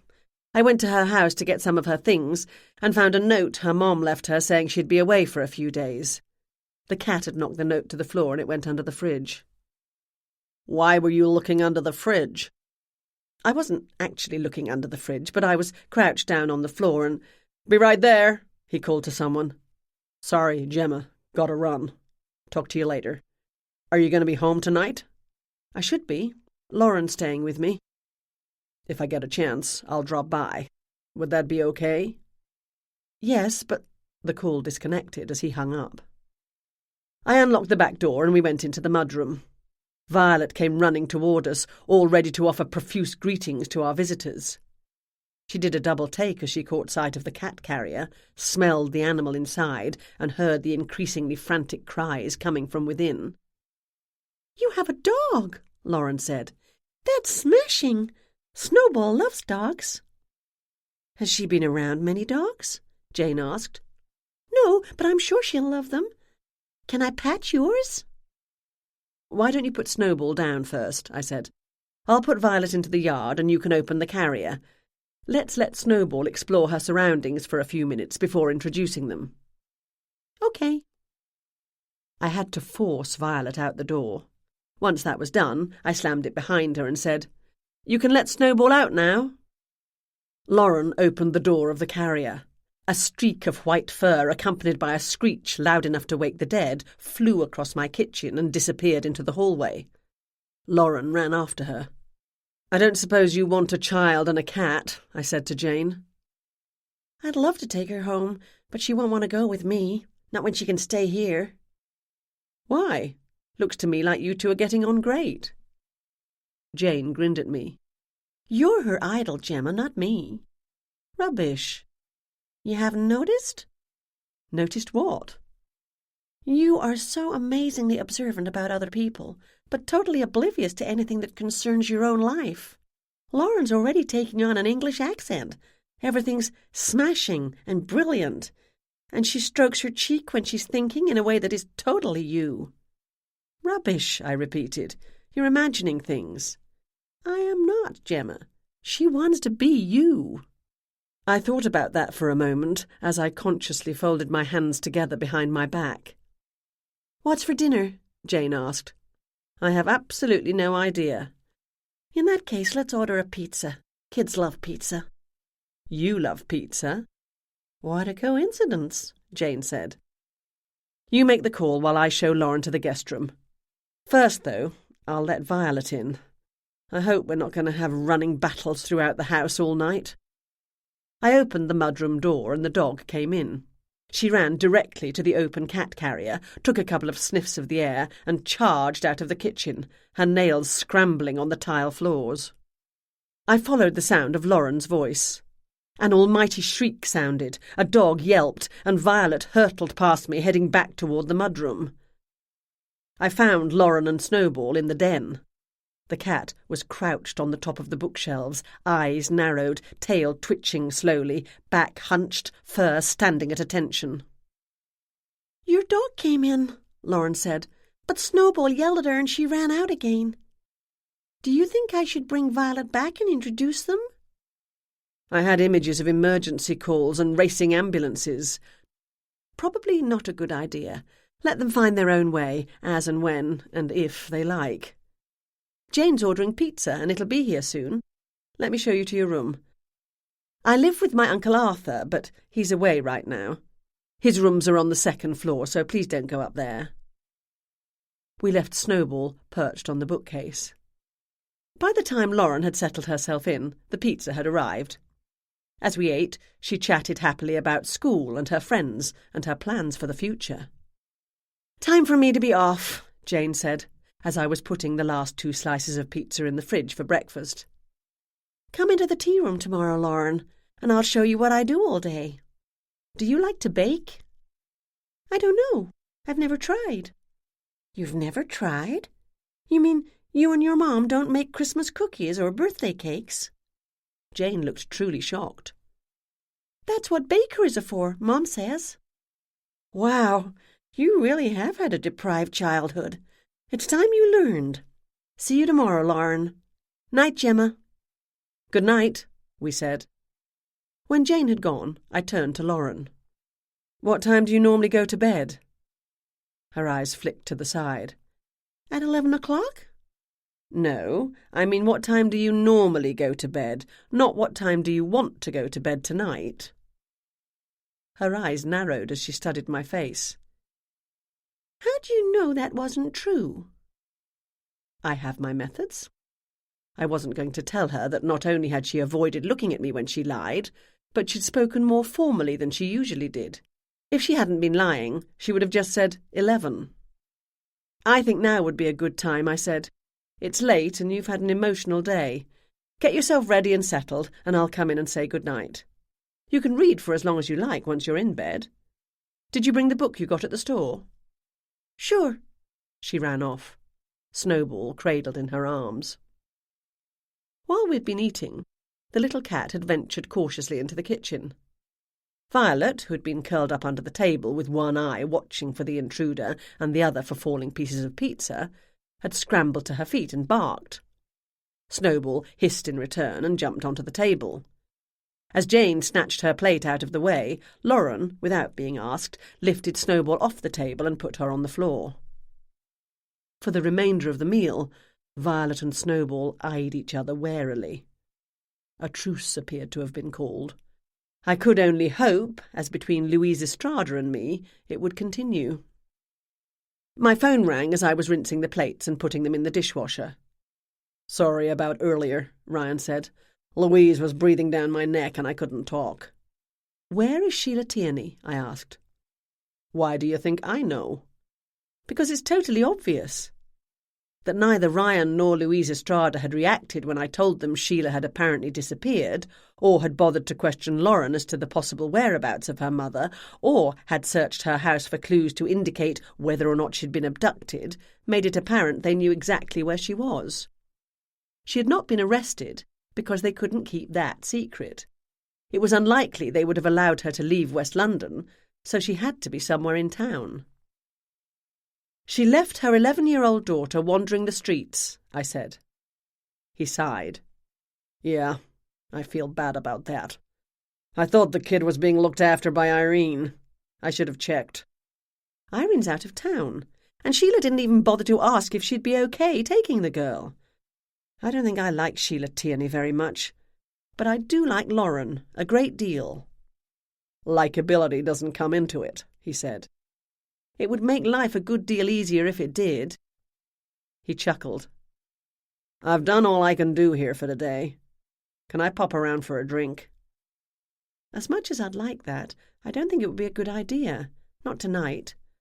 I have the girl here, and she's not likely to be well disposed toward the police in general, or you in particular." "Fair enough," he said. "What did the autopsy have to say?" "Nothing unexpected." I put my free hand in my pocket and touched the letter I'd pulled out of the Tierney postbox. "I found something you might be interested in when I was at the Tierney house getting Lauren's cat and her overnight things." "What?" "A letter. More of a note left in the postbox for Sheila." "You've touched this letter, I assume?" "I didn't know what it was." "Be there in 5, he said. I went down the hall and tapped at the guest room door. "I'm taking Violet out for a quick walk. Be back soon." "'Kay," Lauren called. Violet and I waited in the backyard for Ryan. When his headlights washed the front of my house, I went to meet him. He got out of the car and glanced around. "Your visitor inside?" "Yes," I said. He put his arms around me and pulled me to him. I snugged into his broad chest and listened to the beating of his heart. "Just once," he said. "Just once, I'd like to have a case that doesn't involve you." "You'd miss my insights and my keen wit." He pulled back and smiled down at me. "I'd miss nightly assignations like this one. What have you got?" As soon as I'd arrived home earlier, I'd slipped the envelope into a plastic freezer bag. I handed it to Ryan now. "I found this in their postbox. Judging by the other material in the box, it would have been put in there sometime before midday on Monday." He held it up. "Was it in this bag?" "No, I did that. I took it out of the postbox, and I'm sorry I didn't think to put on gloves. Not that I had any gloves on me at the time. Despite what some people might think, I don't consciously go around hoping to stumble upon a crime scene. Quite the opposite. I'm relieved when I don't. The note was in that envelope, and I opened it. In my defence, it was addressed to Sheila, and Sheila has left her child in my care without asking me if I wanted the responsibility, so I've a right to be curious." "If you want to put it like that." "I do. My prints will be on both the envelope and the letter, and I put it in my pocket before wrapping it in plastic, but I didn't let anyone else touch it." He peered into the bag. Someone who doesn't know how to spell Sheila's last name. Because they've never seen it written, or only heard it spoken. Not anyone of Irish heritage. It's a not uncommon Irish name. I don't know about that, he said. I'm of Irish heritage, and I can't make head nor tail of some of the names they come up with. What does the note say? It's short and to the point. Someone with the initial M is asking Sheila to leave him or her alone. That's interesting, Ryan said. Isn't it just? Have you come across anyone with the initial M in this case? I might have, he said. I might not have. Anna Wentworth's husband is named Mike. So he is. What are you going to do about the girl? It's up to her. She can stay here as long as she wants. Irene might be back tomorrow, and Lauren can go there if she'd prefer. I took a step backward, taking myself out of reach of Ryan's arms. I studied his face. The stubble on his jaw was thick, his cheekbones high and sharp in the light cast by the street lamps, and his blue eyes formed dark, unreadable pools. Do you think her mother killed Anna Wentworth, Ryan? In the short time I've spent with the girl, I've come to like her a great deal, and such a thing can break a child, particularly as I don't see her father being of much support. Ryan ran his fingers through his short hair. I wouldn't tell you if I thought she had, and I wouldn't tell you if I thought she hadn't. So all I am saying is, I don't know. Meaning they didn't have any hard evidence pointing to Sheila's guilt. But they were looking for it. Are you going to tell me where Sheila is? No. He pulled me into his arms once again. You can tell Lauren she's safe. I lifted my chin. He kissed me long and hard. Then he pulled reluctantly away. Good night, Gemma. Good night.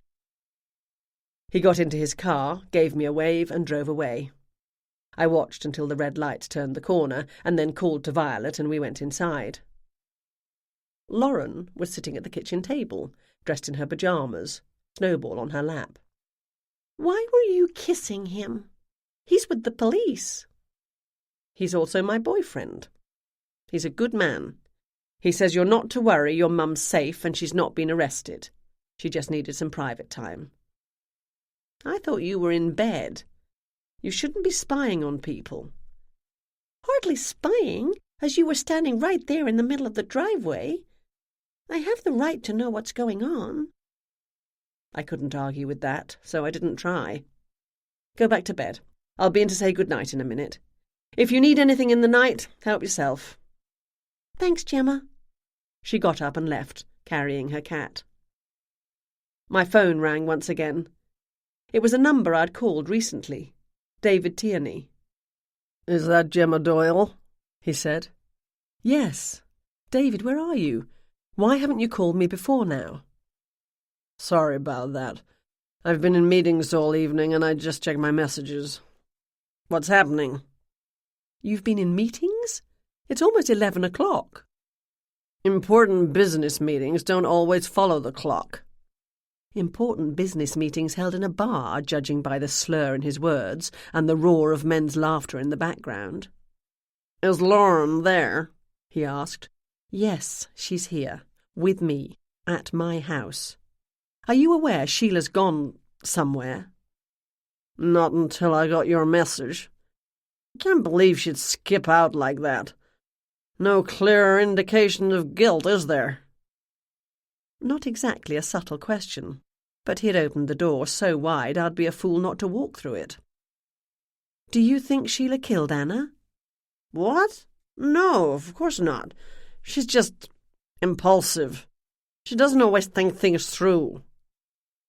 Do you want to speak to Lauren? He hesitated. In the background a man shouted and another laughed. You should, I said. She's frightened and confused. Yeah, okay. I knocked on the guest room door and Lauren called, Come in. She was in bed, reading, propped up on pillows with Snowball curled at her side. Violet had followed me in. The dog and the cat eyed each other, and then Violet dropped to a sit, lifted a rear leg and scratched behind her ear. Snowball relaxed. "It's your father." I handed Lauren the phone. She grabbed it. "Dad!" I called to Violet and we left the room. I didn't even try to listen. This conversation was definitely none of my business. I went into the den and rummaged through the secretary. I found what I was looking for under a stack of papers I intended to get around to sorting one day. When I returned, all was quiet in Lauren's room, and I knocked lightly. She called, "Come in." Her eyes were wet. She handed me my phone with one hand and wiped at her cheek with the back of the other. "My dad wishes he could be here, but he's super busy with work." I sat on the edge of the bed and handed her the photo of Benedict Cumberbatch.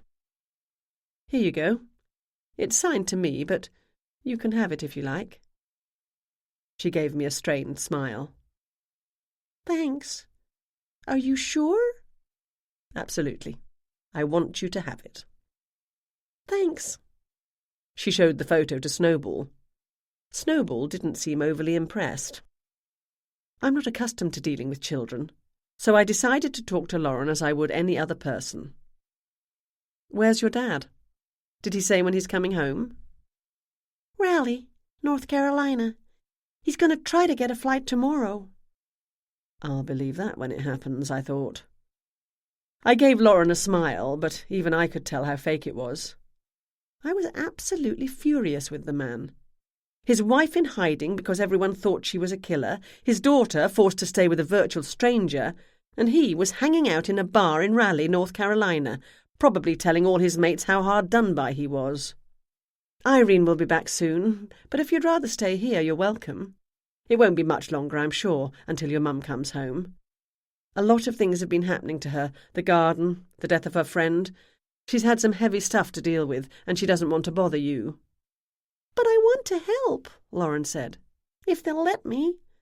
Mom and Dad still treat me as though I'm a child." I repressed a smile. "I'm surprised you don't have a phone of your own. Don't most girls of your age want one?" "I'd like to have one, sure, but my school tells the parents that kids need to be 12 or 13 before they get their own phone.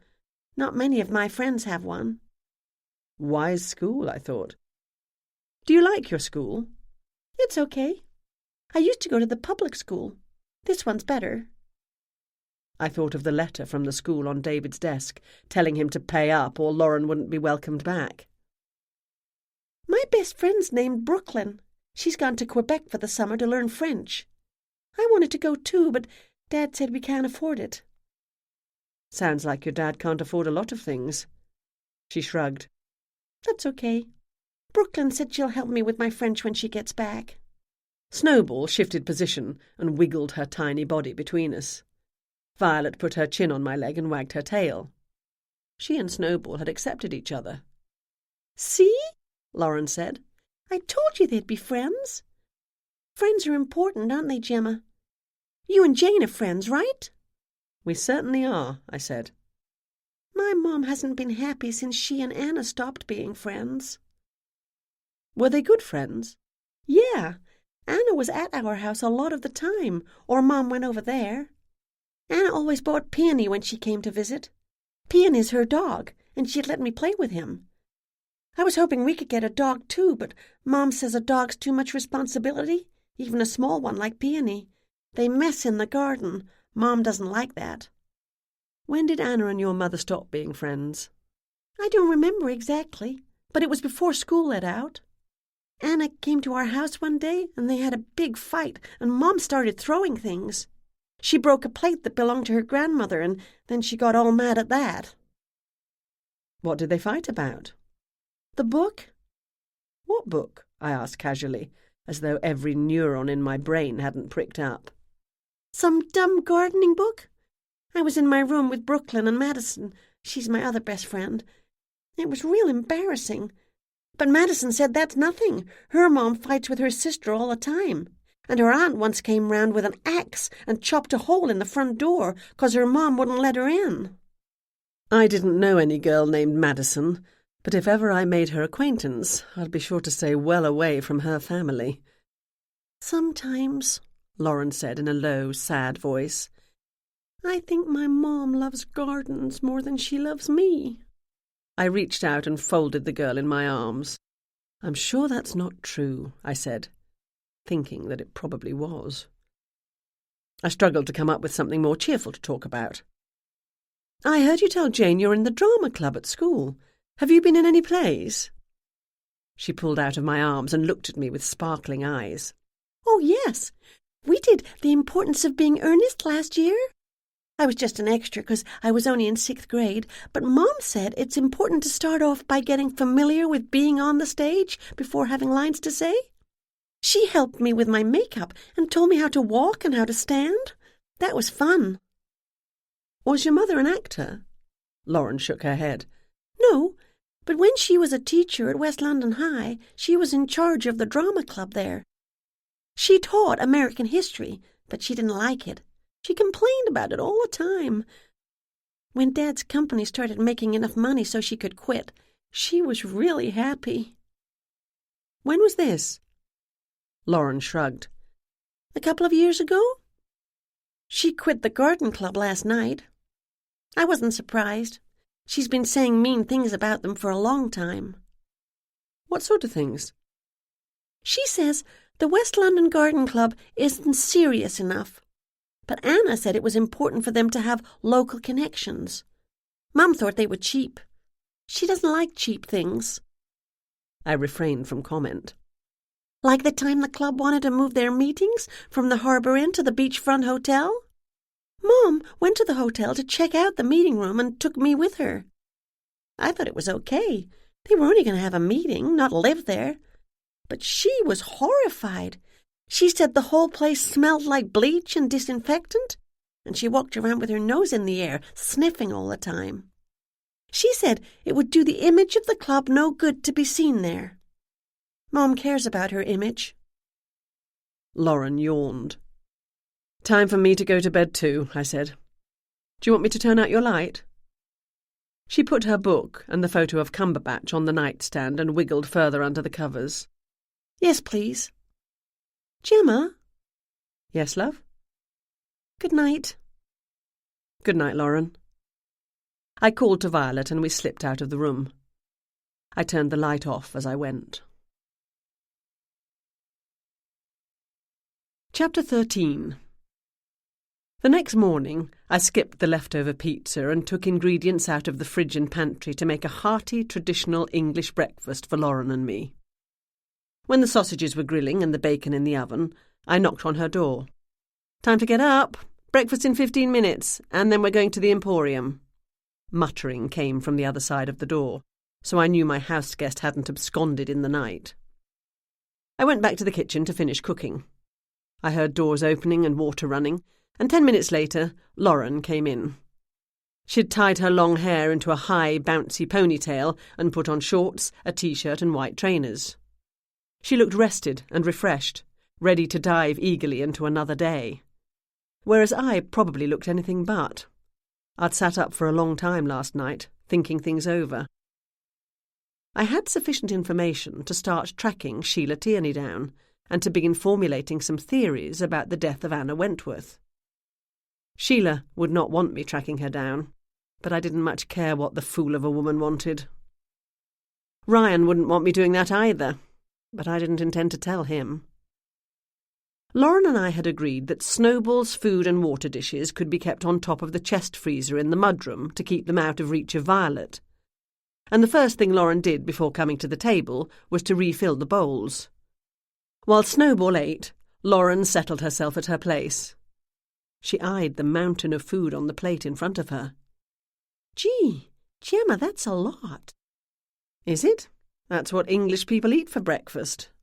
3 rashers of bacon, a plump sausage handmade by a local butcher, grilled tomatoes and mushrooms, 2 fried eggs, toast with butter and jam.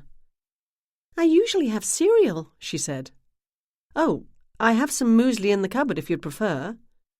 I also normally had cereal, sometimes with fruit and yoghurt, but I thought children needed a hearty cooked breakfast. No, this'll be good. She picked up her knife and fork and dove in. I have to admit I dove in myself. Nothing like a traditional English breakfast to start the day. On the rare occasion I've given a thought to someday having children of my own, I've always decided it isn't for me. I'm not much of a baby person. Other women, Jane comes to mind, will ooh and coo over every infant and toddler that comes in reach. But I've never seen the appeal. Crying, messy creatures with plenty of demands and poor conversational skills. Without trying to be too obvious, I studied Lauren as she made her way through her breakfast. Yes, I thought, I'd like to have a daughter just like her. Smart and kind and beautiful, with a world of possibilities ahead of her. As though she knew I was thinking about her, she looked up suddenly and gave me a wide grin. I stuffed food into my mouth. I usually walk to work, I said, around a mouthful of apple and sage pork sausage, but today I'll take the car because I have an errand to run as soon as my assistant comes in. You can spend the day in the shop and the tea room, and in the mid-afternoon, if you like, I'll give you a key to the house and you can come here and take Violet for a walk. She'd like that. OK. Can Snowball come to work with us? Probably better not. She and Moriarty might not get on too well, and we don't want to worry about her trying to get out the door into the street. OK. Snowball and Violet can play here. I didn't know how much playing would go on, but the two animals seemed to be getting on by ignoring each other. Snowball had disappeared after finishing her breakfast, and Violet was under the kitchen table, hoping for scraps to fall. "This is good," Lauren said, scraping up the last of her egg yolk with the end of a piece of toast. "I've never had bacon before." "You've never had bacon? How is that possible?" "Mom says it makes you fat."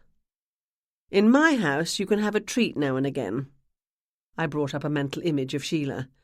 To be impolite about it, she didn't look like a woman who dieted constantly. Lauren seemed to read my mind. "Mom's put a lot of weight on over the last couple of months. She says it's 'cause of all the stress. She thinks I don't know she has bags of chips and chocolate bars hidden in the pantry for after I'm in bed when Dad's away." Breakfast finished, we headed into town. Ashley arrived for work at 11, wearing an outfit I hadn't seen before. A red and blue plaid skirt that fell to her knees, a white shirt under a blue cardigan, and flat brown shoes. Her hair curled up at the edges just below her chin. I hated to ask, but I did anyway. "What are you dressed as today?" She threw a quick glance toward the reading nook, where Lauren was nestled with book in hand and shop cat on lap. "Nancy Drew, girl detective." "An interesting choice," I said. "I'm glad you like it," she said. "I have to go out. I hope not to be too long. I've given Lauren some money so she can buy lunch in the tea room. Let her have any book she likes, and pay for it out of petty cash." "Don't give us another thought," Ashley said. "Lauren and I can manage fine without you." I didn't care for the sound of that, but I called goodbye to Lauren anyway. She threw me a wave without taking her eyes off the page in front of her.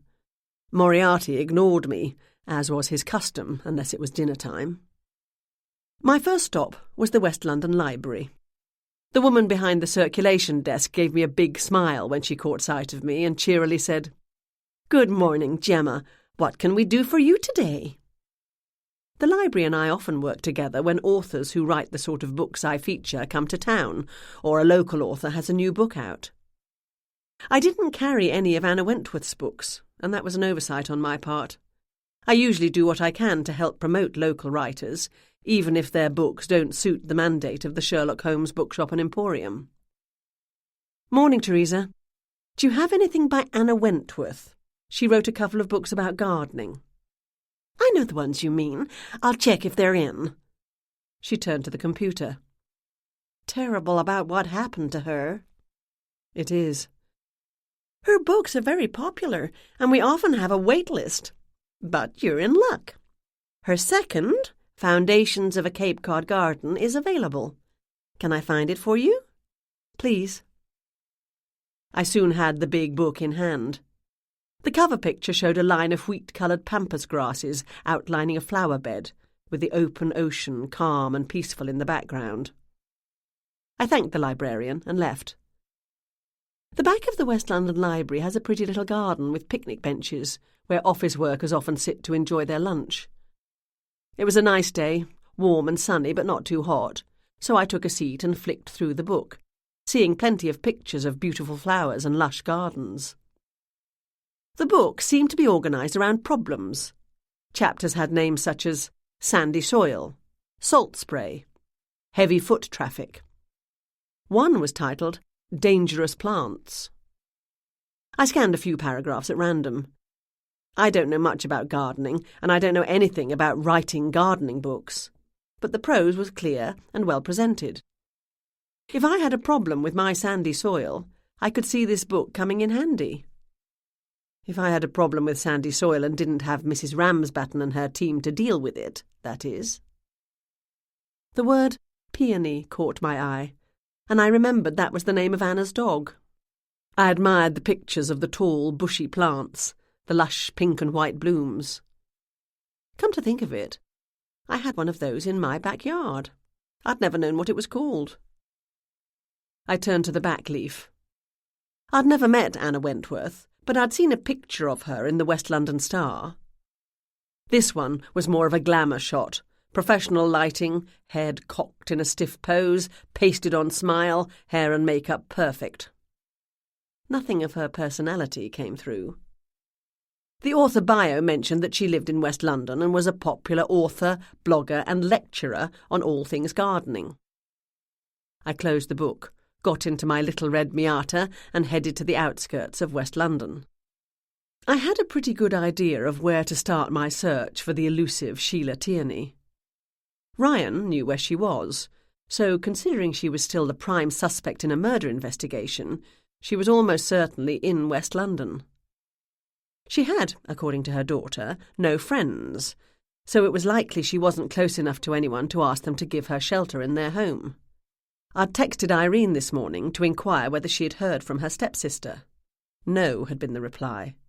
I asked if Sheila had a key to her house, and she'd answered that in the negative as well, followed by a string of exclamation marks. If Sheila was hiding out, not wanting to be the subject of any more gossip, she'd almost certainly not go anywhere she'd expect to see neighbours or acquaintances, which eliminated places such as the Harbour Inn and other upscale hotels and inns. Last night, Lauren had told me her mum had sneered at the beachfront. What better place to go if one was trying to be unfound? The beachfront is not one of West London's finer establishments, but it's clean and serviceable, and most of all, cheap. For Cape Cod in summer, anyway. At this time of day, the parking lot was mostly empty. I parked close to the doors and settled a pair of enormous sunglasses on my face, wrapped a summer-weight cotton scarf around my neck and tied my curly hair back with a rhinestone-encrusted clip. Not much of a disguise. Anyone who knew me would recognise me instantly. But I was hoping that if I encountered someone who'd only seen me around town or shopped in my store, they'd look straight past me. Uninspired is the word I'd use for the hotel's decor. This was part of a chain, the furniture and decorations mass-produced and showing signs of use and age. The breakfast room off the small lobby was shrouded in darkness. The place did smell of bleach. "Hi, welcome to the beachfront," said the young man, more of a boy really, behind the desk. "Are you checking in?" He was long and gangly, with a bobbing Adam's apple, bad skin, big ears and teeth too large for his mouth. His white dress shirt was too short for his arms, and bumpy wrists peeked out. He was still in his teens, and this was no doubt a summer job. Perfect for my purposes. "No, thank you," I said in my best New England accent. "This is going to sound sort of funny," I giggled, "but I've lost my sister." "You lost your sister?" "Yeah, silly, eh? Of course, I haven't really lost her so much as misplaced her. She's staying here, but she's not answering her phone, and I don't know what room she's in." "What's her name?" Another giggle. "That's the thing. I don't know." His eyes narrowed. "You don't know your sister's name?" "I know her name. Of course I know her name. but I don't know what name she's using here." I glanced quickly around the empty lobby as though ensuring no one was listening, and then I leaned over the desk. Instinctively, he leaned toward me, all ears. "She's left her husband, you see, and his family is, well, let's just say they're the sort of family you don't want to cross." His eyes widened. "They're from New Jersey?" "Right," he winked. "I get it." "She checked in very early yesterday morning. Were you here yesterday? What time did you start?" 6. "Oh, good. You would have seen her then. She's older than me, about the same height, but maybe 40 pounds heavier. We don't look much alike. She's on her own, and she had one red carry-on size suitcase. She has blonde hair, and well, she doesn't look too good these days.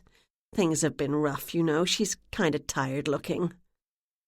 Lauren had told me her mother had been a drama teacher, and she had done Lauren's makeup for the school play. I took a chance that she'd have put on some sort of disguise. "Maybe she was wearing her sunglasses, even though it was early morning when she came here. She's been crying a lot, you see."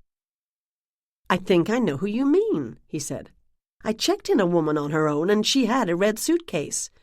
She didn't have a reservation, but we're not full up, so that was okay. Yeah, she was wearing sunglasses. She came down for breakfast this morning, just got her coffee and a muffin, and went back upstairs." As the hotel only had 2 floors, he'd narrowed her location down, which would be helpful if I had to knock on every door. "Oh, good. I'm so relieved. What room's she in?" "I can't tell you that. It's against the rules." I leaned further across the desk. I lowered my voice. "I promise I won't tell anyone you told me. She wants to see me. She called and asked me to come, but I forgot the room number. I guess I was so worried about her it slipped out of my mind."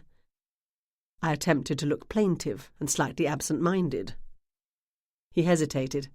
I smiled at him, but he took a deep breath and shook his head. "Sorry, no can do.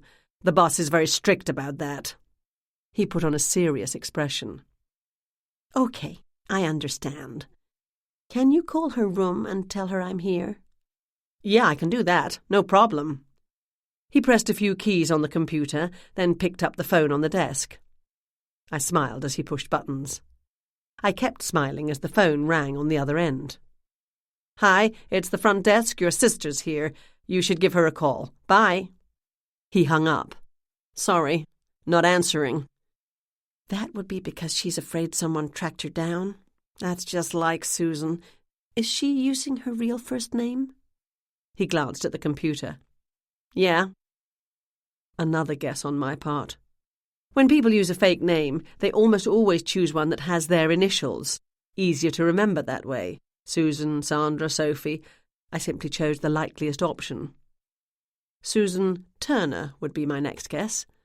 But even having the name wasn't going to get her room number out of him. Gosh, there's my phone now. I bet that's her. I turned around and walked across the lobby. I peered into the breakfast room, dark and clean and ready for tomorrow, as I pulled my phone out of my pocket. "Thank heavens!" I cried. "Are you okay, Susan?" "Great. Be right up." I put the phone away. "Thanks so much for your trouble," I said to the clerk. "I'll tell Susan to tell your manager you were respectful of her privacy." He grinned at me. He'd punched 9213 into the phone when he made the call, and it was to room 213 that I went. I didn't wait for the elevator, but took the stairs 2 at a time. Sheila might not be in her room. The woman who'd checked in yesterday morning with a red suitcase might not even be Sheila. If so, this would be a wasted trip. But I assumed that if it was Sheila, and if she was in hiding, she'd be unlikely to go for a stroll through the streets of West London. She might do that if she got bored enough staying in a cut-rate hotel, but she'd only been in hiding 1 day. I could hear the murmur of the TV in room 213. I gave the door one firm, loud knock. "Housekeeping!" The door opened a fraction. Sheila Tierney peered out. She blinked. I stuck my foot in the door and said, "Hi, can I come in?" "You're not housekeeping." No, I'm not. I pushed at the door. Sheila stepped back and I walked past her into the room. You're the woman from the bookstore in town. The one who found Lauren's cat. What are you doing here? Did the police tell you I was here? No, they didn't. I figured it out myself. You weren't hard to find. One of the twin beds was unmade, and an open suitcase lay on top of the other, a pink and white dress and red jacket spilling out. Red keds were on the floor, and a damp towel had been tossed over the chair next to the small desk. On the TV, 4 women were shouting over each other. Can you turn that off, please? I said, so we can talk. I don't have anything to say to you. I don't even know you. Be that as it may, I know you, far better than I would like. Do you know where your daughter is? Lauren? She's with her Aunt Irene. No, she's not. Irene's in Boston at a conference. Your husband, Lauren's father, is in Raleigh. If you turn off the TV, I'll tell you where Lauren is. She'd crossed the room in 2 angry strides. She looked, I thought, awful. She was dressed in jeans and a T-shirt, both of which had been bought before she'd put on weight and were no doubt what she wore to work in her garden. The jeans were worn at the knees, and a grass stain on the seat hadn't come out in the wash. The bright colours of the flowers on the white T-shirt were fading to a dull pink. Her hair was beginning to show its brown and grey roots, and it hung limply around her pale, make-upless face. Lines of stress were carved into the delicate skin around her mouth, and the bags under her eyes were dark and heavy. She picked up the remote, pushed a button, and blessed silence filled the room. At the moment, I said, Lauren's at my store, reading in the company of my shop cat. She spent the night at my house. Sheila let out a puff of breath. Thank you. I knew she'd be okay. She's a resourceful girl. She's 11 years old, and no one at that age is resourceful unless they've lived the life of a Baker Street irregular or the Artful Dodger. She showed up at my shop around 3 yesterday afternoon. She woke up and you were gone. She waited all day for you or her father to come home. She was worried and frightened and had nowhere to go. Her friends are on holiday, and Irene was at her conference and had her phone turned off. Sheila had the grace to flush. I'm sorry. I left her a note telling her not to worry. Like telling someone not to worry ever helps. She didn't get the note. The cat knocked it off the counter and it went under the fridge. How did you see it then? Have you been in my house? Of course I've been in your house, Sheila. Suddenly I was angry, truly angry. This selfish, self-obsessed woman didn't deserve a girl as wonderful as Lauren. Your child is staying with me because she was abandoned by her parents. She needed to go home and get her things, not to mention take care of her cat. I didn't abandon her. I thought Irene— Yes, you thought. Well, you didn't think enough, and I suggest you start thinking now. She dropped onto the unmade bed, put her head in her hands, and started to cry. While Sheila cried her misery out, I amused myself by checking her belongings. She'd brought a couple of gardening magazines and a contemporary romance. Her cell phone lay on the desk, but I didn't see an iPad or laptop. The light on the room phone was blinking. An open toiletry bag was on the bathroom shelf, and pots of makeup were spread across the counter. How long were you planning to stay here, anyway? I asked. I don't know, she sobbed. You're right. I wasn't thinking. I got a phone call the night before last, around 10. It was one of my so-called friends from the garden club. She hadn't been able to make the meeting, she said, and she wanted to know how it went. She'd heard I was accused of killing Anna. She had the nerve to ask me if I'd done it. I was so mad, I went into the kitchen for a glass of wine, and I saw people in my yard. Scared the life out of me. They were poking around, looking at all the— She let out a strangled sob. Damage. I opened the door and yelled at them. It wasn't even kids. I wouldn't have minded so much if it was just kids being kids. But it was people I recognized, my neighbors. I sat up all night, afraid to go back to bed. I needed to get away for a few days, have some time to myself, stay out of sight. let the gossip die down." She looked around the room. "Not exactly the destination I would have chosen, which would have been an exclusive Caribbean island. But the police told me I can't leave West London. So I came here, thinking no one I knew would be likely to see me. But you found me." "So I did. I doubt anyone else will track you down. Your voicemail box is full. You should clear it in case something happens, like your daughter needs you. The front desk left you a message on the room phone. Your sister isn't looking for you. They meant me." "I know you don't approve of me, but I don't care. You've no idea what it's like, being the object of so much vicious gossip. Being accused of murder." I didn't bother to mention that I'd been a suspect in a murder case before, and I never much cared what gossip had to say about me in any event. "I don't see a computer. Aren't you planning to do any writing while you're here?" "The police confiscated my iPad and my home computer." She looked up. "What do you know about that?" "Lauren told me you're writing a book on gardening," I lied. Lauren hadn't said any such thing, but this was probably not the time to tell Sheila I'd searched her house and saw her manuscript.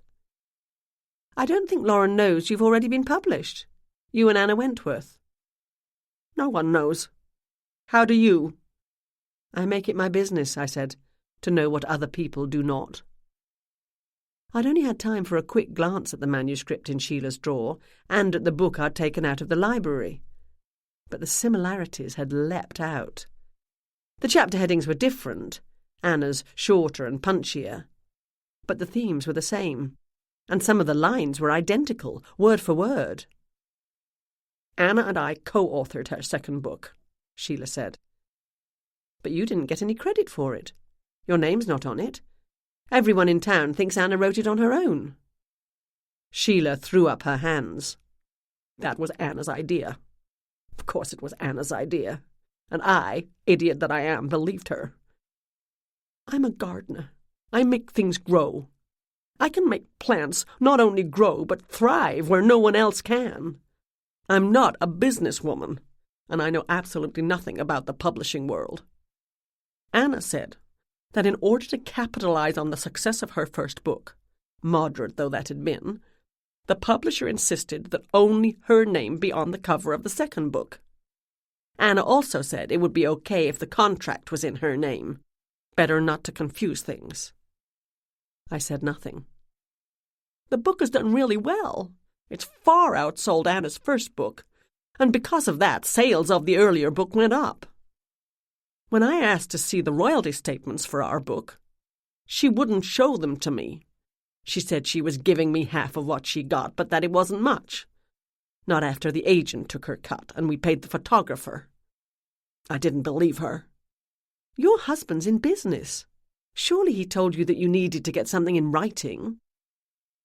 "I didn't talk it over with David. We don't share much these days." "No kidding." "He doesn't take me seriously. He thinks my gardening's a silly, frivolous, wasteful hobby. I'd hoped," her voice broke, "when I started making money from it, he'd appreciate me more. Not only did I write most of the book, I was writing most of Anna's blog posts too. But Anna put them up under her name. She said, as it was promo for the book, we shouldn't confuse things by crediting me. You must think I'm a fool." "No," I said. "Yes," I thought. "Anna and I were friends. I thought we were friends. But more than that, she was a fellow gardener. I thought she was as passionate about gardening as I am. But I eventually realized that for her, it was nothing but a means to an end. A means to make some money and pretend to be a big shot around town. Anna loved nothing more than being the center of attention." Said as though Sheila hadn't stormed into the garden club meeting as dramatically as possible. "Anna didn't even do most of the work on her garden herself," Sheila snorted. "She has a gardener do it all. I think he does the garden layout and design, too." She suddenly seemed to realize she was talking a bit too much. "You aren't going to tell the police this, I hope. I might not have liked Anna. To be honest, I came to hate her. But I didn't kill her. I'm often amazed at how much people will tell me. Things they've tried to keep secret from everyone else in their life come pouring out at the slightest nudge. I don't think it's because I have a particularly trustworthy face or they assume I'm on their side. But when they realise I've figured out some details about them, they believe I can be trusted with everything. A very foolish assumption. What a mess, Sheila went on. If anything, I'm worse off now she's dead. Why? My lawsuit probably won't go ahead. I might never get the money I'm owed. I decided to hire a lawyer and sue her. I can prove I wrote most of that book. How far did you get with that? Not nearly far enough. I finally told David and he hit the roof, yelling and screaming and saying he didn't need any more legal problems. I tried to tell him I'd win my case, but he wouldn't listen to me. The words, more legal problems, matched what I'd read in his office computer. You haven't hired a lawyer yet? She shook her head. How much of this does Anna's husband, Mike Nixon, know? Mike, with an M. For the first time, a small smile crossed Sheila's face. Mike, he's such a sweetie. A really nice man. Much nicer than Anna deserved. They don't get on very well. Haven't for a long time. If Anna was a crook and a cheat, it wasn't his fault. I didn't want to bother him with this. She broke into a smile. Now that she's out of the picture, I bet he'll be willing to help me, to ensure I get what's mine. I'll talk it over with him. After the funeral, of course. I don't want to appear too eager. Her phone rang. She walked over to the desk, picked it up and read the screen. Her face twisted, and she threw the phone onto the bed. Another one of my so-called friends wondering if I've been arrested yet. You should clear out your voicemail box. So you said. Look, are you okay with Lauren for another day or two? She's a good girl. She's a lovely girl, and I'm happy to have her. But my house is not her home, and I'm not her mother. I'll call David and tell him to get back here. Not exactly what I'd meant. Was your husband having an affair with Anna? You're very blunt, aren't you? When I want to be. You told people you suspected he was. And wasn't that a mistake? Easier to start a rumour than to stop one. I overreacted, okay? I jumped to conclusions, and I regret it. He's been travelling a lot, like all the time. Things haven't been easy between us for a while now. I didn't understand how desperate he is to find new financing for the company. He was away all the time, and then one afternoon I saw his car parked in Anna's driveway. I thought, you know what I thought. I went home, called one of my so-called friends and cried it out. I stewed about it for a couple of weeks. And then Anna came to my house one day to work on the book. I ended up confronting her about everything, and I let her know what I thought of her. That must have been the argument Lauren overheard when she was upstairs with her friends. Anna and I never spoke again. I later found out that David had stopped at their house on his way home from the airport to tell Mike about a lead he had for a job for him. The job never came through, and the story about my suspicions was out of my control. Sheila suddenly reached out and grabbed both my hands in hers. I almost yelped in surprise. She stared deeply into my eyes. Anna Wentworth wrecked my garden because she was a petty, vengeful, jealous woman. But I didn't kill her, and I don't know who did. The police haven't arrested me, have they? But everyone in this town is ready to see me hung from the nearest lamppost. I had to get away. I have to stay away. You understand, don't you? You're obviously a highly intelligent woman, and I can see how much you care for my daughter. Right now, Lauren's better off with you or Irene than with me, with so much on my mind. She forced out a smile. I snatched my hands out of hers. You can do whatever you like, Sheila, but don't try to manipulate me. My phone number will be in your record of recent calls, so keep it. You can call your daughter at my shop during the day or on my phone after hours. I'd suggest you call her now and tell her you're safe. She came to me and asked for my help because she loves you and is worried about you. It's long past time you remember that." "Thank you," she said. "I owe you big time." As we say in England, sod off, Sheila. I walked out of the room. As I crossed the lobby, the young man behind the desk beckoned me. "Everything okay?" "Fine, thanks. She's resting." He glanced around the empty lobby to ensure no one was listening and spoke in a low, serious voice. "Should I alert the cops?" "What? Why?" "In case her family," he made quotation marks in the air, "comes to get her? I won't tell them what room she's in, but maybe they'll try to get it out of me." He looked almost pleased at the idea. He'd seen too many action movies and had visions of himself heroically holding off the invading hordes of New Jersey mobsters. I patted my right hip in the approximate location at which I'd carry a gun if I was so inclined, and gave him an exaggerated wink. "We're on it." His mouth flapped open, and his eyes almost popped out of his head. "You're providing good security." I gave him a finger wave as I left the hotel. "Keep it up."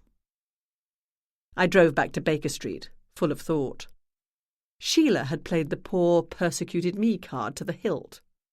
It would have had more effect, though, if she hadn't come to the garden club meeting the other night, determined to be seen in all her righteous indignation. She'd always loved the limelight, and when it got too much to handle, she'd abandoned her daughter and fled. Sheila had reasons, if what she'd said was true, to be angry with Anna. To be murderously angry. She didn't strike me as the sort of woman to be so naive as to have agreed to help write the book and have it published without some legal safeguards. But she might have been. Especially if she'd trusted Anna. Lauren had said the two women had been close friends. Sheila was a gardener and a former high school teacher, not a businesswoman. And she and her husband, who could have advised her, had trust issues. If she had trusted Anna and then been betrayed by her, all the more reason to want to kill the woman. Then there was the matter of Mike Nixon, Anna's husband. Dear, sweet Mike. And possibly the unknown M who wanted Sheila to keep away from him. The true state of Mike and Anna's marriage didn't matter one bit, not if Sheila thought it was on rocky ground. I pulled into the alley behind the Emporium and Mrs. Hudson's. I switched off the engine, but stayed in the car, thinking. Irene, who knows Sheila as well as anyone, had been adamant that it was not in Sheila's character to kill, at least not in the way Anna had been murdered. And at the time, I'd agreed with her. But I had to remember, people are often not what they seem. In times of great stress or great anger, they can do things completely out of character. My own impression of Sheila, from what I'd just seen, agreed with Irene's. Sheila was a woman who angered easily and lashed out when angry. Not the sort to calmly stalk her rival through the darkened streets, attack her and slip away, leaving no evidence behind. I have been wrong before, and I mustn't forget that. I'd barely started looking into Sheila Tierney's life, but I'd already found 3 reasons for her to have killed Anna. Revenge for the destruction of her garden, anger at being cheated over the book, and in an attempt to get Anna's husband. She had 3 reasons, and no alibi for the time of Anna's death. The police would consider only the facts of the case, not people's impressions of what Sheila might or might not have done. If I was to do the same, I'd have to conclude that it was entirely possible Sheila Tierney had murdered Anna Wentworth. Chapter 14. Back at the Emporium, I found Lauren at the young adults section, helping a girl close to her age choose a book. As I usually do when I've been out, I did a quick scan of the store to see what had been sold in my absence. A good number of books, a collection of ever-popular I Am Sherlocked mugs, a couple of the Jeremy Brett DVDs, a Mind Palace colouring book, a Sherlock wall calendar for next year, and several copies of the latest issue of the glossy new Sherlock Holmes magazine. Not bad for 1 hour on a Thursday morning. A small line had formed behind the sales counter, and I hurried to help Ashley. "Looks like you've been busy," I said, when the customers had been served and sent happily on their way. "We have. It's been nice to have some help." "Sorry," I said. The young customer put the entire set of Enola Holmes books by Nancy Springer on the counter. "I'll take these, please. We're going to Kansas to visit my grandparents, and it's gonna be so boring." She emitted a world-weary sigh. "Mom gave me money to buy books for the trip. I don't usually read mysteries, but Lauren says these are really good." "I hope you enjoy them," I said. When she'd left, I thanked Lauren for her help. "Most of your reading material seems to be science fiction or adventure. I'm glad you like mysteries, too." "That girl couldn't decide what she wanted, so I decided for her." Ashley laughed. "Imagine going to Kansas for summer vacation at your grandparents' house," Lauren said. "So lame." I laughed. She looked at some of the puzzles, too, but didn't buy any. I'll put them back. Lauren went to straighten the table. A girl after my own heart. At home, my life and my possessions are a mess. But at the shop, I need everything to be neat and tidy and well organised. Otherwise, how would I keep track of it all? My worst nightmare is people who take things out of their proper place and put them away incorrectly. "What's the legal age for hiring summer students in Massachusetts?" I asked Ashley. "Not gonna tell you," she said. "Lauren," I called. "Let's go upstairs for a few minutes." "Okay," she said.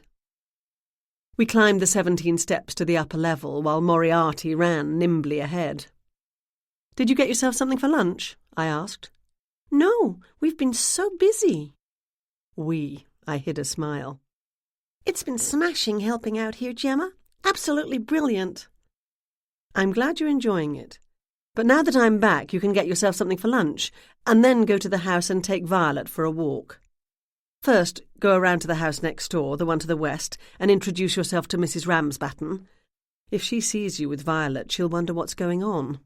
"I think I know her," Lauren said. "A tiny old lady who looks like Mrs. Claus." "You notice people. I like that." "She's been to my house on garden club business." "Recently?" I asked, remembering my neighbour's late-night prowling. "Not for a couple of months." I changed the subject. "I saw your mum." Her entire face lit up. "You did? Where is she? Why hasn't she called me?" I kept my comments brief and to the point. Her mum needed some time away because she was upset that people were poking around in her garden and talking about what had happened to Anna. She didn't mean to leave Lauren alone, but hadn't realised Irene was out of town. "She said you can stay with me for a few more days if you want to. Do you?" "Sure. It would be upsetting to Snowball to move her again so soon. Don't you think, Gemma?" "Absolutely. Do you have anywhere you need to be in the next couple of days that I should know about, such as doctor or dentist appointments?" "I have tennis on Saturdays and Tuesdays. I missed this week because of things." "You mentioned something about being in a tournament. Do you take lessons?" "Yeah, I'm doing real good, my coach tells me. Saturday's the first round of our tournament. I have a doubles partner, so I really need to be there." "Do you like the game?" "I love it," she said. "Tennis is my life. Working in a bookstore is my life now, too, right?" "Right. If you're still with me on Saturday, I'll see you get to your game. Where is it?" "West London Country Club, 2:30. Lauren headed off for lunch and her dog-walking duties. Moriarty went downstairs with her and I picked up my phone. Ryan needed to know about Anna and Sheila and the gardening book. Sheila had asked me not to tell, but I had absolutely no intention of doing anything of the sort. I wouldn't tell him my impressions or my conclusions. I'd simply lay out the facts as I'd been told them. "I paid a call on Sheila Tierney this morning," I said, once he answered. "Has she left the hotel? She's supposed to notify me of her movements." "No, she's still at the beachfront, still in hiding," She didn't know I was coming. I shouldn't be surprised that you found her, but I am. I won't even ask how you managed that. What did she have to say? That she wrote most of Anna's latest book. And if you have someone compare the manuscript that I didn't see in the bottom of her office drawer, although I was in her house at the invitation of her daughter, with the book that I did take out of the library, you'll see she's right about that. It's going to take me the rest of the day just to parse that sentence. Sheila can prove she wrote much, if not most, of the book. Anna didn't acknowledge Sheila's contribution, or give her a fair share of the profits, and Sheila was planning to take her to court over it. That is interesting. I knew they'd been friends for years, but had a falling out a few months ago. No one I've spoken to could say for sure why they argued, and Sheila herself said something about a disagreement that got out of hand and both of them too stubborn to apologize. But you, who didn't even know the two women until this week, found out. Because I listen to what people are saying, not only what comes out of their mouths. I don't quite know what that means, but I believe you.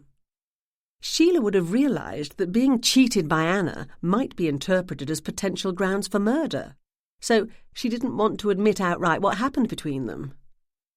I also found out that Sheila... Let the music unwind the tension of the day, making space for the next chapter to arrive with clarity. Let me get away. Yeah, I'm running. Yeah, I'm running. So love me or leave me, I'm standing alone. Can't shake a feeling that lives in my bones. Lie to me, tell me you wish you could, but nothing you gave me is worth what you took. 'Cause I'm all up.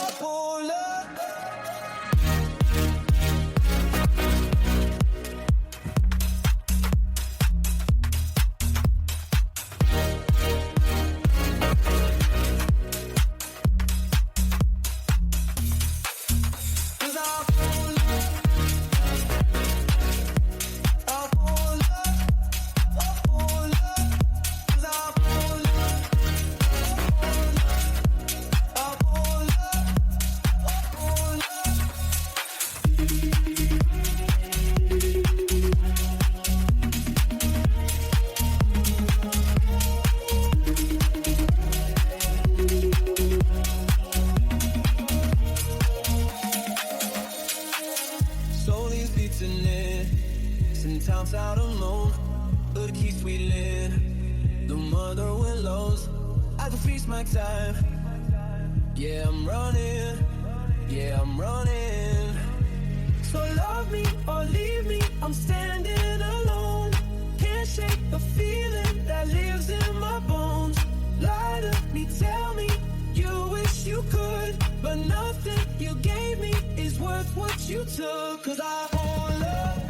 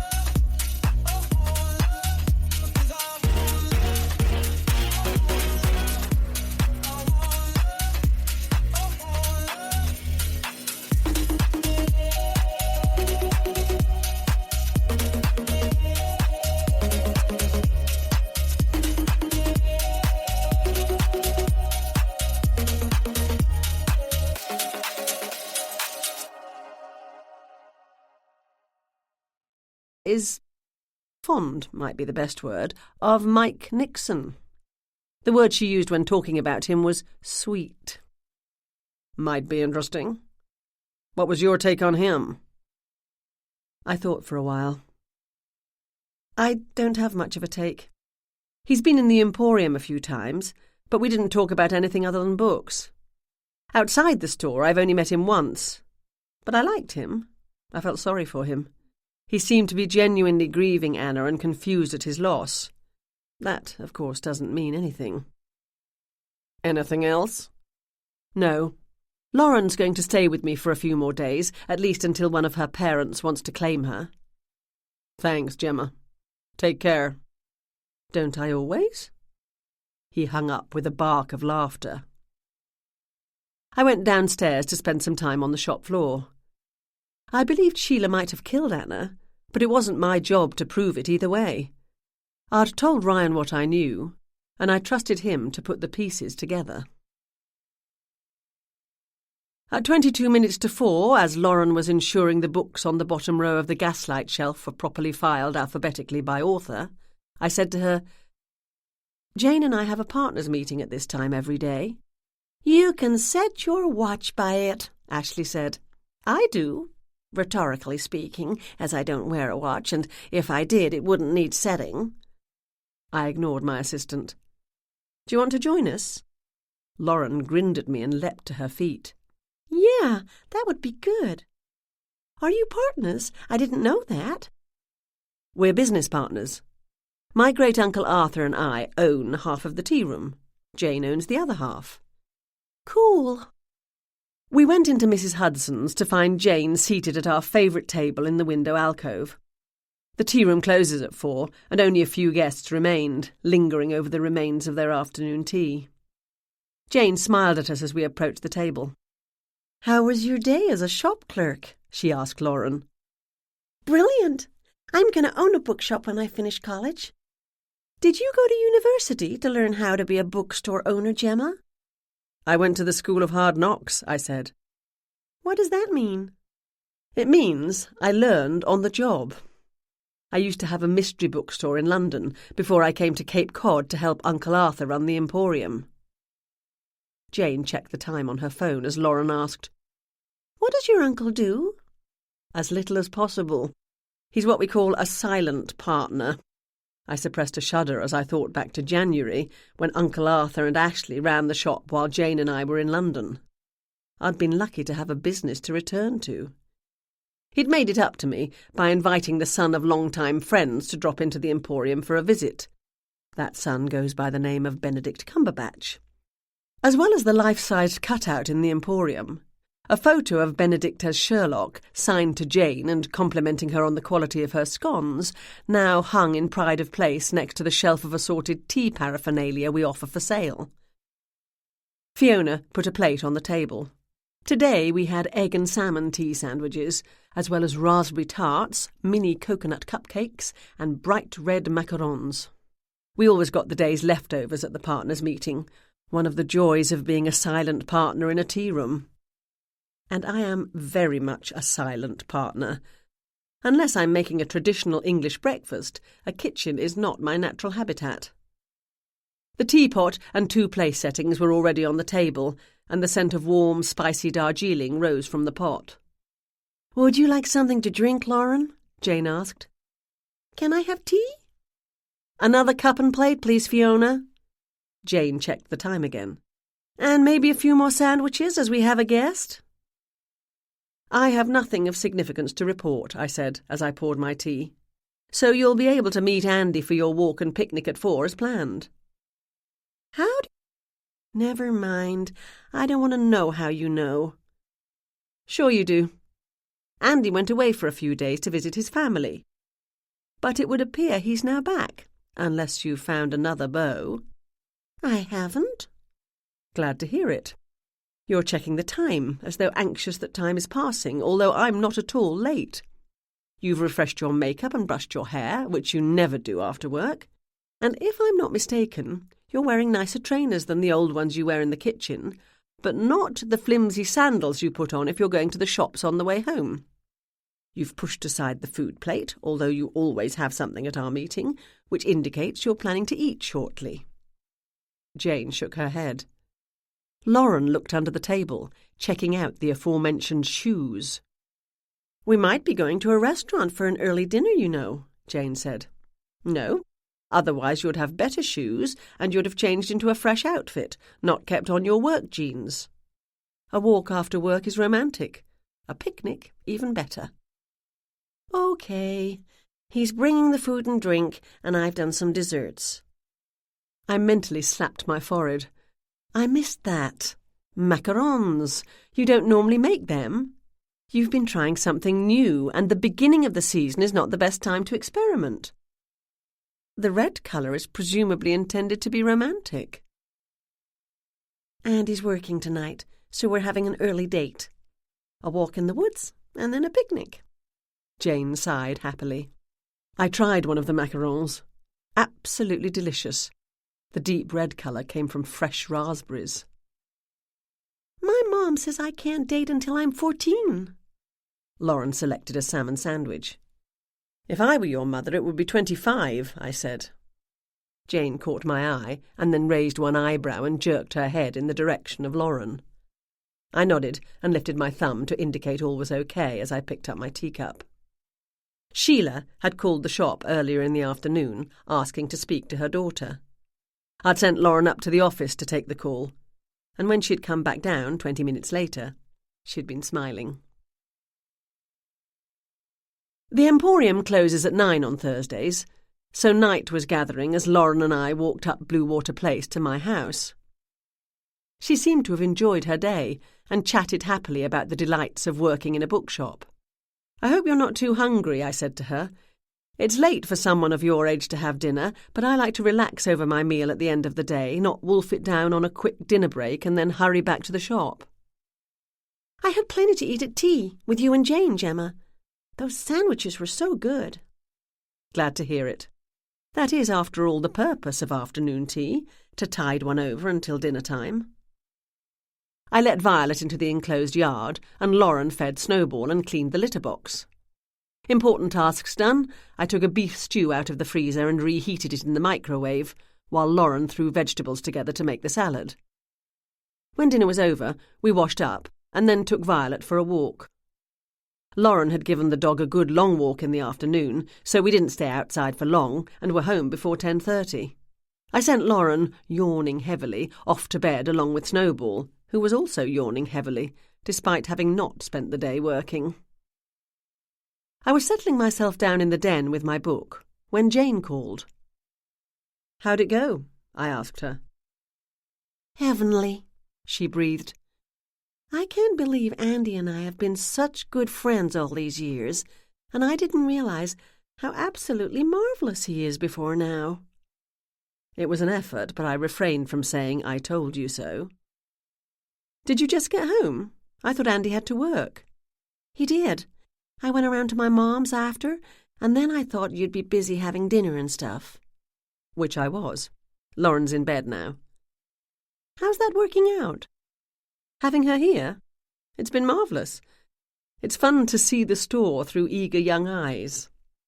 "Mom told me everyone in the garden club's saying Sheila's skipped town. Some people are saying that's proof of her guilt. No one knows where she is. I'm assuming you do."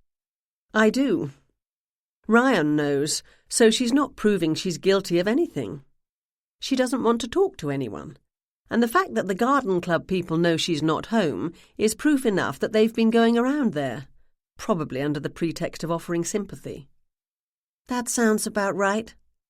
Sheila and Anna used to be good friends, Mom says. But then they had a terrible fight and could barely stand to be in the same room. I'm assuming you know about that." "I do." "Okay, keep your secrets. Except for one. Was Anna having an affair with David Tierney?" "I don't think so. I'd say his business problems are all-consuming these days.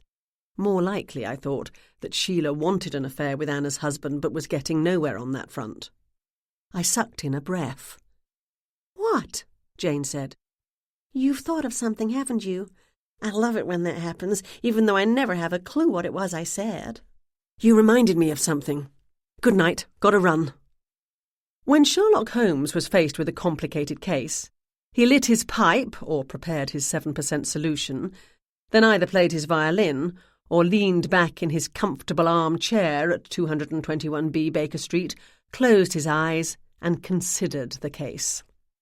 On the other hand, I have a business to run, a lively dog to care for, an 11-year-old to temporarily mother, and a friend's romantic entanglements to guess at. Never mind trying to manage my own romantic entanglements. I had let aspects of this case slip out of my mind, and that would never do. The mysterious M. Faced with the evidence I had, I'd concluded it was possible Sheila was guilty of the murder of Anna. Whether she was or not, I mustn't forget about the other complications. Jane's mention of garden club gossip reminded me that it was rumoured Anna had been having an affair with her gardener. What was his name? Manuel. M. How likely was it that Mike Nixon couldn't spell Sheila's last name? Not very. His wife and Sheila had been good friends as well as writing partners, which means they would have spent a lot of time together.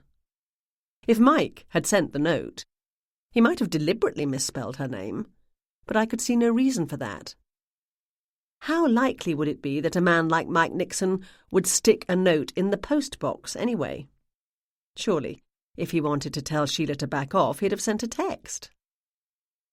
If Anna was having an affair with Manuel, as garden club gossip said, wouldn't that put her husband on the suspect list?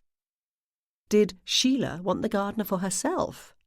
If so, that was yet another reason for Sheila to have bumped off her rival. Another nail in her coffin. I told myself to slow down. Someone with the initial M asked Sheila to leave him or her alone. My natural assumption had been that Sheila had been pursuing this person for romantic reasons, and the feeling was not returned.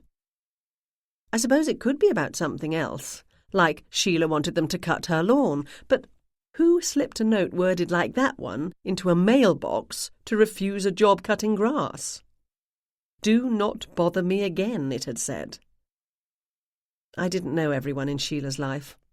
There might be plenty of people with the initial M, but the only ones I'd come across were Mike Nixon and Manuel the gardener, the young, handsome, muscular gardener.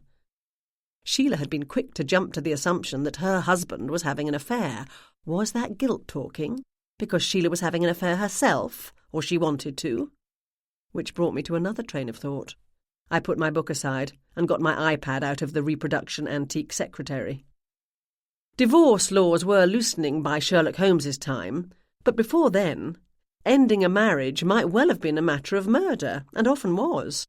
Arsenic was commonly used to rid oneself of an unwanted spouse in the days of limited divorce. But in Gemma Doyle's time, divorce isn't rare, needn't be complicated, and isn't the least bit scandalous. However, it can be expensive, which is particularly difficult for those already having financial troubles. I started my search with David Tierney and dug deeper past what I'd already learned. 10 years ago, he had left the high-tech company he had been working for and started D&S Restaurant Consultants to advise fast food restaurants on using technology to improve the time it took to take customer orders. Computer industry buzz had been very excited. I recognised some big-name coffee chains and fast food restaurants among his stable of clients. Pictures appeared of him shaking hands with important people, and of him and a beaming Sheila greeting the rich and famous at charity benefits and convention banquets. Industry news called his company innovative, brilliant, groundbreaking, and even future-creating, whatever that means.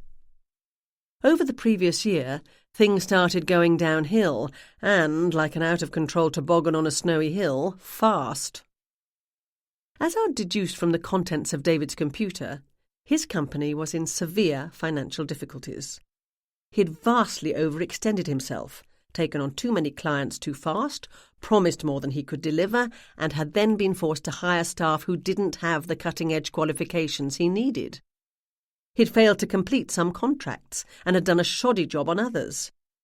He'd been sued more than once, not only by his clients for failure to deliver as promised, but also by his employees for not paying them.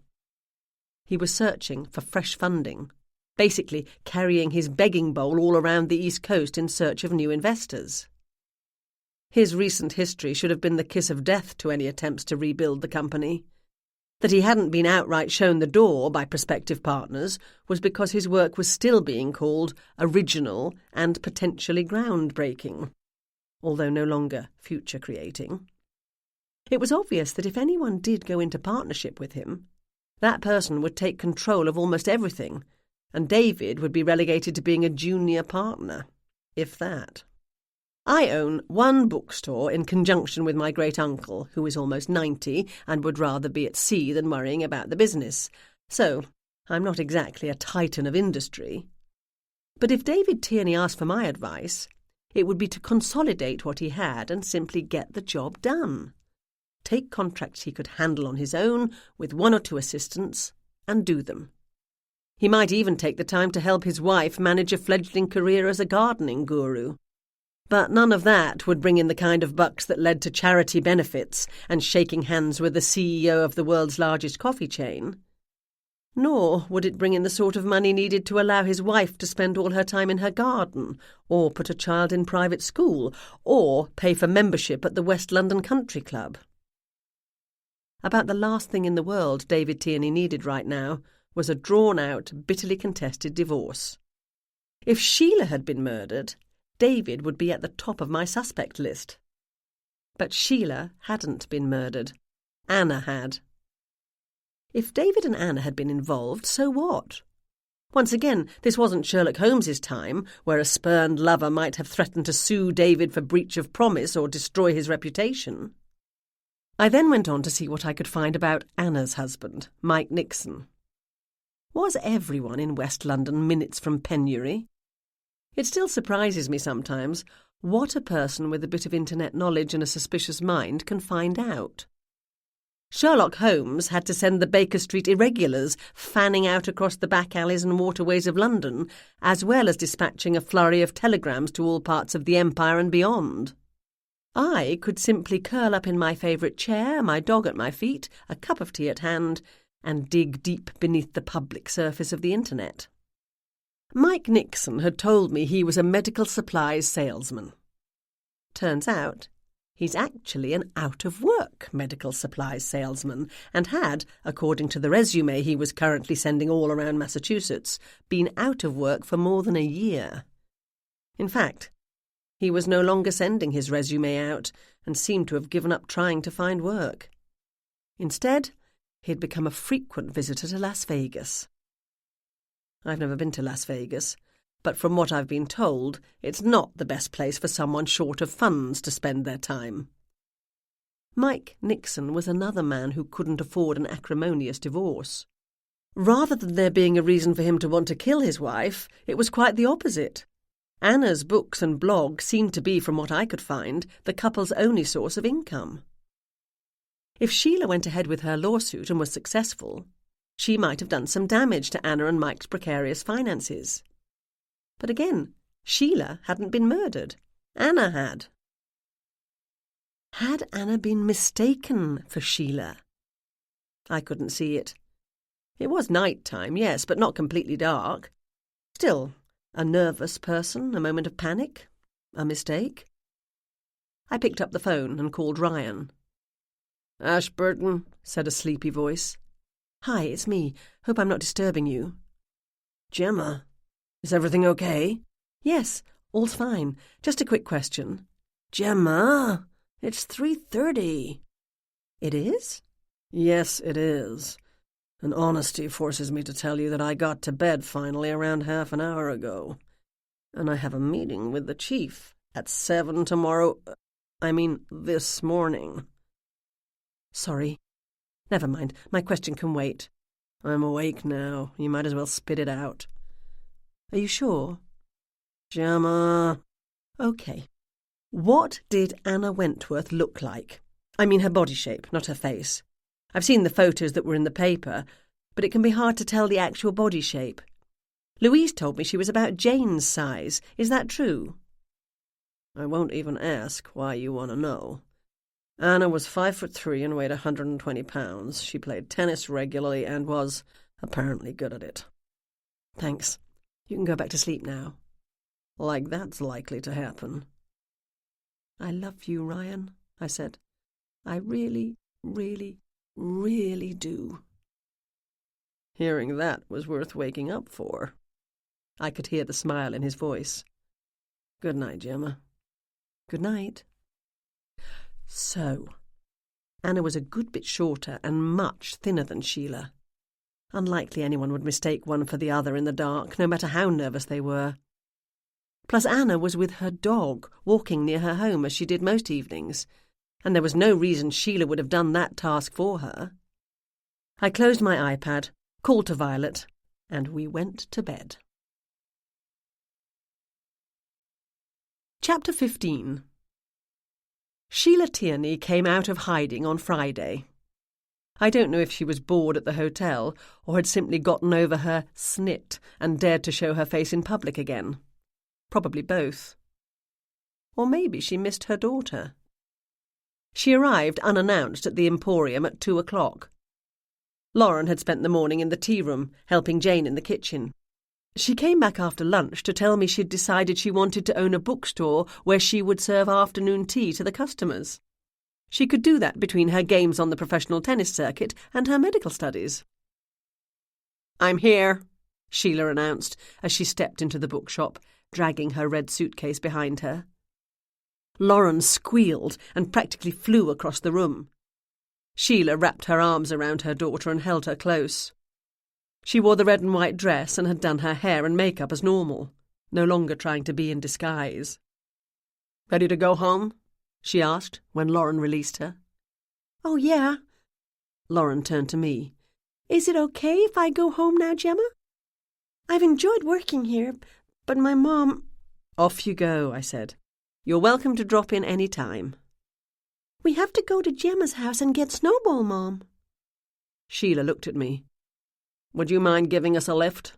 I walked from the hotel, and that was more than enough." "I don't have my car with me, sorry. My house is on the way to yours. I'll give Lauren a key, and she can get the cat and her things. You can drop the key here next time you're in the neighbourhood." "Thank you." Sheila swallowed hard. "For, everything." She choked out the words. Gratitude didn't come easily to Sheila Tierney. "Any time," I said. "Guess what, darling?" she said to Lauren. "Dad's on his way home." "Yeah!" Lauren threw her arms up and sprang into the air. "Did you hear that, Gemma? Dad's coming home. We're going to be a family again." Sheila had the grace to avoid my eyes. I handed Lauren the key to my house. "Do you think Violet's going to miss Snowball, Gemma?" she asked. "Not as much as I'm going to miss you." "You can bring Violet for a visit sometime, if you want." "I might just do that." "Will you come and watch me play tennis tomorrow? It's the tournament." "What time?" "My game starts at 2:30. "I'd like to. If I can get away from the store, I will. Saturdays are busy in here." "I can manage," Ashley called. "Ask Jane, too," Lauren said. "I helped her make tarts and cupcakes, Mom. It was fun. I'm going to have a bakery when I grow up." They left, Lauren still chattering about all the plans she had for her future. I stood at the window and watched them walk down the street. Lauren had a bright life ahead indeed, if her parents didn't mess it up. Irene had called me yesterday from her conference. She had come back if she was needed, but an editor from the New York Times was scheduled to speak, and everyone was saying he was prospecting new hires. She'd hate to miss the opportunity, but I told her all was under control, and Lauren was fine staying with me. I texted Irene now to let her know Sheila was home and David was due shortly, and then I went back to work. The shop seemed rather lonely for the remainder of the day. "Let's do something fun tonight after the shop closes," I said to Jane, over a cup of English breakfast and a scone at our partners' meeting in the tea room. "I like fun," she said. "What do you have in mind?" "How about dinner? We can go to the cafe, and Andy can take a break and join us. I'll ask Ryan." "Sounds like a plan." "I'll call for a reservation when I get back to the store. How about 9:15? Jane took out her phone. Why don't I do that now? You'll forget. I was rather insulted. I never forget. Gemma, you never remember. Andy's place, the Blue Water Cafe, occupies one of the best locations on the West London waterfront. It sits half on the pier by the fishing dock, with an incomparable view of the boat-filled small harbour and the open Atlantic Ocean beyond. As it faces east, it doesn't get a sunset, but tonight the long orange and red rays drew lines on the water against a dramatic backdrop of the darkening sky. The restaurant's always busy on a Friday night in summer, but as we were having dinner with the owner, we got one of the best tables, tucked in a corner of the deck, perched high over the dark, cool waters where small harbour seals swam and played. Jane had gone home for a nap after the tea room closed, and I'd come straight from work. I was the first to arrive. I'd barely settled myself at the table for 4 before the waiter arrived with menus. "Evening, Gemma. Get you something while you're waiting for the others?" "I'll have a glass of Sauvignon Blanc, thanks." "Can you tell Andy I'm here?" "Sure." He put a menu in front of me, but I pushed it away. I always have the same thing when I come to the cafe. Some people think that's odd, but I know what I like, so why take a chance on trying something new and being disappointed? Ryan and Jane arrived before my drink. Ryan crossed the deck toward me, but Jane waved and then ducked down the hallway to the kitchen. Ryan kissed the top of my head and pulled up his chair. "This is a good idea. I need some downtime." The waiter put my glass in front of me, and Ryan said, "I'll have a Nantucket Grey Lady, please." He turned to me. "Jane told me Andy's hoping to get a break and come out and join us. Are things happening on that front?"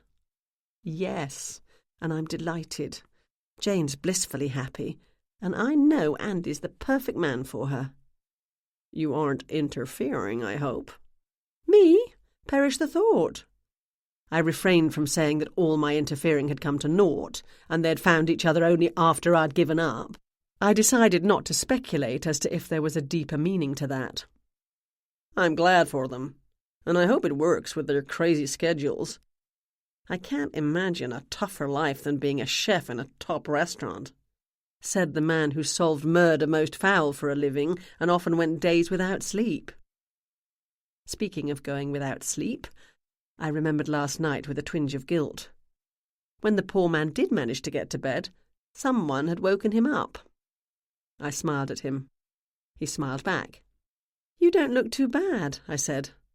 Some of the tiredness had lifted from his eyes. He was freshly shaven, and his big, warm smile was back, as was the twinkle in the blue eyes I loved so much. "Gee, thanks, Gemma." "I mean, you don't look as bad as you normally do." "This is getting better and better."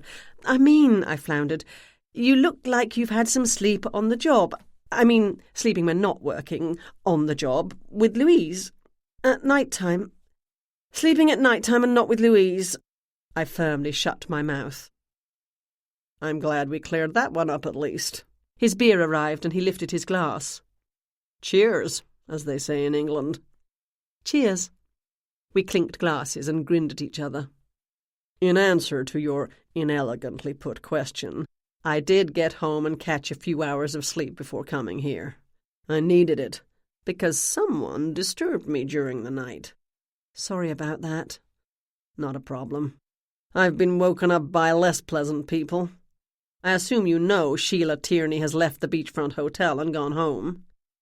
"She came into the shop to get Lauren. She said her husband's coming home too." Ryan nodded. "I called at their house. David was there. I asked Sheila if she had been having professional or monetary problems with Anna Wentworth. At first she pretended not to know what I was talking about, but David told her that I obviously knew, so she might as well spit it out. Whereupon she fell all over herself, telling me how hard done by she was regarding their co-writing the book and how nasty Anna had been to her. David finally had to interrupt to get her to stop talking. I think he thought she was about to incriminate herself." "He thinks she's guilty?" "Possibly. Or he didn't want me to be there all day." I took her manuscript away and also a copy of Anna's second book. I'll have someone compare them." "They'll match," I said. "Do you think she did it? Killed Anna, I mean." He sipped at his beer. "I'm not committing to anything, but I don't think so. Frankly, she's not too bright, Gemma, and judging by what more than a few people have told me about her, she's wildly impulsive. If she did it, she'd have confessed by now. I also have to consider that she has no police record more serious than a couple of parking tickets, meaning no record of violence." "No record doesn't mean it never happened. She did attack Anna." "In front of a couple of dozen ticket-paying citizens and garden tour guides. Hair-pulling and kicking and a heck of a lot of screaming.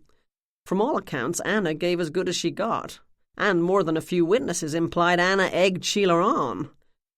If Sheila had killed Anna, I don't believe she'd have been able to be so cool about it and cover it up so well." That was an aspect I'd not considered. I'd laid out the facts for myself as I saw them, and hadn't been able to dismiss Sheila as a suspect. Ryan was probably right. She wouldn't have been able to keep up the pretense under police questioning. She'd have been more likely to want to justify herself. "Then again," I said, "she is a drama teacher. Maybe she's a better actor than we thought. The outburst over the garden vandalism and the attack on Anna might have been premeditated, designed to make it look as though she's a rash, impulsive woman." "You've overthought it, Gemma. If you have one fault, that's it." "Only one?" I said if you had only one. "What about the vandalism? Any idea who did that?" "We've sent some things found in Sheila's garden for fingerprint comparisons, but we don't have the results yet. And I'm not expecting much. The guilty party almost certainly wore gloves. At a guess, it was probably Anna. No one else that we know of had any reason to do it. A good number of the members of the garden club, and we've spoken to every one of them we can find, are more upset about the destruction of Sheila's garden than the death of Anna." "Did Anna have that many enemies?" He chuckled. "They're a single-minded bunch. They liked Anna fine, although they say she didn't have a lot to do with the club lately. I mean that, to them, the garden's more important than the woman." "I can think of a few Sherlockians like that. Not about gardens, though." "Right. Sheila's was the only place that got hit. Unlikely to have been teenagers or drunken college kids on a rampage, as no one else has reported anything like that, and we didn't find the usual detritus, such as broken beer bottles, near the scene. Sheila had been a high school teacher, and not a popular one by all accounts, but she left West London High 5 years ago. The kids would have gone on to other resentments long ago." "What happens now?" I asked. "Now? You mean about the murder? We'll keep the case open, of course. But the chief's inclined to believe it was a random thing, and Louise agrees. That's not a conclusion he comes to easily, not in a tourist town at the beginning of the season." "Louise agrees. You didn't say you did." "All I can act on is the evidence I have, and I have none." I shook my head. "No. The idea of a random attack is too much of a coincidence happening immediately after the blow-up over the garden." "Coincidences happen, Gemma." "The universe is rarely so lazy." He raised an eyebrow.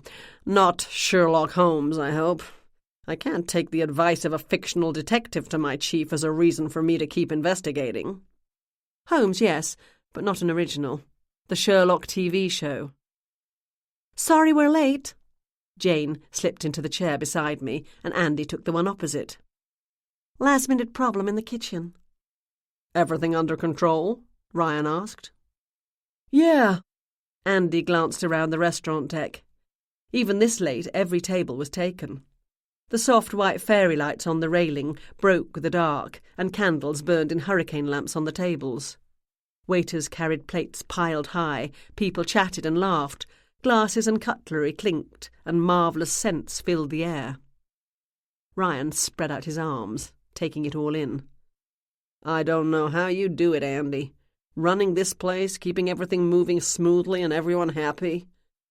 Andy grinned at him. It's what I do. I love it. On good days, anyway. He couldn't help taking a peek at Jane, looking beautiful and, above all, happy, in a navy blue and white dress and silver jewellery. Most days are good ones. What's good today? Ryan asked. Everything, Jane said. What's particularly good, then? Try the scallops, Andy said. I'm going to, Jane said. When the waiter arrived, Ryan ordered a Caesar salad with his scallops, and Andy asked for a burger, saying he wasn't in the mood for seafood. I ordered my usual clam chowder and stuffed sole. I'll just have a glass of wine, thanks, whatever Gemma's having, Jane said. I ate earlier. Better bring her a plate of calamari, I said to the waiter as he collected the menus. Otherwise I won't get any of my own dinner. Now, Jane said, no talking about murder tonight. Has there been a murder? Andy asked. I didn't hear about it. Which, Jane said, is why I love you. I thought Andy would die of pure happiness. Chapter 16. We had a lovely evening and made no more mention of murder. No crisis happened in the kitchen, and Andy was able to sit back and enjoy his meal and simply relax for a change. He told some stories about life in a restaurant that had us holding our sides with laughter. When we'd turned down the offer of dessert and finished our coffee, he went back to work, and Jane, who had to get up at 4 to start the day's baking, headed home. Ryan and I walked along the boardwalk, holding hands and watching the tourists watching everyone else. "Ice cream?" he said to me, as we made a turn in front of the lighthouse at the end of Harbour Road to head back. High overhead, the light of the fourth-order Fresnel lens flashed its rhythm of 3 seconds on, 3 seconds off, 3 seconds on, 20 seconds off. "After that giant meal," I said. "Why not?" We joined the line-up at the ice cream counter at the candy store. Ryan ordered a triple rum and raisin for himself and a small French vanilla for me. Cones in hand, we stepped onto the boardwalk. I saw someone I recognised on the other side of the street, checking out the menu on the door of the Blue Water Cafe. "Don't look now," I said. "Like you can tell a cop that. What am I not to look at?" "Louise Estrada's across the street. She's with a man. Do you know him?" "How can I tell you if I know him if I'm not looking?" He looked. "Never seen him before." "They're on a date." "How'd you know that? Maybe it's her brother or a friend." "She's unlikely to put on a skirt that short or heels that tall for her brother. But in case she did, his arm is not around her in a brotherly way." As we watched, the couple spoke to each other and then went into the restaurant. "They weren't standing that close," Ryan said. "True, and some families and good friends are physically closer than others. The cincher is her hair." "What about her hair?" "She's had it done. She didn't have those caramel highlights the last time I saw her." "She didn't?" "No, she didn't. Considering she's been working as hard as you have on the Wentworth case, and the first opportunity you had for some sleep was a few snatched hours last night, and again this afternoon, I'll presume that she thought getting her hair done was more important than sleeping.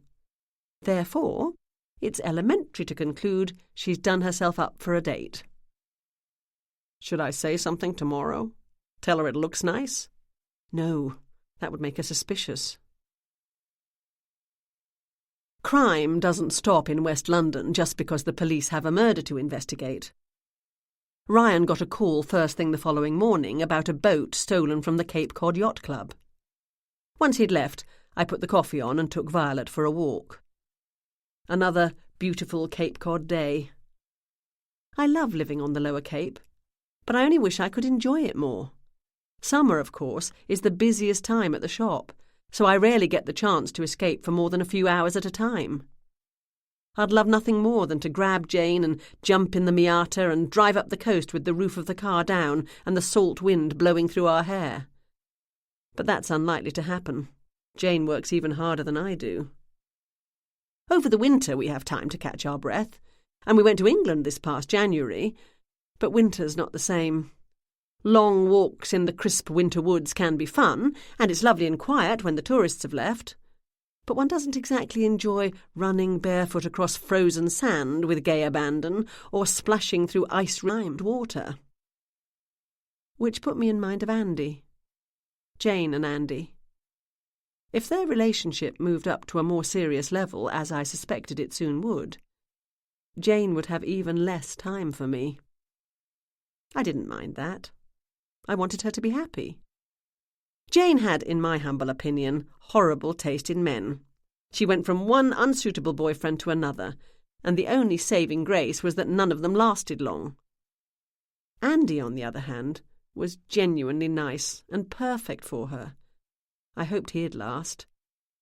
Judging by the expression on his face last night when he looked at her, which had been all the time, he hoped so too. Violet and I turned the corner into Bluewater Place. Mrs. Ramsbatten was sitting in the white wicker rocking chair on her front porch, enjoying a cup of coffee. She called out and waved at me when she saw us. The roar of a lawnmower came from the far side of her house, but I didn't see the truck belonging to the garden service company that did the heavy work in her yard as well as ours. Her car was parked at the bottom of her driveway, facing the street, a sign saying "For Sale" taped to the front window. "Good morning," I waved. Violet wagged her tail in greeting. Mrs. Ramsbatten summoned me over, so I opened the gate and we walked through it and up the path. Violet ran up the steps, tail wagging furiously, and Mrs. Ramsbatten leaned over and gave her a hearty rub across her back. "How are you today, dear?" she asked me. "Very well, thank you. Lovely day." "So it is. Any news from Arthur recently?" "He sent a text yesterday morning to say he's arrived in Italy." "Oh, yes. A text. Convenient, I suppose, but so impersonal." "At least I know he's safe." "And that is a comfort. Now that you're here, dear," she said, getting to the real reason she wanted to talk to me, "I'm wondering if there's any further news about the Anna Wentworth case." "I haven't seen the news yet this morning. Why are you asking me?" She winked. "I do believe I saw young Detective Ashburton, such a handsome man, isn't he, leaving in the early hours?" I felt flames rushing into my face. "He reminds me of Mr. Ramsbatten. He has kind eyes. My dear Joseph had kind eyes also. I believe you can tell a man's quality by his eyes." The lawnmower droned steadily in the background. A hummingbird passed in a flash of colour and dipped at the feeder at the end of the porch, its tiny wings a blur of motion. "Ryan doesn't tell me anything about police business," I said. She winked again. "Of course not, dear. The members of the garden club are still abuzz about it all. Everyone said Sheila Tierney had caught a flight to Brazil and would be fighting extradition. But then she turned up at her house yesterday, cool as a cucumber, acting as though nothing had happened." I said nothing. "Geraldine Gallant went to Sheila's house yesterday evening, supposedly to ask if Sheila wanted advice on repairing her garden. Sheila slammed the door in her face." Mrs. Ramsbatten chuckled. "I'm not surprised. Geraldine is a terrible busybody." "How do you know all this?" Another wink. "I might not be as active in the club as I once was, but I'm still connected. In this case, I can't pretend to have any inside knowledge. Geraldine couldn't wait to get home and blast out an email pretending she's concerned about poor Sheila's state of mental health. As well as being a busybody, Geraldine thinks she's an expert in the art of the sly dig.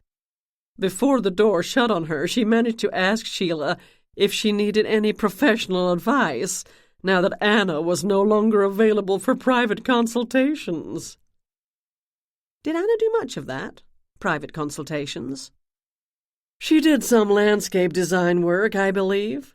She was dreadfully expensive, though." "Do you know if Sheila ever helped her with that? When they were friends, I mean." Come to think of it, she might have. I don't know about helping, but when Anna went to the Evans home to give them a quote, Sheila was with her. She didn't get the job. It was more than Rosemarie wanted to pay. The roar of the lawnmower increased as it turned the corner. I have to get off to work, I said. Have a nice day. Come on, Violet. I turned and stopped in surprise. Manuel, who'd been Anna's gardener, was cutting Mrs. Ramsbatten's lawn. He nodded politely to me. I turned back to my neighbour. Do you have a new lawn care service? Just Manuel. Such a nice young man. He's your new gardener too, dear. I wasn't happy with that other bunch. They were becoming unreliable. I've heard others complaining about them. They've taken on more clients than they can handle this season. When I heard that Manuel was looking for work, I hired him for us. Looking for work? I thought he worked at Anna and Mike's house. That wasn't full-time. Anna was very much a hands-on gardener. She employed someone only to cut the grass and do the heavy work. No, Manuel works for a few families around town, as well as putting in a couple of days a week at the country club. When the garden club heard that Mike had let Manuel go, they put the word out. Mike let him go? He's already put the house up for sale. Seems premature to me. When Mr. Ramsbatten died, everyone told me not to make any decisions for 6 months to a year. That was wise advice. You'd think that as Mike's trying to sell the house, he'd want the garden to look its best. But perhaps he's the sort who prefers to do things on his own. Keeping busy helps with grief. A cloud briefly settled over her face, but she bent over to give Violet another pat, and when she looked at me again, her usual bright smile had returned. I tugged gently at the leash and stepped off the porch. I waved to Manuel to indicate that I wanted to talk to him. He switched off the lawnmower and gave me a big grin. Good morning. Morning, I'm Gemma Doyle. I live next door. I pointed. Violet sniffed at his legs. So, I guess you work for me now? I guess I do. Nice dog. He gave Violet a pat. She is, thanks. I don't have anything to do with our yard, so have at it. Mrs. Ramsbatten will let you know if anything special needs doing. Okay, thanks. You were at Anna's house the other day, weren't you? Mike and Anna's, I mean. Were you close friends? Manuel spoke with a New England accent, only slightly rough around the edges. I didn't know her, but I had met Mike before. I went with my friend to offer our condolences. I couldn't read anything in his face, which put me off guard, as I usually can tell a great deal by faces. He didn't show any excessive emotion talking about Anna, as he would have if they were involved. He'd said Anna's house, and then quickly changed it to Mike and Anna's, which was natural enough, as Anna, not Mike, was the garden lover in the family, and therefore the one Manuel would have dealt with. He was in his mid-30s, with thick black hair that fell to his shoulders and olive skin with a layer of tan. He was heavily muscled, as befitted a man who worked all summer in gardens. He wasn't particularly good-looking. His chin was too small and his face too thin, but he had a certain casual charm, and his eyes, large and dark and thickly lashed, were exceptionally beautiful. Were they kind eyes? I couldn't tell. Do you work for Sheila Tierney as well? I asked. Shutters came down over those dark eyes. No. He nodded politely and switched the lawnmower back on. There was a story there, all right. I called goodbye to Mrs. Ramsbatten. On the spur of the moment, I decided Violet hadn't had a long enough walk, and we went back the way we'd come. A few streets over, a for sale sign swung in the breeze on the Wentworth-Nixon front lawn. I studied the house while Violet sniffed at the bushes lining the walk. Mike was clearly in a hurry to sell. The interior of the house would need a lot of work, but work means money, and he didn't have much. Perhaps he was counting on the appeal of the garden to attract a buyer who was prepared to put up with an out-of-date house or renovate it themselves. As I stood there studying the house, wondering what sort of life insurance Anna had, and concluding that I'd probably not be able to find out, the front door opened, and a woman stepped out, locked the door behind her, and slipped the key into a small box with a combination lock attached to the railing. She might as well have had a sign hanging around her neck saying Realtor. She was in her early 60s, her ash-blonde hair falling in a straight line to curl slightly under her chin, and sprayed to within an inch of its life lest a strand escape. She wore a pale blue summer suit, stockings, high heels, gold earrings, and a heavy gold necklace. Far too formal for a Cape Cod weekend morning. She saw me watching, and broke into an enormous smile that didn't crack the network of fine lines around her eyes. "Good morning," she trilled. "Good morning," I trilled back. "This house must have just gone up for sale. I didn't see this sign when I came by the other day." "I hung it not more than an hour ago. I've been inside taking pictures to put on the internet." "I love this garden," I said. "I've always admired it. I've never been in the house, though. What's it like?" She hesitated, and then lifted her left hand and tilted it back and forth. The light of the sun flashed off the row of diamonds. "Slightly dated, but the house itself has excellent bones. The garden's the feature of the property. It and the expansive outdoor entertaining area positioned to get the maximum enjoyment out of the garden itself." She smiled at me. I smiled back. I assumed that an outdoor entertaining area meant a patio. "I'm Leanne Trummer of West London Realty." She stuffed her card into my hand. I accepted it. "I'm Gemma Doyle, from the Sherlock Holmes bookshop." "I've seen you there," she said. Good thing I didn't try to pretend to be someone I'm not. I took a chance she knew nothing about my household arrangements. "I've been thinking of moving for a while. My apartment's starting to feel too confining, and I miss having a big yard where I can get my hands down and dirty, and a place where my dog can play. I love this neighbourhood, and I often bring the dog here for a walk, but most of the houses around here are out of my price range." I attempted to look wistful. "Then you might be in luck, because the owner's aware that a new family—" She took a quick peek at my ringless left hand. "If I'd known I was going to present myself as a potential home buyer, I'd have worn a fake engagement ring or borrowed a baby to push in a stroller. Or an interested individual will likely want to do a minor amount of upgrading. He's set a very reasonable price." "Is that so? Could I mean, if you've got time, have a look? Only if the homeowners aren't home, I mean. I wouldn't want to disturb anyone." No cars were parked in the driveway, and the house didn't have a garage. "This would be the perfect time. He's gone out. Now, I have to tell you, the house went up for sale very quickly, so the owner didn't do any staging at all. It's exactly as the happy family lived in it." "What a concept." "Why are they selling?" I asked as we climbed the steps. "He's been recently widowed. So sad, the poor man. He's moving to be closer to his family." "Is my dog okay to come in?"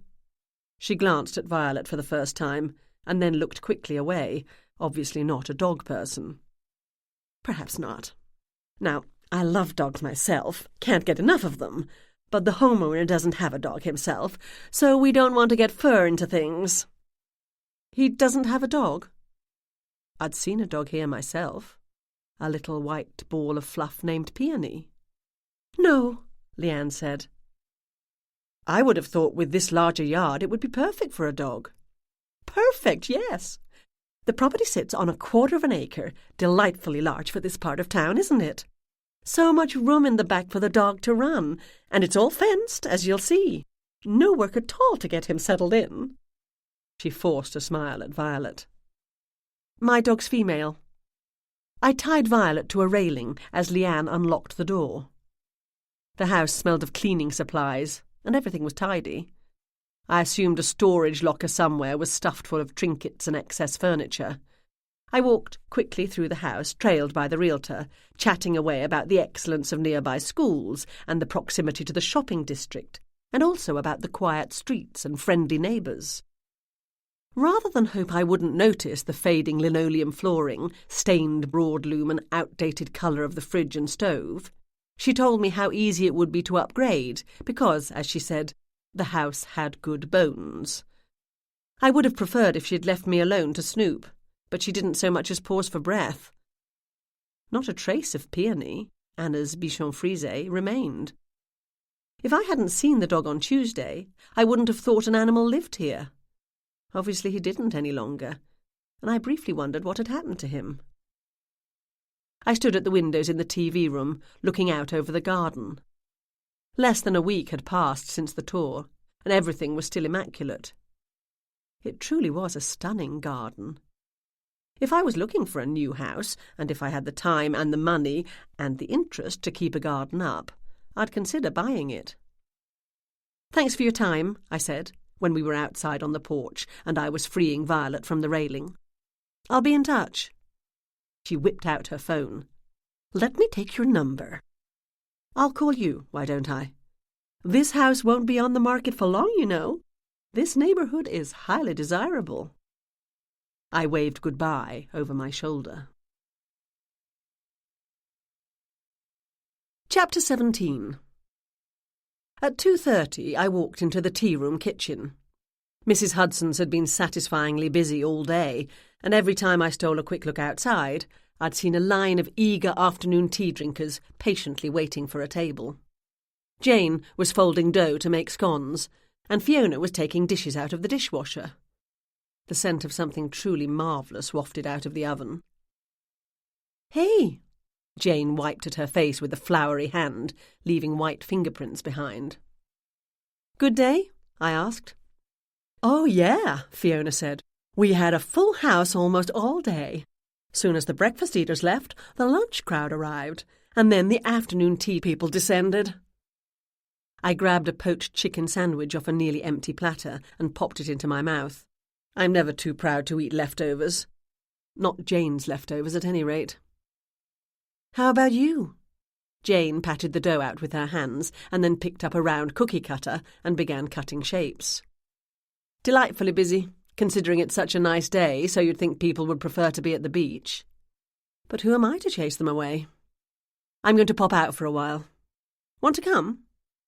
"Where?" "Lauren invited me to watch her tennis game." Jane laid perfect rounds of dough onto a baking sheet. "That might be fun. Fee, what's it looking like out there?" "Slowing down. A couple of empty tables," Fiona said. "No one in line." "We don't usually get a rush late in the day when it's sunny," Jane said. "People linger at the beach. Can you and Jocelyn manage here okay until closing?" "Sure," Fiona said. "Okay, I can come." The timer on the oven dinged, and Jane put on oven mitts and took out a sheet of chocolate brownies. "Those look yummy," I said. "Hands off," she warned. Brownies out, she adjusted the temperature and popped the scones in. "Even if we do get a sudden rush, we've got enough food prepared for the rest of the day. If that happens, I can stay for a while tonight and bake for tomorrow. Take those out when they're ready, will you please?" "Sure," Fiona said. "One order of afternoon tea for 4. Jocelyn's head popped into the kitchen. "Maybe I should stay," Jane said. I grabbed her arm. "Nope, you're only leaving an hour and a half early today. Let's go." "We can manage," Fiona said. "Go with Gemma." And Jane did. As I don't play golf and don't mix in the sort of circles that can afford the fees at the West London Golf and Country Club, I'd never been to the place before. We drove up a long, sweeping lane toward the multi-level, shingle-roofed grey Cape Cod clubhouse. Emerald-coloured lawns, with the occasional hilly bump and hole full of sand, were surrounded by lines of tall, stately trees. I stopped to allow a red cart to bounce across the road. The occupants didn't bother to wave their thanks. To my right, middle-aged men with silver hair clipped short and wearing ugly pastel or checked, sometimes pastel-checked, trousers were standing in a circle, peering into a small hole in the grass. To the left, a fountain in the centre of an artificial pond sprayed water high into the air, and a group of women, also middle-aged and also silver-haired, drove past in another red cart. The parking lot was full, but I found a spot marked Guests near the building. I figured Jane and I were guests. "Nice place," Jane said as we got out of the car. "Do you know anyone who's a member here?" "No." Before we left, Jane had taken a moment to wash the flour off her face and brush out her hair. The blonde strands glowed in the sun. We climbed the wide concrete steps, lined by iron urns full of fountain grasses, red and white geraniums and trailing vines. Inside, more silver-haired, middle-aged people bustled about. I went up to the reception desk, and Jane followed. "Good afternoon," I said to a young blonde woman with excessively white teeth, who was practically bursting with friendliness. "We're here at the invitation of the Tierney family to join them at the children's tennis tournament this afternoon." "Oh, yes." She gave me such a smile, I was sorry I'd taken off my sunglasses when we entered the building. "We have a great group of kids this year. Go through those doors and down the stairs and then turn left. You'll see the courts at the end of the clubhouse." "Thanks." The back of the building opened onto a view of more emerald lawns, sand traps, grassy bumps and tall old trees.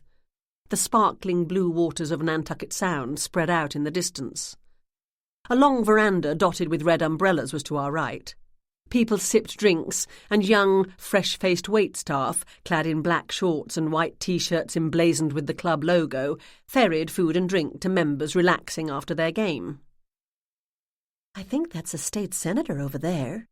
Jane pointed to a silver-haired, middle-aged man, taking a sip from a short glass filled with a dark liquid and plenty of ice. "What do you suppose membership costs here?" $50,000 a year for a family." "How do you know that?" "I never go into a place blind, Jane, unless I have no choice. I looked it up this afternoon." "I wouldn't have thought they'd advertise their fees publicly, not at a place as exclusive as this." "They don't," I said. "Oh," she said. "Are we here investigating the murder?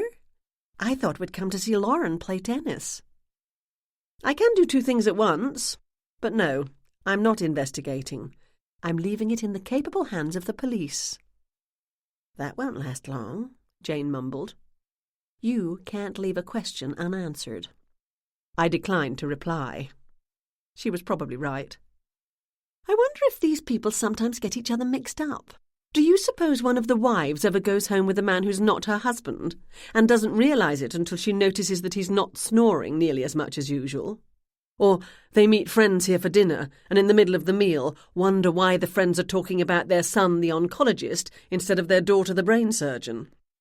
They do look like they've been punched out of the same mould, don't they?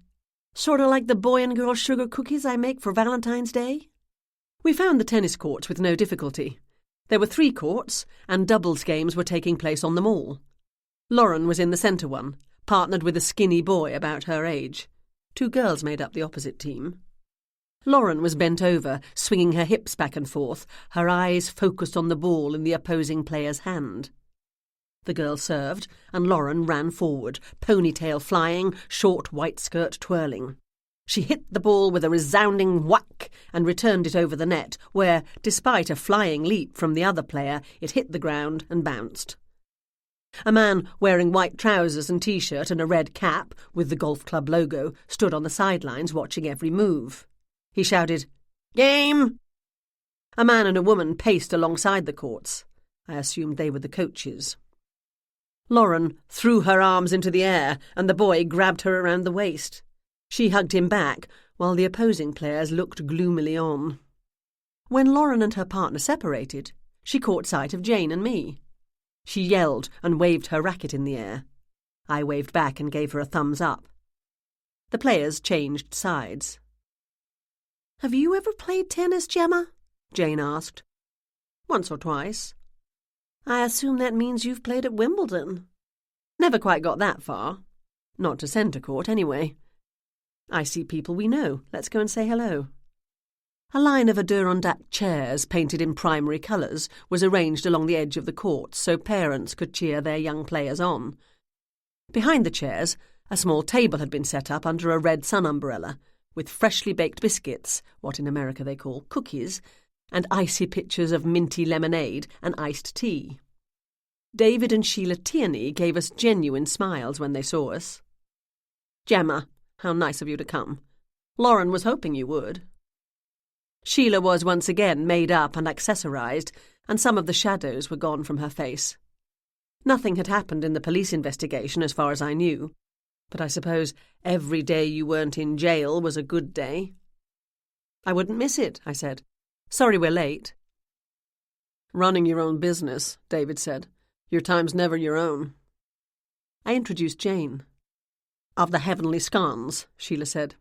"You've turned my daughter into a baker. We're going to be making cookies tomorrow." Jane grinned. "My work here is done." Sheila smiled, and David laughed. They weren't exactly sitting close together, but the distance between them wasn't the size and temperature of the Arctic Ocean either. Maybe they were making an attempt to repair their marriage for their daughter's sake. I hoped so. Pretending to be happy has a strange effect. It makes you happy. 2 other people I knew were in the little group. I hadn't expected to see either of them. "Are you a member here, Mrs. Ramsbatten?" I asked. "My late husband and I were," she said. "He was an extremely keen golfer, and I played to keep him company. My golfing days are over," she indicated the cane propped against her chair. "But I drop in now and again for a drink on the veranda and a chat with old friends. I was doing that when I saw dear Lauren and her parents arriving. She told me about her game and invited me to watch." "Gemma and Jane, do you know Mike Nixon?" Sheila asked. I reached out my hand, and Mike got to his feet and took it in his. "I do. He's a regular customer at my shop." "Also a scone lover," he said with a smile at Jane. She smiled back. "My condolences on your loss." "Thank you. Please, have a seat." He waved me into the chair between him and Sheila, and Jane took the one on his other side. Further down the row, another group of onlookers sprang to their feet, cheering, and I looked to see Lauren slinking dejectedly toward the net. "You'll get the next one, honey," David yelled. "Mike didn't want to come out," Sheila said to me, "but I absolutely insisted, didn't I, David? Terrible tragedy what happened to Anna, but life does go on, doesn't it? It won't do him any good being cooped up in that house, wallowing in memories." Mike grunted something non-committal. I knew from Ryan that the police hadn't released Anna's body, meaning Mike's wife hadn't even been buried yet. If he wanted to linger among his memories for a while, who was Sheila or anyone else to tell him he couldn't? Mike and Anna were always so fond of Lauren. Isn't that right, David? Until Anna and I had our little spat, of course. We would have recovered our friendship soon enough. Sheila dabbed at her eyes. I'd suggested to Ryan that Sheila might have been acting when she'd professed to know nothing about Anna's death. I changed my mind. She was a dreadful actor. I glanced at Mike. His face was set, and he didn't look much like a man enjoying his day out. Could he be M? Obviously he didn't want to be here. Whether because he was uncomfortable around Sheila or for other reasons, I couldn't tell. We watched the game for a while. The 2 teams seemed to be fairly evenly matched. Lauren was a better player than her partner, and I could see her getting irritated at some of his mistakes, but she kept her cool. On the far side of the courts, 2 men walked past. They obviously weren't members here, being dressed in the clothes of working groundskeepers and carrying garden equipment. Sheila leapt to her feet. "Oh, look, there's Manuel." "Yoo-hoo!" she waved. "Manuel, over here!" Manuel glanced over and hesitated. The other man slapped him on the back and laughed, then walked away, leaving Manuel looking like a miscreant who had been outwitted by Sherlock Holmes. Sheila kept waving. Mrs. Ramsbatten joined in. "Would you like a glass of lemonade, Mrs. Ramsbatten?" Mike asked. "That would be very nice, thank you." "Gemma? Jane?" I said, "Yes, please," but Jane declined. Mike got to his feet and poured the drinks. The lemonade was fresh enough that ice clinked in the jug among slices of lemon and leaves of mint. Manuel walked around the court. "Good afternoon," he said politely. He so pointedly avoided looking at Sheila as she gushed over him, I had absolutely no doubt Manuel was M. "Sheila," Mrs. Ramsbatten said, "did you know Manuel's looking for work? You must need a gardener." I almost laughed at the horrified look that crossed the man's face. "We do," Sheila said. "We do not," David muttered. "I'm sorry," Manuel said, "but I've filled my schedule." "That was quick," Mike said. "I told you you'd have no trouble finding something else. No hard feelings, I hope, buddy. I didn't see the point of keeping you on any longer." "No hard feelings at all," Manuel said. Mike held out his hand, and Manuel shook it. "Great," Mike said. "Would you like a drink or a cookie?" "No, thanks. We're not allowed to socialize with the club members." "Nonsense," Sheila said. "It's just a little lemonade on a hot day." "No, thank you," Manuel repeated. Mike handed me a glass heavy with ice cubes, a slice of lemon, and an abundance of finely chopped green leaves. "But," Sheila said, "if the man doesn't want a drink, he doesn't want a drink, Sheila," David said. "Sit down and stop bothering him." Mrs. Ramsbatten snickered into her glass. Sheila sat and pouted. David's mouth twisted in disapproval, and he gave his head a small shake. Manuel shifted awkwardly from one foot to the other. "The set's over." Sheila jumped up again. "Lauren and Jason are talking to their coach. I'm going to take her a cookie. She seems to like these ones. Jane, you're a baker. Do you know how to make these?" "Oatmeal? We learned that day one in cooking school." Sheila took 2 cookies off the platter, wrapped them in a napkin, and tucked her free arm into Jane's. "Maybe you could come around to the house one day and show—" Her voice trailed off as they walked away. "Don't pay any attention to my wife," David said to Manuel. "We're not hiring a gardener or anyone else. There are going to be some changes around our house, and she's having trouble realizing that." "These are nice cookies," Mrs. Ramsbatten said, "but nowhere as good as the ones at Mrs. Hudson's." I placed my untouched glass of lemonade under my chair and went after Jane and Sheila. I wanted to tell Lauren what a good player she was. She beamed when she saw me approaching. She had a towel draped around her neck and was munching on a biscuit. Her face was flushed, her eyes glowing, and her hair messed. "Keep those feet moving," the coach was saying to her, "every moment." Lauren's partner had gone to chat with his parents. Lauren wrapped me in a hug. "Thanks for coming, Gemma. Are you enjoying the game?" "Like sitting centre court at Wimbledon." I returned the hug. "Where Gemma's never played," Jane said. "Wimbledon," Lauren said wistfully. "We can't stay much longer," I said. "I have to get back to the shop so Ashley can have her break. But I wanted to say how well you play." She grinned at me. "Jane's going to come to the house tomorrow and help us make oatmeal cookies," Sheila said. "I am?" Jane said. "I mean, I can't. I have to work. Lauren's always welcome to help me in the tea room if she wants." "It's not quite the same, is it?" Sheila said. "No, which is rather the point," I said. "Jane bakes for a living. You know, baked goods flowing out, income flowing in." The referee blew his whistle, and the coach clapped his hands and called, "OK, people, Jason, Lauren, back at it." The 4 young people ran onto the court, and we returned to our row of seats. Manuel and Mike had left, quick to make their escape once Sheila was out of grabbing range. David had joined some of the other parents and was listening to a man who did a great deal of swinging his arms as he talked, no doubt pretending he was also playing tennis. Mrs. Ramsbatten's eyes were closed, and her head bobbing. "We have to be going," I said to Sheila. She dropped into her chair. "OK, bye." Jane bent over and picked up my glass of lemonade. "Do you mind?" she asked. "Help yourself," I said. She drank deeply, finished it off, and put the plastic glass back on the table among the others as we passed. Only 1 lemon slice and a few soggy leaves remained at the bottom of the glass.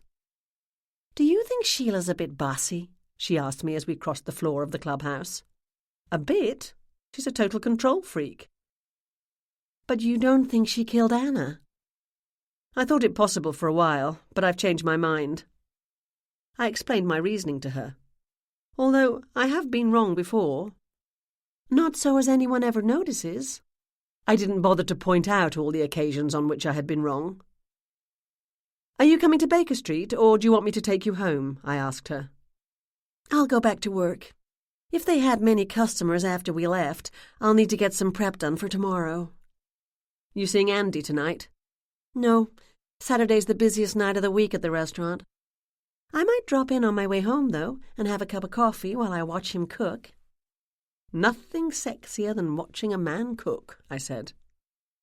Can Ryan cook? I've never asked. Ryan is struggling to master the intricacies of the kettle. So far, I've managed to teach him that the water needs to be added to the teapot as soon as it comes off the boil, not 5 minutes later, and that the drink isn't suitable if one neglects to add the tea bags. Jane laughed and threw her head back so her fine blonde hair streamed out behind her. I'd put the roof of the Miata down so we could enjoy the warm sun. That was fun. Thanks for inviting me to come with you. I like Lauren. I'm glad you don't think her mom killed Anna. What I think doesn't matter, I said, and things can change. I'll drop you in town and then go home and let Violet out for a little bit. Can you pop into the Emporium and tell Ashley I'll be another half hour? Sure. Manuel had done an excellent job on our lawn. The grass was cut, the edges trimmed, and the bushes clipped. I didn't have time to take Violet for a walk, but I let her sniff around the yard for a while and promised her we'd go out again later. I then walked back to Baker Street. I arrived at the Emporium shortly after 5. The only customer was Donald Morris, standing at the counter chatting to Ashley. "Hi, Donald," I said. "Gemma, excellent. I'm wondering when you'll be getting more copies of Villains, Victims and Violets, and Ashley doesn't know." "You should have asked me to save you one, Donald. The book proved more popular than I expected. Ashley, you can go for your break now." "Did you enjoy the tennis?" she asked. I did. Nothing nicer than sitting in the sun with a glass of lemonade and an oatmeal biscuit, watching young people having fun. "I'll be back in an hour," Ashley said. "But if you need me for anything, call. I have my phone." She left through the door to the street. "I think Ashley has plans for world domination," I said. "The little part of it that's 222 Baker Street, anyway." "She was telling me of her ideas for a franchise operation," Donald said. "How's that going?" "It's not, and it never will." "You went to a tennis match? You should have mentioned it. I would have liked to come with you. I played a great deal of tennis in my youth." "You did?" That came as a surprise. A less athletic man than Donald would be hard to find. "My father had hopes of me turning professional." He grimaced and studied the floor. "In that, as in so many other things, I was a disappointment to him." I touched his arm. "Professional tennis is vastly overrated. You had a successful law practice, and you're now a prominent Sherlockian, highly regarded by your peers." He gave me a huge smile. "So right you are, Gemma. As for tennis, I had not the slightest modicum of talent, or even the desire to play. My father refused to recognize that."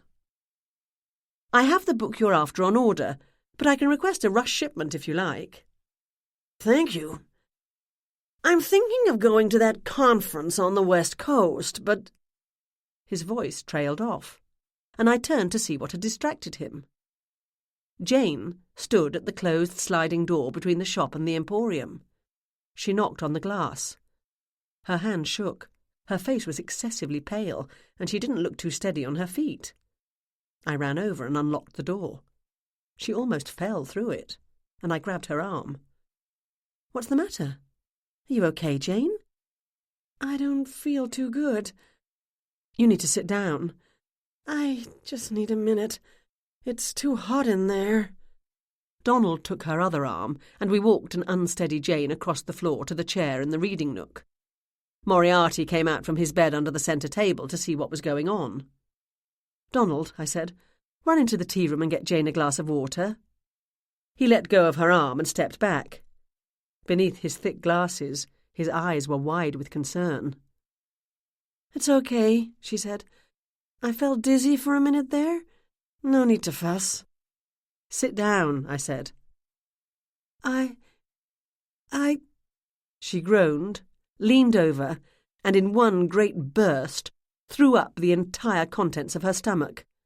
Her legs crumpled. I grabbed her before she could hit the floor and guided her down as gently as I could. She didn't move again. Chapter 18. My own heart almost stopped. "Jane!" I dropped to my knees beside her. I lifted her head and cradled it in my lap, turning it to one side in case she was sick again. Her chest rose and fell, and I was so relieved to see it I burst into tears. I checked her pulse, weak but present. Behind me, I heard Donald shouting into his phone, "Ambulance! 222 Baker Street! It's an emergency!" Moriarty appeared next to Jane. He reached out one paw and touched her arm. She didn't move, and he simply stood beside her, staring into her face. I didn't push him away. "Ambulance is on its way," Donald said. "They'll be less than 5 minutes."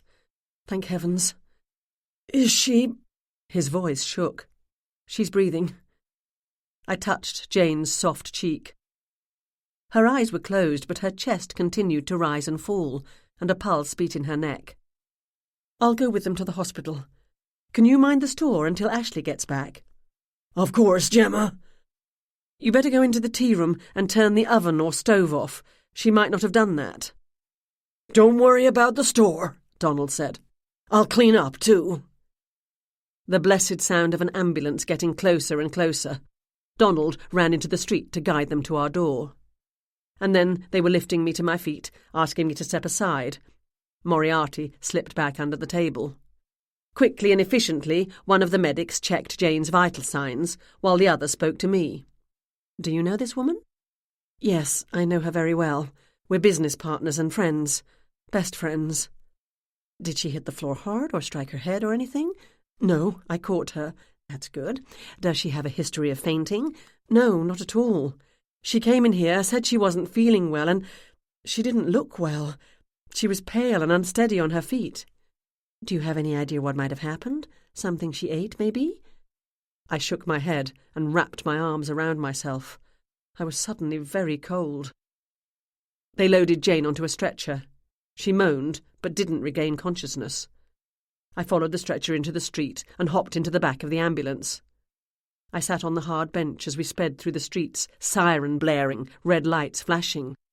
My heart was in my mouth as I watched the paramedic tend to my best friend in all the world.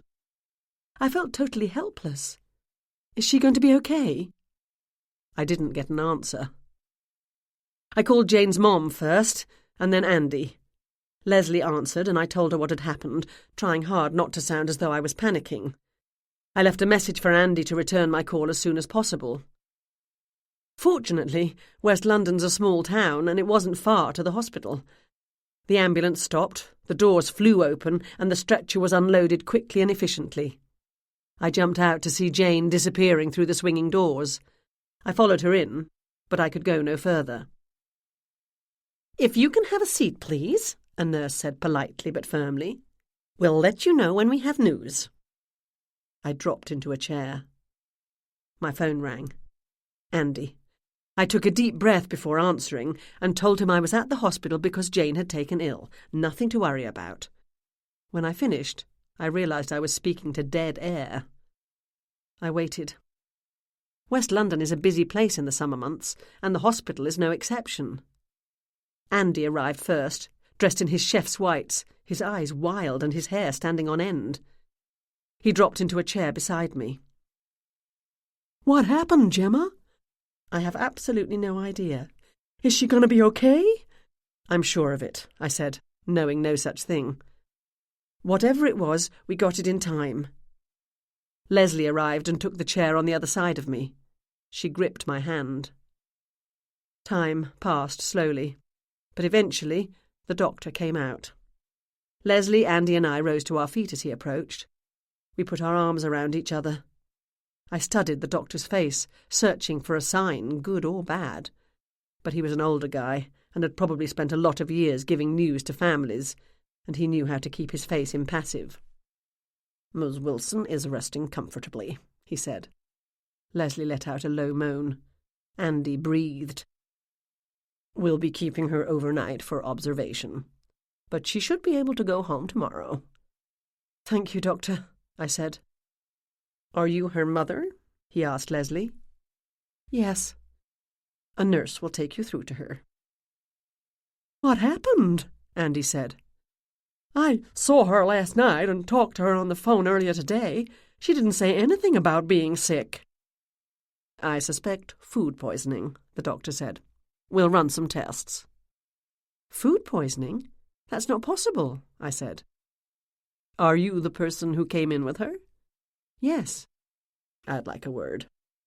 He turned to the nurse standing behind him. "You can show Mrs. Wilson through now." Leslie glanced at me. "You go ahead, I'll follow." No one invited Andy, but he went with them anyway. "Were you with your friend the entire day?" the doctor asked me. "Did you see everything she ate?" "Not the entire day, but she was with me when she wasn't working in her restaurant, and we didn't have anything to eat when we were together." "She works in a restaurant? Doing what?" "Are you new here?" I asked. "I arrived 2 weeks ago, filling in for vacations, if it matters." "I'm Gemma Doyle, and my friend is Jane Wilson. We own Mrs. Hudson's tea room at 220 Baker Street. Jane's the head baker there." "James Montgomery. Does Miss Wilson experiment with her baking?" "Never. It's our busiest time of the year, and she doesn't have time for experiments. Besides, what would you serve in a tea room that has the potential to be poisonous?" "Food goes off." I shook my head firmly. "Not in any kitchen Jane runs. She's a professional baker. She's been doing this for years. We've never had the slightest complaint." "If what you say is true, might she have picked up something somewhere else? Did she leave the premises for lunch or a snack?" "Not today. We ate at a restaurant in town last night, but she didn't have anything that wasn't on the menu. Has anyone else shown up sick today?" "No. If she'd eaten something that was off yesterday, it would have manifested before now." "Are you sure it's food poisoning?" "Something she consumed caused her to fall ill. We pumped her stomach, and the contents have been sent for analysis." Too late I realized that I should have told Donald not to clean up after Jane's mishap. "You say she was working all day, but you don't know that for sure. Maybe she went out for a sandwich or something." "She was working in the tea room, and I was next door at the bookshop I own. If she'd gone out for any reason, she would have told me. We're business partners, and we keep an eye on each other's place. We took a break at 2:45 and went to the West London Country Club to watch a children's tennis tournament. What? "I think I need to call the police." I pulled out my phone. Fortunately, I happened to have the number at hand. In the reception area, a woman began screaming. "Excuse me," the doctor said. He ran off, his white coat flapping behind him. "Hey, Gemma." Ryan came on the line. "I'm at West London General. Someone tried to kill me. They did almost succeed in killing Jane." Ryan never said, "Are you sure?" to me, and he didn't now. "On my way. I'm about 10 minutes out." I returned to my seat. The screaming woman had come in with a child with what appeared to be a paper cut on his right thumb. The child, all curly red hair and freckles, looked around wide-eyed while his mother wailed and moaned. He saw me watching and winked. I winked back. Donald ran into the waiting room. "Gemma, what's happening? Is Jane all right?" "She's going to be fine. Her mom and Andy are with her now, and I'm waiting for Ryan." Donald dropped into a chair. "Thank heavens." "Everything okay at the store?" "Ashler's there, and she says to tell you she can close up if you don't get back in time. I turned the oven off in the tea room and took out the cake that was in there. It looks to be done, but I don't know how to tell for sure. I mopped up the mess on the floor and ensured everything was spick and span once again. Is it the flu? It seemed to come on awfully fast." I don't know. They have tests to run. I sold a copy of Dust and Shadow by Lindsay Fay and 2 of From Holmes to Sherlock. I didn't know how to use the cash register, so I made change out of my own pocket. You owe me $6.27. Thank you, Donald.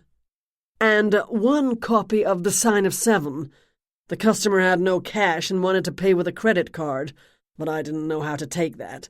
I said he could take the book with him and come back tonight or tomorrow to pay. Was that okay, Gemma? Yeah, fine. There's Ryan now. Oh, dear, Louise has tagged along. Will you excuse me? I stood up. I'm going to suggest we find some place private to talk. Can you call me if anything happens? Donald got to his feet. Of course, Gemma. I gave him a hug. Thank you for being here for me. Where else would I be? He said. At home with a glass of whiskey and a copy of Villains, Victims and Violets. Not when my friends need me. I joined Ryan and Estrada at the doors leading to the main part of the hospital. What's going on, Gemma? Ryan said in a low voice. How's Jane? She's been admitted, but just for observation tonight. She's going to be okay. I glanced at Estrada, and Ryan noticed. If this has something to do with the Wentworth case, Louise needs to hear it, he said. If it has something to do with any case, I need to hear it, Estrada said. Let's go to the cafeteria, Ryan said, and try to find some privacy. Besides, I need a coffee. The hospital's small cafeteria looked out over the nicely maintained gardens. But despite the pleasant setting and the big windows, it was a gloomy place. A handful of small groups of doctors and nurses in scrubs chatted in low voices, while visitors sat in silence, aimlessly stirring their coffee. A woman wept silently, and a man patted her arm. It was nearing the end of food service, and what little remained was dry and overcooked, left too long under heat lamps. The place smelled of overbrewed coffee, bacon grease, and despair. I gave my head a good shake to dispel the feeling of gloom that had settled over me.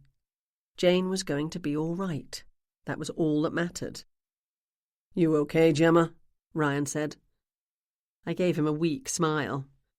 Just tired. It's been an emotional couple of hours. Anyone want anything? He asked. Estrada and I said no, and we found a table in a corner while he went for his coffee. We sat opposite each other. I smiled at Estrada. Nice date last night, I said, in an attempt to make light, friendly banter. Her eyes narrowed so much, I wondered if she could see me through them. What do you know about that? Me? I saw you in town. You went into the Blue Water Cafe at 10:45. Late for a dinner date, but you have a busy schedule at work. Or was it him who was running late? He looked like he might be a cop, but I haven't seen him around West London before. Maybe he's from a nearby town. I like your hair, by the way. She shoved a length of caramel-highlighted hair behind her ear. I'm not sharing details of my private life with you, Gemma Doyle. I was momentarily set aback at the vehemence in her voice. I looked around to see Ryan approaching with his coffee. I only meant, I said, that the highlights suit you. They bring out the depth of your natural colour. Ryan took the seat next to Estrada. Okay, she began. Spit it out. What happened to Jane, and why do you think an illness on her part was a deliberate attempt on you? You look, as you usually do, quite unscathed. I hope, I spoke slowly and clearly, you are not implying that I have tried to make this about me. Believe me, I don't like the conclusions I've come to any more than you do. If you want to hear my reasoning, I'll tell you. If not, Ryan interrupted. Tell us what happened to Jane. I did so, beginning with her knocking on the door of the Emporium. The doctor suspects she's been poisoned, accidentally or otherwise. Because the possibility of her accidentally poisoning her own food and then eating it is nil... Don't make assumptions, Estrada said. Assumptions? I am assuming nothing. I am taking into account what I know about the woman in question and her habits, and coming to the logical conclusion. Were you with her every minute of the day? No, I admitted, but you don't know if maybe she went out for a sandwich and the cheese was bad, or if she ate lunch from a cheap buffet place and a tray of food wasn't kept hot enough. Aside from the fact that Jane doesn't go out for lunch because she's busy providing other people with their lunches, how many other cases of food poisoning have arrived at this hospital this evening? According to the ER doctor, who might possibly know, none. This isn't, Ryan began. Okay. Jane didn't go out, Estrada said. She was baking, you said. Maybe she used something that had gone bad, like the cream. Jane would recognize cream that had spoiled. Enough! Ryan slapped the edges of his hands together in what I've been told is a football signal for time out. All that is still to be determined. Did the doctor say anything about running tests? Yes. He sent the contents of her stomach for analysis. There's a job I wouldn't like. Makes me glad I'm a bookseller. And all-round snoop, Estrada muttered. What was that, Louise? I missed your insightful comment. Ryan glared at me. Detective Estrada, why don't you have a word with the doctor? If we're going to take this further, we need to hear from him firsthand, not from a secondary source. No matter how reliable that source might be. Tell him I want a rush on that tox report, and ask him to find out if any other hospitals in the area have had similar cases showing up today. Estrada pushed herself to her feet. Why don't I do that? She walked away with quick, angry strides. Gemma, Ryan said, once Estrada was out of earshot. Why do you antagonize her? I didn't. I told her I liked her hair and she got all offended. Okay, I don't really like it. It looked better before. But I didn't say that. You must have made more than a passing comment on her hair. I thought you two were getting on better. Never mind. Tell me why you think this was a deliberate attack, and if so, why it was aimed at you. I settled into my chair, closed my eyes, stroked my cheek, and mentally called up memories of this afternoon. Jane and I went to the West London Country Club to watch Lauren Tierney play tennis. We arrived shortly before 3 and stayed for about an hour, maybe a bit less. Several people we know were there. Lauren's parents, both of them, Mrs. Ramsbatten from next door, Mike Nixon, Anna Wentworth's husband, and Manuel, whose last name I don't know, but he'd been Anna's gardener. He wasn't watching the game, but came over to say hello. It's a ritzy club. Have you ever been there? My dad plays there sometimes. He taught me to play when I was a kid, and I still like to get a round in with him when I can. I opened my eyes. You golf? Why did I not know this? Probably because you never asked. I like to think I don't have to ask people to know things about them, but this wasn't the time to consider what I might have failed to notice. I must say, I'm strangely pleased you didn't know that about me, he said. One of the reasons our relationship has had such a rocky past is because Ryan doesn't like the idea that I appear to know what he is thinking or planning before he tells me. A totally disastrous and abandoned marriage proposal came to mind. I shoved it away. If it makes you feel any better that you didn't know, he said, Dad hasn't played in more than a year because of his hip, and I don't have enough interest or the time to join a club on my own. Unless you want to. Do you play? Heaven forbid.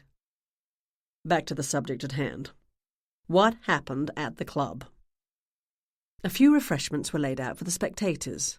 A plate of oatmeal cookies, which looked to have been made on the premises, a pitcher of lemonade and one of iced tea. I didn't have anything, but Jane drank a glass of lemonade. You're reaching, Gemma. You say the drinks were in a pitcher? Unless Jane was the only one who drank from it, then you have no reason to think it was tampered with. As you said yourself, no one else has shown up here today complaining of food poisoning. Which also doesn't explain why you think it was aimed at you. While I was waiting for the doctor to tell me what was happening with Jane, I had some quiet time to think. Mrs. Ramsbatten had a glass of the lemonade, as did some of the others. Therefore, nothing was added to the lemonade. So how? I put up one hand. Nothing was originally added to the lemonade. I asked for a glass, but I didn't take so much as a sip. It was handed to me, and at that moment the game broke at the end of a set. Sheila and Jane went to talk to Lauren, and I followed. I put my glass under my chair.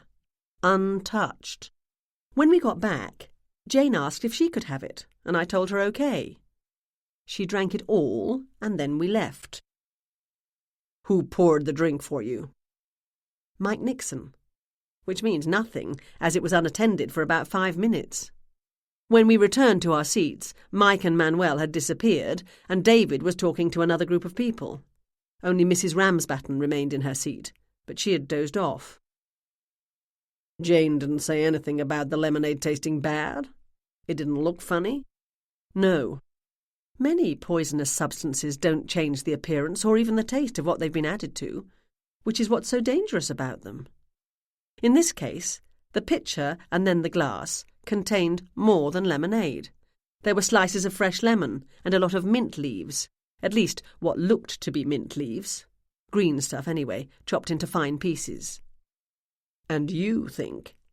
Everyone in this case is either a gardener or close to one.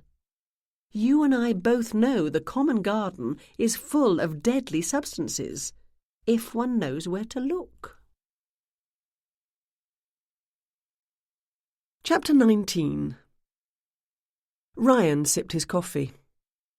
Not only gardens, but the average kitchen cabinet's a virtual poison storehouse. Fortunately, these days, unlike in your hero's time, it almost never goes undetected in an autopsy. Who's my hero? Sherlock Holmes? I wouldn't say Holmes is my hero. I might admire his— Let's not go there right now, Gemma. The tox reports will tell us what, if anything, Jane digested. He glanced at his watch. Are you aware Mike Nixon has put his house up for sale? I asked. Yes, I am. I didn't ask why, because it's none of my business, although I'm aware he's been out of work for some time. I'm only telling you because it's public knowledge. He might need the money, but he's selling at far less than he'd get if he made a few improvements to the house itself. The man's money's his own business, Ryan said. As long as it was not a motive for him to kill his wife, and nothing indicates that's what happened. I opened my mouth to say something. Before you ask, they didn't have life insurance on either of them. Their policy was cancelled about a year ago when Mike was laid off, and they began cutting corners. They might have cut corners, but he still had time to visit Las Vegas. The extent of your knowledge amazes me sometimes. Yes, he goes to Vegas a couple of times a year. As it happens, he was in Vegas last week, and he got home the afternoon of the garden tour, only a few hours before Anna died. I asked him why he was away for the tour, and he said he never helped with the garden. He didn't care about it being on the tour, and Anna was happy not to have him underfoot. In Vegas, he always stays at a cheap hotel off the Strip, and he isn't a big player. He says Anna was fine with it. Her gardening and writing about gardening was her interest. Visiting Vegas was his as long as he went on cheap package trips, and his gambling came out more or less even. Which may or may not be true. You only have his say-so. He has no connections with organized crime that we can find, and judging by the state of his bank account, he's not in major debt. The house has a heavy mortgage on it, so he's not going to be too far ahead after selling it. Did you speak to Manuel, the gardener? About his relationship with Anna, I mean. We did. He says he worked for her on a casual basis, and that was the extent of their relationship. I told him garden club gossip says they were having an affair, and he said that bunch of old women are always gossiping about something. He was extremely nervous, and I'm not sure he was telling the truth. It's true that not many people like to be questioned by us. Some people lie because they're guilty, some lie because they're afraid of being accused, and some lie for the sake of it. We've not found anyone, I have to point out, who's prepared to say they have first-hand knowledge of this affair. They all say someone told them, and that someone says someone else told them. Even the person who the rumour appears to have originated with had to confess she might have jumped to conclusions. Which is how a gossip mill works. Precisely. He has no alibi for the time of Anna's death. but that also means nothing. He lives alone and says he was alone at home that night. He works hard and puts in long hours over the summer and goes to bed early. He has no police record and a solid job record.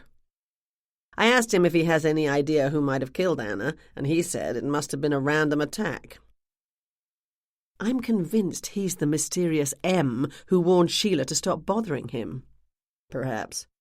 But I can't see what that has to do with the murder of Anna, unless Sheila was jealous of Anna's rumoured relationship with Manuel. That's nothing but conjecture. We've found no reason to charge Sheila with the murder. What about evidence at the scene? Nothing at all that points to Sheila or anyone connected to Anna having been there that night, other than Anna's dog and Mike, who found her. Some cigarette butts, a couple of old beer bottles, the natural detritus that can be found in a public park. We've been running checks on all that and coming up empty. Ryan drained his coffee cup and stood up. Let's get back and see how Jane's doing. Ryan conferred with Estrada and the doctor, and then they were allowed to talk to Jane. I didn't go in with them, but those hospital partitions have mighty thin walls and nothing but a curtain to act as a door. Eavesdropping was scarcely worth the risk of incurring Estrada's wrath. Jane was awake, but groggy and not able to talk much. She told them she felt sick, came to get me, and then passed out. Otherwise, she had no idea what had happened. She didn't remember drinking the lemonade, never mind noticing any distinctive flavour or smell. The police left. Ryan said he'd go around to the country club to talk to the cooks, but he didn't expect to learn anything of importance. If someone had added poison to the guests' drinks, they'd not be likely to admit it. He also told me he was going to have forensic officers check out Mrs. Hudson's kitchen, on the off chance Jane did eat something that had gone bad. I didn't even bother to protest. The look on his face told me that would be a waste of time. Please don't have boxes marked Poison Investigation Team with the skull and crossbones being carried out of the tea room. We can be discreet, you know, he said. If we want to be, Estrada added ominously. I stayed at the hospital until Jane was settled in her room. I gave her a kiss on the cheek, told her I'd contact Fiona and Jocelyn and tell them what was happening, and left her to the tender care of her mother and Andy. Donald gave me a lift back to town. I was so full of thought I scarcely noticed the leaping pedestrians and blaring horns. I called Fiona and Jocelyn and told them Jane was ill and wouldn't be able to come to work for at least a day, so we'd close the tea room. They both protested that they could run things. They'd done so when we were in London. I reminded them they were a heck of a lot busier in the summer than in January. I didn't want to say that I didn't know when the police would be finished poking their fingers into the flour or sniffing the raspberries. I promised to pay them for the day off, and they hung up happy. Donald told me what happened, Ashley said. Is Jane going to be okay? Yes, just something she ate. Hear that? She said to Moriarty. Jane's going to be fine. Moriarty washed his whiskers. The store was particularly busy that evening, as though everyone in West London knew I had a lot of thinking to do and came in a deliberate attempt to annoy me by patronising my business. Precisely at 9 o'clock, Ashley bid Moriarty and me a good night and left. The cat crouched on top of the gaslight shelf and watched me go about my closing up routine. She's going to be perfectly fine, I said to him. He blinked. Someone doesn't want me investigating this case. I'd say that's a pretty good reason to get back at it, wouldn't you? Moriarty nodded. I went straight home after closing the shop. I let Violet into the yard, put the kettle on and made myself a cup of tea. I then decided tea wasn't up to the task and opened a bottle of wine. Once Violet was inside, I carried my wine into the den and settled into my favourite chair. The dog curled up at my feet. I thought. I had absolutely no doubt someone had poisoned the lemonade, and they had done so because it was supposed to be my drink. Lemonade had been poured into other glasses and consumed by other people, but only Jane fell ill. As far as I knew. Ryan had asked the doctor to call him directly if any other cases of possible poisoning showed up at the hospital. Theoretically, someone could have added a few drops of an odourless, colourless liquid to the glass of lemonade when no one was looking.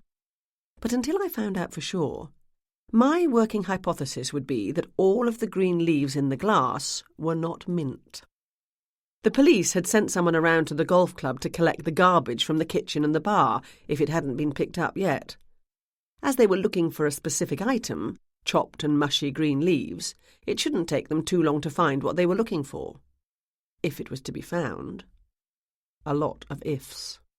Even if it could be proved that leaves disguised as mint were added to the glass, that still didn't identify who had done it. As for why, I could only assume this person wanted me to stop asking questions about the Anna Wentworth murder. Had they intended to kill me, or just warn me off asking questions?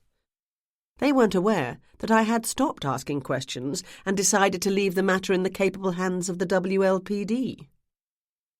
Once again, I called up a mental image of the scene at the tennis courts. The row of chairs, the group of spectators. Sheila and David Tierney, Mike Nixon, Manuel, Mrs. Ramsbatten. Mrs. Ramsbatten. I thought about my neighbour, a quiet, widowed lady who'd been a pioneer in computers a long time ago. One who had made friends with Uncle Arthur, let the dog out when I couldn't get home, and helped maintain our garden. One who walked with the aid of a cane, no longer had a driver's licence, and kept every trinket that had ever crossed her path. She had been, by her own admission, at Sheila's house the night the garden had been vandalised, although she said the garden had been intact when she left. There was much about Mrs. Ramsbatten's life I didn't know. I didn't really know Mrs. Ramsbatten at all. She was Uncle Arthur's friend, not mine. I waved at her over the garden gate occasionally, and until this week that had been the extent of our contact. She'd told me a few things about her early years, but they might not have been true. Poison, they say, is a woman's weapon, but I've never accepted that. It's one of the few ways of dealing death without being too obvious about it, such as attacking a person on a darkened street late at night, which is what had happened to Anna Wentworth. I had to believe I was not dealing with two separate cases here. The person who killed Anna had tried to kill me, and had almost killed Jane. Mrs. Ramsbatten had been in a position to add the deadly substance to the lemonade, but unless for some improbable reason she's been living under cover as a frail elderly lady for the past 5 years, she had not killed Anna. I filed her under unlikely, and went on to consider the others. The only person I knew for sure who had not poisoned the lemonade was Sheila. I'd been with Sheila from the time I'd been handed the glass until Jane drank from it. I filed Sheila under no. Did that mean she hadn't killed Anna? Not necessarily. It was possible Sheila had killed Anna and had put David up to killing me. Why would he do that? To stop me asking questions. Sheila and David had been together today and seemed to be getting on slightly better. Had they decided to try and make a go at their marriage? But first I had to be disposed of. I put Sheila back on the list. I'd told Ryan I believed Manuel was M. Garden Club gossip said Manuel was having an affair with Anna. That might or might not be true. He had denied it to the police, but it was possible he'd lied. He might have lied because he feared that admitting it would make him look suspicious in the eyes of the police, which it would have. If true, it could explain why Mike fired him as soon as Anna was dead. But from what I saw, there didn't seem to be any hard feelings between the two men. Sheila might conceivably have offed her rival to get Manuel for herself, but if that's what happened, her plan wasn't working. He wasn't interested in her, although, judging by what I'd seen today, she hadn't given up hope.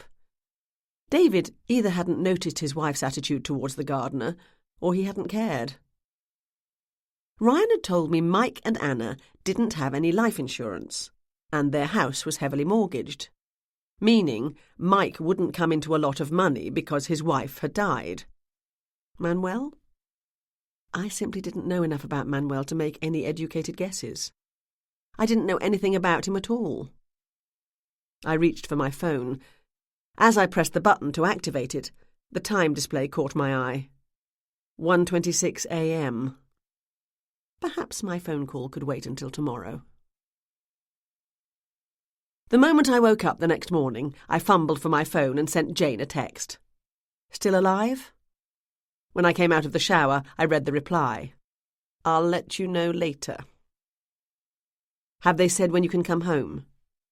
Waiting for docs rounds. Call me when you know. Will do. Mrs. H? Closed today. Mom's here. I signed off with a yellow smiley face. My own face was also smiling, and I felt a great weight lift from my heart. Jane was going to be okay. On Sundays, the shop doesn't open until noon, and if it's a nice day, I try to get to the beach for a good long swim. Today, I had something I needed to do before going to work, so I wanted to get to the beach early. I made my tea and poured it into a thermos, and threw a couple of pieces of bread and some cheese together to make a sandwich. I made my apologies to Violet for not bringing her with me and headed out. First, I needed to speak to Mrs. Ramsbatten, and I hoped she was up. I found my neighbour relaxing on her front porch, enjoying her coffee, reading the Boston Globe and watching the small part of the world that is West London, Massachusetts, go by. Her car was still in the driveway, the for sale sign in the window. Good morning, Gemma. Another beautiful day. It is. I studied her face. She touched her hair. Is something the matter, dear? No, I'm wondering how you're feeling. I'm feeling fine. Shouldn't I be? No. It's nice of you to be concerned about an old woman who lives alone. People complain these days that they don't know their neighbors, and the elderly are often isolated. But I've never found that to be true with you and Arthur. She smiled at me. I smiled back. If Mrs. Ramsbatten was a mob enforcer or Russian agent deep undercover in West London for the purpose of eventually murdering Anna Wentworth for reasons I couldn't even begin to fathom, she was mighty good at it. Jane and I had to leave the tennis game early. How did Lauren do? She and her partner won. They were so excited it was a joy to see. It's a round-robin tournament, so they'll go on to the next round next week. Mrs. Ramsbatten gave me a sheepish smile. Although, I must confess, I dozed through most of it. Something about sitting in the hot sun. I didn't see you two leave. The lemonade they served was particularly good, I thought. The fresh slices of lemon and chopped mint was a nice touch, she said. Clearly, Mrs. Ramsbatten had suffered no ill effects from the drink that had felled the much younger Jane. I put my drink under my chair when we went to talk to Lauren between sets. Did you, see anyone touch it? She blinked at me. Why would someone do that? There was plenty for everyone. No reason. She shrugged, and I changed the subject. The garden looks lovely. Manuel did a nice job. He did, didn't he? Such a nice young man. I'm glad I could help him out. I have a question for him. Do you have his phone number? She peered at me over the top of her reading glasses. You have a question? You've never been involved in your garden before? Sure I have. I'm keenly interested in gardening. I'm wondering how to best take care of that plant there. Which one? The bushy one. I forget the name. That's a rose bush. Oh. Keep your secrets, Gemma Doyle. Mrs. Ramsbatten took her phone out of her purse. I was young once, you know. Young and fancy-free. I had a life before I met Mr. Ramsbatten. I'm not young women had more restrictions on their behavior in my day, so I'm quite jealous of your generation. Manuel is a charming man, although not what I'd call handsome, but good looks are so overvalued these days, don't you agree? I'm not, she rattled off the number, and I entered it into my phone. I'm not interested in Manuel. Not in that way. She winked at me. Whatever you say, dear. I made my excuses and fled, my ears burning. I called Manuel from my car.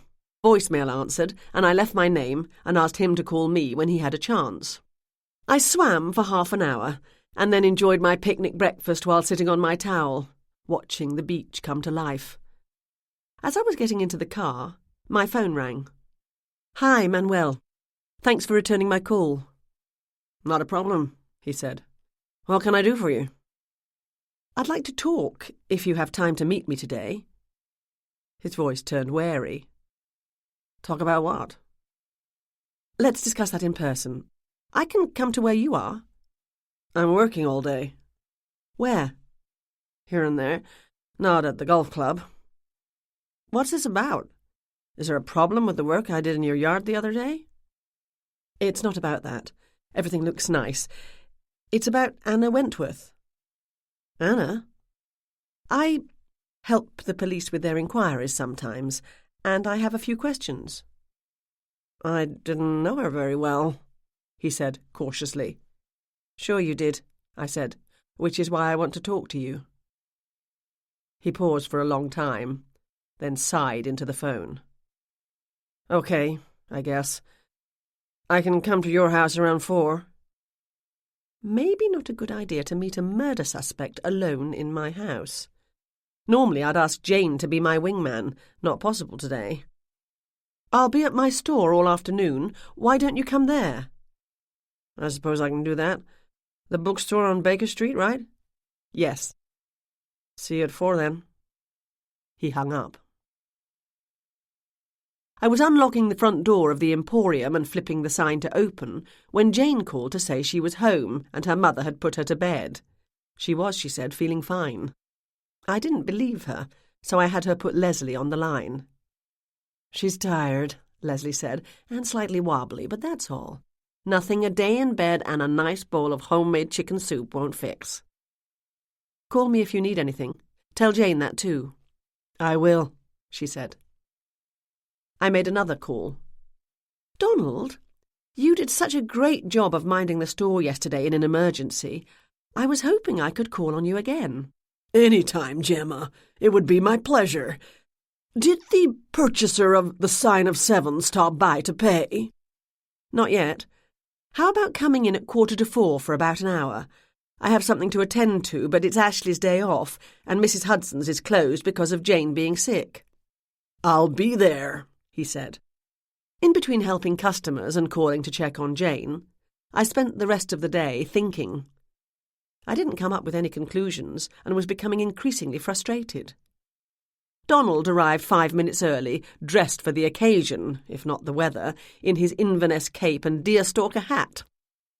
I briefly considered hiring him to stand outside on the sidewalk and attract customers. "I have a meeting at 4, I said.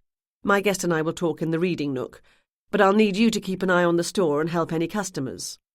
"Happy to be of assistance." Donald made a deep bow, sweeping his arm before him. What I was actually saying was, "I'll need you to keep an eye on me and call the police if Manuel tries to kill me." I instructed Donald on the basics of how to ring up a cash sale and told him to decline debit cards for the time being. I showed him how to record a credit payment using the manual machine kept under the counter in case the online system went down. He paid keen attention and even jotted down notes in a small notebook he pulled out of a pocket in his cape. Manuel arrived right on time.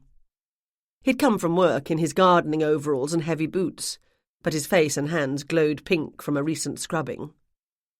"Thanks for agreeing to meet me," I said. He looked around the store. "Sherlock Holmes, eh?" "Our specialty." "Never saw the appeal myself." Donald gasped in shock. "Please, have a seat." I gestured to the wing-back chair in the reading nook. Earlier, I'd taken a stool from behind the sales counter, put it next to the chair, and placed a pitcher of water and 2 glasses on the table on the other side of the chair. I'd nabbed some fresh raspberries from the tea-room kitchen and tossed them into the water. Moriarty leapt onto a shelf to better listen in on the conversation. "Nice cat," Manuel said. Moriarty's whiskers twitched. "Water?" I said. "Sure," I poured one glass, allowing a few raspberries to fall into the drink, and handed it to him. Manuel drank deeply, and he swallowed a berry, clearly not worried that I'd poisoned it. He had not, I concluded, tampered with my lemonade. If he had, I would have expected him to be slightly, even if unconsciously, wary of anything I served him. Last night, I'd realised I didn't have a good picture of Anna Wentworth. The only person I'd spoken to who knew her well, other than her husband, was Sheila, and Sheila wasn't exactly an unbiased observer. "Tell me about Anna," I said. "You two were close." The slightest smile touched the corners of his mouth, and some of the darkness behind his eyes lifted. "What makes you think that?" When Donald and I had been at Anna's house on Tuesday, paying our respect to Anna's husband, Manuel had spent a lot of time trimming the flowers at the edge of the patio, near enough to listen in on our conversation. I had to ask myself why he'd want to do that. More than curiosity, I thought. "I observed things," I said. "You and Anna were close. Very close." "The police asked me. I told them I wasn't having an affair with Anna. I don't see that it's any of your business anyway." "I'm not with the police, but as I said, I observe things. And because I observe things, I sometimes see things the police do not. I want Anna's killer to be found and punished." I studied his face. "I think you do too, Manuel." He turned his face away. I gave him a minute, and then I said, "You and Anna were the object of garden club gossip." His expression tightened. "That bunch. Half of them don't care about gardening. They're only wanting something to fill their time. That and have lunch and gossip." "What about the other half? Are they more like Anna?" "No one was truly like Anna. The soil was in her blood." "Would you say that about yourself?" "Not really. I like plants just fine. I like to make a garden look nice, and I'm proud when I do.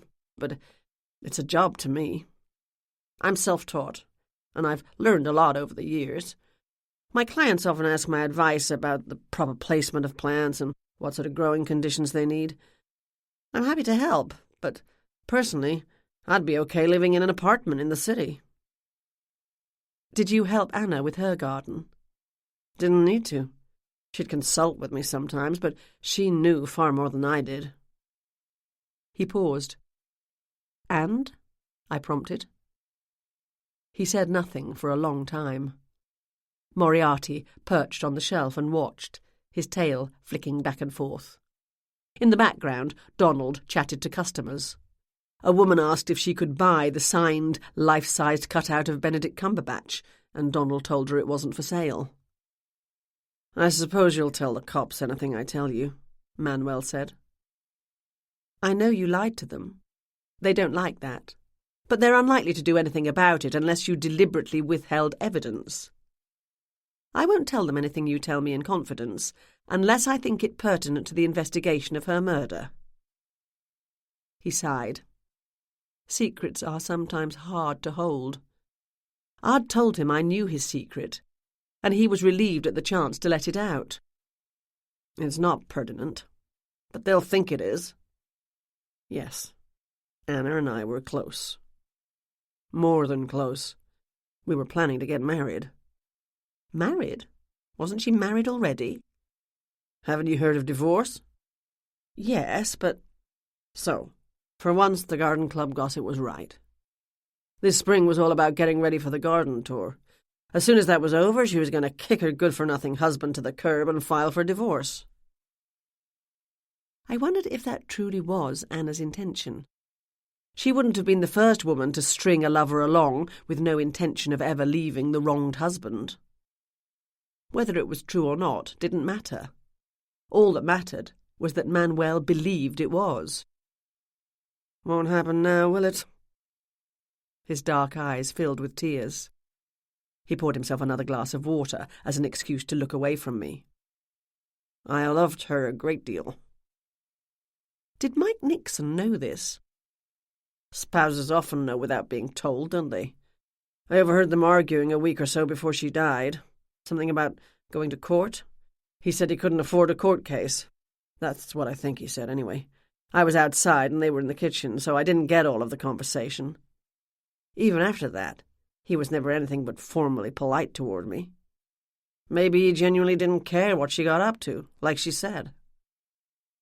He sacked you mighty fast as soon as Anna died. I wasn't surprised at that. He never had the slightest interest in Anna's garden, other than as a source of income, so he didn't want the expense anymore. Source of income? Her garden was an advertisement for her books, blog, and the consultancy business. While we talked, I'd kept one ear open as to what was going on in the shop. Customers came and went, and Donald chatted to them. He needed to do some work on his sales pitch. A 12-year-old boy looking for beach reading wouldn't be interested in a biography of Sir Arthur Conan Doyle, no matter how fascinating that book might be to Donald. I loved Anna, Manuel said. I wanted us to be together. Always. I studied his face. He'd loved Anna, and he was grieving her, that I believed. But it didn't mean he didn't kill her. People who kill in a burst of anger often come to deeply regret it. If you go to the police on your own initiative, I won't tell them what you told me, I said. Tell them you didn't think your relationship was relevant to her murder and you didn't want to confuse matters. Which is true. In particular, they need to know because of your situation regarding Sheila Tierney. His eyes widened. Her? What do you know about that? I can't believe she told you she's been making a thorough nuisance of herself. She didn't need to. Sheila has, for lack of a better word, a crush on you. She and Anna were friends once, but they'd fallen out recently. If Sheila knew you and Anna were lovers and planning to get married, and she wanted you for herself, she'd have a reason to get rid of Anna. You can't possibly believe Sheila killed Anna. Not over me. She was becoming a pest, always asking me to come and work for her, saying she wouldn't take no for an answer, or suggesting we go out for a drink so she could get some ideas for her garden. She told me her husband travelled a lot of the time and she was alone at home. Poor, lonely Sheila. I told her I wasn't interested. I tried to be polite about it, but eventually I stopped being polite and warned her off. You put a note in her postbox on the weekend. She didn't get it because of subsequent events. How did you know that? As I said, I know a lot of things. The night Anna died, the police took Sheila down to the station for questioning, but they let her go. People were saying she'd done it. I didn't know what to think, but I never believed that. Are you saying Sheila killed Anna because of me? No, I'm not. Sheila hadn't tried to poison me. I rarely make assumptions, but in this case I decided to assume that if Sheila killed Anna in an attempt to hook up with Manuel, her husband David would be unlikely to support her by trying to bump me off. Then again, such a situation wasn't impossible, and therefore not an idea I could afford to eliminate. The police, I continued, have far more information than I do. What you have to tell them about Sheila's state of mind might be important. Sorry to bother you, Gemma. Donald poked his head into the reading nook. That lady's asking if you'll be getting any more copies of City of Scoundrels by Victoria Thompson. I glanced across the room to see Mrs. Fallingham, one of my best customers, smiling and wiggling her fingers at me. For her I'll put in a special order, I said. Tell her I'll give her a call when it comes in. He tiptoed away.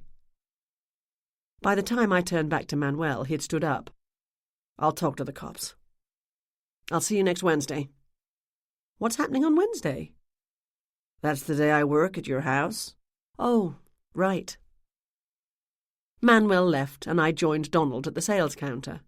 It was almost 5 o'clock. The store was empty of customers, and Donald was looking highly pleased with himself. How'd it go? I asked.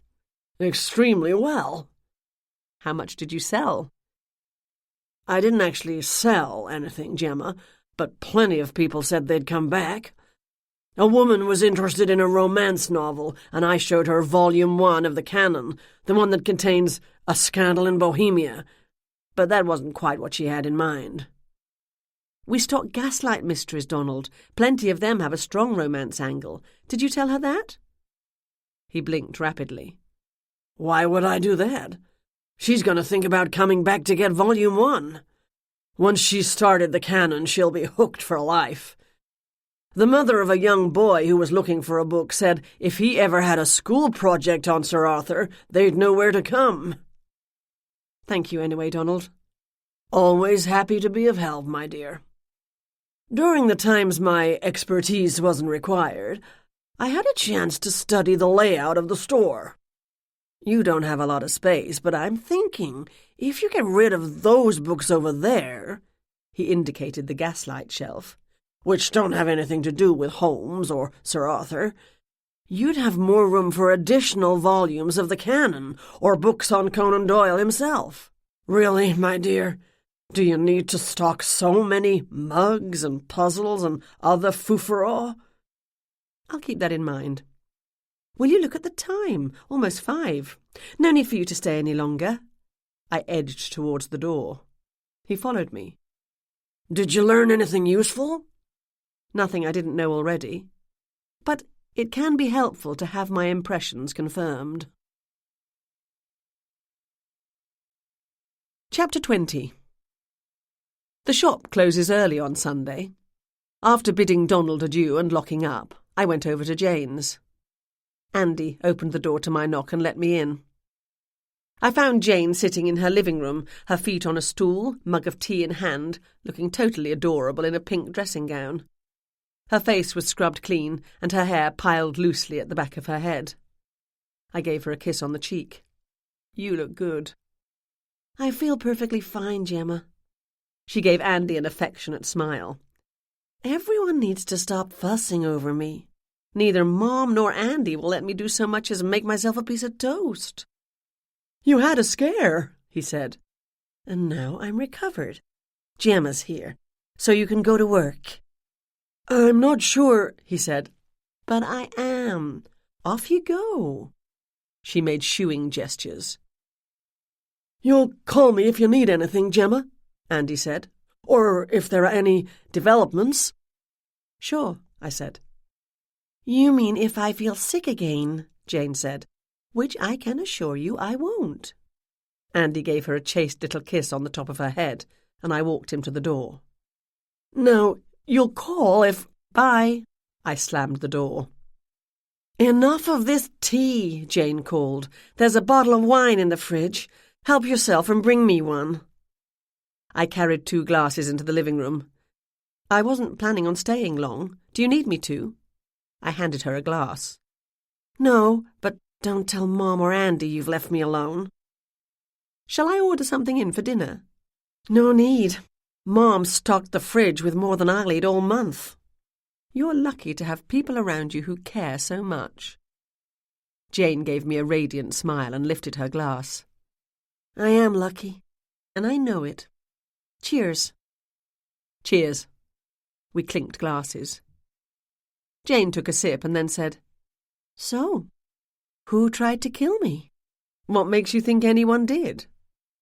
A year ago, the very idea wouldn't have crossed my mind. I guess I've been spending way too much time around you.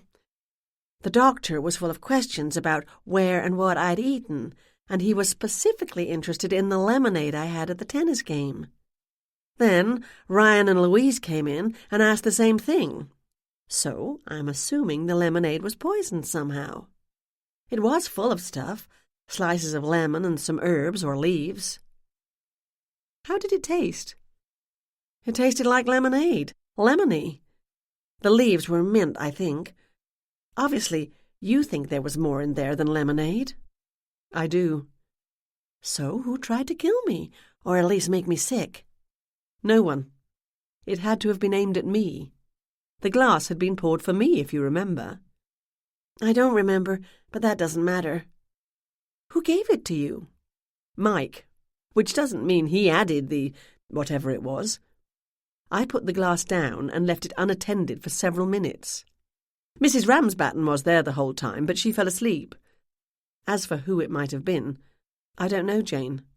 Any one of the people who were at Lauren's tennis match might have put something in the drink when no one was looking. Except for Sheila, who was with us when the whatever was added. Jane sipped her wine in silence. I studied her face. She looked fine, as she kept saying she was. But someone had tried to kill her. Even if they intended to get someone else, that is me, it had still been a traumatic event. Why don't you take a few days off? Maybe go up the coast with Andy, stay at a nice B&B, walk on the beach, eat at nice restaurants. I should have known better than to even make the suggestion. Jane's eyes widened in horror. It's the middle of the season, Gemma. Andy has a restaurant to run. I have Mrs. Hudson's. Even if I wanted to, which I don't, it's too late now. I called Fiona and Jocelyn earlier and told them we'd be opening tomorrow, regular hours. Enough of me. How was your day? I filled her in on Donald's attempts to be a sales clerk. I suspect he has plans to eliminate everything he doesn't think relevant to or respectful of the great detective and his creator. We drank our wine and then moved to the kitchen, where Jane popped a chicken casserole into the microwave and pulled a pre-mixed salad and bottle of homemade dressing out of the fridge. Over the meal, we talked about everything but the Anna Wentworth killing. By the time I was scraping my plate clean, Jane was smothering a yawn. "Bed for you, ducks." I got to my feet and gathered the dirty dishes. It's barely past 7 o'clock, Gemma. Your body has had a shock. If you're planning to be at work at the usual time tomorrow, you need a lot of sleep tonight. I put the dishes in the dishwasher and the remains of the casserole into a plastic container. Promise me, if you don't feel well or start getting tired tomorrow, you'll go home, even if you have to close the tea room early. I promise, she said. Liar, I said. Violet greeted me in her usual exuberant fashion. I greeted her in return, although perhaps not quite so exuberantly. Greetings over, I served her dinner and settled down to read for a while. Unless and until there were more developments in the murder investigation, I didn't know what I could do. It was probably too early for Ryan to have the results of the tests on Jane's stomach contents, but that didn't matter. I knew she'd been poisoned and was almost certain the poison had been meant for me. What had been used didn't matter all that much, although it would be worth knowing if the intent had been to kill me or only to make me sick for a few hours. I didn't think I could ask Ryan outright if he had heard from Manuel. If he hadn't, he'd demand to know what I was talking about. I'd promised Manuel I wouldn't reveal what he told me if he went to the police himself. I had to give him some time. So I curled up in my favourite chair and fell into my book. Violet wandered into the den to keep me company. When I next looked up, it was dark outside, and Violet was snuffling in her sleep. I checked my phone. 10 o'clock. Time to take the dog for a quick walk and then myself to bed. "Walk," I said. Violet scrambled to her feet and ran for the mudroom door. I didn't plan to go far, so I slipped on a pair of thin ballet flats rather than the trainers or sports sandals I usually wear for our walks. We stood outside under the light over the mudroom door for a few minutes, taking in the surroundings. The scent of basil and other herbs Mrs. Ramsbatten had planted filled the air. Cars went by, not stopping nor slowing. Violet nosed around the ground at my feet, but nothing attracted her attention. I kept my senses alert and my attention on Violet as we walked through the dark streets. I couldn't forget that someone had tried to kill me, or warn me off, yesterday. They'd failed, and that might have frightened them from trying again. Or not. Violet sniffed at every lamp-post and bush, while I enjoyed the peace of the night. A strong wind was blowing inland, ruffling my curls and the fur on Violet's back, and bringing the delicious scent of the sea with it. Lamps burned in a few windows, and the blue glow of a TV shone behind curtains. It was, I realised, exactly a week, almost to the minute, since Anna Wentworth had died. I turned at the next corner. We walked past the empty park. The children's swing set squeaked in the wind as we approached the small wooded area. It was late, and not many people or cars were out. Gradually, I became aware of footsteps behind me, keeping pace with mine. I slowed, turned slightly, and peered into the darkness, but I could see nothing and no one. The footsteps stopped. I looked down at Violet, sniffing at a patch of grass that looked no different from any other patch of grass. "Violet?" I said softly. The dog didn't look up. Her nose twitched and her tail moved. She appeared to be sensing nothing out of the ordinary. I increased my pace, and she abandoned whatever scent had proved to be so interesting to trot beside me. Footsteps again. Getting closer, firm and strong and purposeful. Not a dog walker or a wanderer. I was nearing the darkest spot on the street, and that burnt-out street lamp had not been replaced. I took a deep breath and slipped my free hand into my pocket and grabbed my phone. I stopped, muttering a curse, and leaned over as though to tie my shoe.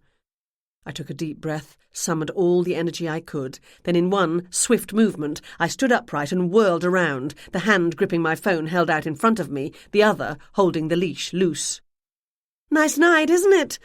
The woman behind me was dressed in jogging clothes and bright pink and yellow trainers, earbuds in her ears, and a white wire trailing into the phone strapped to her upper arm. She pushed a button on her phone as she passed me and, with a burst of speed, disappeared around a corner. I let out all the breath I'd been holding. Violet, who had sensed no danger, looked up at me, her head cocked to one side in a question. "Sorry, looks like I'm somewhat jumpy tonight." I let go of my phone, and the dog and I stood in the gap between the streetlights, listening to the sounds of the town of West London at night.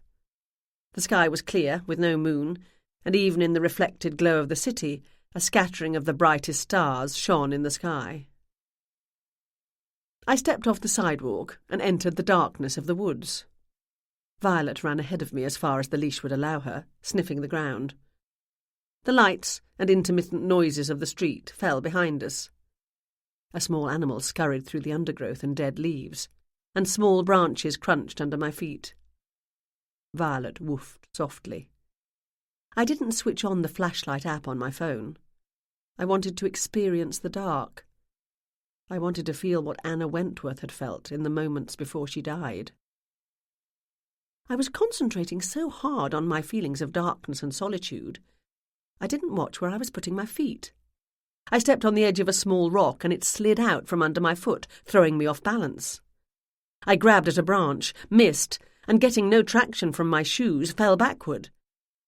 The back of my head met the hard ground, and the world went dark. Chapter 21. Something warm and wet rubbed my cheek, and a high-pitched whine came from my right, close by my ear. Confused, unsure where I was, I opened my eyes. I was lying on rough ground. Leafy branches swayed overhead in the gentle breeze, and I could see a few pinpricks of light shining through them. It was very quiet. My head swam, and then the whine came again. I recognised Violet's long nose and liquid brown eyes, and I remembered stepping into the copse, slipping and falling. I remembered the footsteps I'd thought had been following me, and listened for the sound of breathing or the crunch of dead leaves, for an indication that someone was close by watching me. But other than Violet, I sensed nothing. I lifted one hand and rubbed her ear. "I'm okay," I said. "I think." The dog yelped in relief and began licking my face with a vengeance. I mentally checked myself out. The back of my head hurt, but nothing else seemed to be damaged. I wiggled my feet and flexed my wrists, and to my infinite relief my fingers and toes moved as commanded. I groaned and slowly sat up. Violet danced backward and yipped at me. I gave the back of my head a tentative touch and felt a lump already forming. The patch of hair over it was wet and sticky. I pulled my phone out of my pocket and checked the time. 10:35. I'd been unconscious for maybe 5 or 10 minutes. A car drove past on the road, but the woods were all concealing, and no one stopped to see if I needed help. Violet whined again, and I gave her a thorough rub. You must have been scared. Aren't you a good girl to stay with me?" She barked in agreement. I struggled to my feet. I wasn't too sure if my head was going to remain steady, so I didn't lean over to pick up the end of the leash. "Let's go home," I said. "If I pass out again, you need to go for help." She ran on ahead, her leash dragging behind her. When she reached the sidewalk, she stopped and looked behind her to check I was following. Go for help. I made a phone call. "Sorry to bother you so late, Manuel, but it is important. Do you have Anna's dog?" "Anna's dog? You mean Peony? No, why would you think that?" "I'm wondering where he is." "Peony was Anna's dog, and she loved him a great deal. I would have taken him if I could, but I live in an apartment building with a no-dog rule. When I was at the house for the last time, and Mike told me I was fired, I asked about Peony. Mike said he was moving, so he'd given the dog away. I don't know where he went. Is something the matter?" "No, nothing at all. Good night." I hung up and called Sheila Tierney. I asked her about the people who had come to watch Lauren's tennis game. "It's late for a call," she said rather rudely, I thought. "Why do you want to know, anyway?" I wasn't in the mood to make polite small talk. "Because I do. I'll come over there and knock you up if I have to." "You'll do what?" "Get you out of bed." "Whatever." She told me what I wanted to know, and I hung up as she yelled, "Wait, what?" The next number I needed wasn't in my phone. That call would have to wait until I got home. I then called Ryan, who answered on the first ring. "Good evening, Gemma." "Where are you?" "I'm at home, about to go to bed." "Why do you ask?" "I know who killed Anna Wentworth. I'm out walking Violet. We'll be home in about 10 minutes. Meet us there." "Are you going to give me a hint?" "No. Violet and I made it home in 8 minutes, but Ryan's car was already parked in front of the house. He'd dressed in a hurry, probably pulled clothes out of the laundry hamper or off the floor." "What's going on?" he asked as we walked up the driveway. "Let's go inside." The motion sensor lights had come on, and Ryan stood behind me as I unlocked the mudroom door. "Hold on." He touched the back of my head. "There's blood in your hair." "Gemma, what's going on? Did someone attack you?" I tripped over a rock, slipped and fell. It was a total accident caused by nothing but my own carelessness. I passed out for a few minutes. No damage was done, other than a sore noggin and a big lump. But the blow knocked some sense into me. "It doesn't look that way to me. You're making absolutely no sense." Now that I'd arrived home, delayed shock hit me. I dropped into a kitchen chair and put my head in my hands. Violet headed for her water bowl and drank deeply. Ryan crouched in front of me and folded my hands in his. He looked into my eyes. "You okay, Gemma? If you hit your head, you need to go to the hospital." "I'm fine, a bit unsteady. I just need a minute." "Tea?" I gave him a heartfelt smile. "I'm turning you into a worthy partner for an Englishwoman. Yes, please, tea would be perfect." He filled the kettle and plugged it in. "Don't forget to add the tea bags to the pot," I said. In trying to make sense of this case, we neglected to take into account the curious incident of the dog in the night time. Ryan whirled around. Worry filled his lovely blue eyes. "I'd better get you to the hospital." I'm not reciting lines from Silver Blaze in some sort of Sherlock-inspired delirium. I'm telling you what happened not far from here last Sunday. As I recall from the story, the curious incident of the dog in the night-time is that the dog did nothing in the night-time. But Anna Wentworth's dog did do something. It went home. Exactly.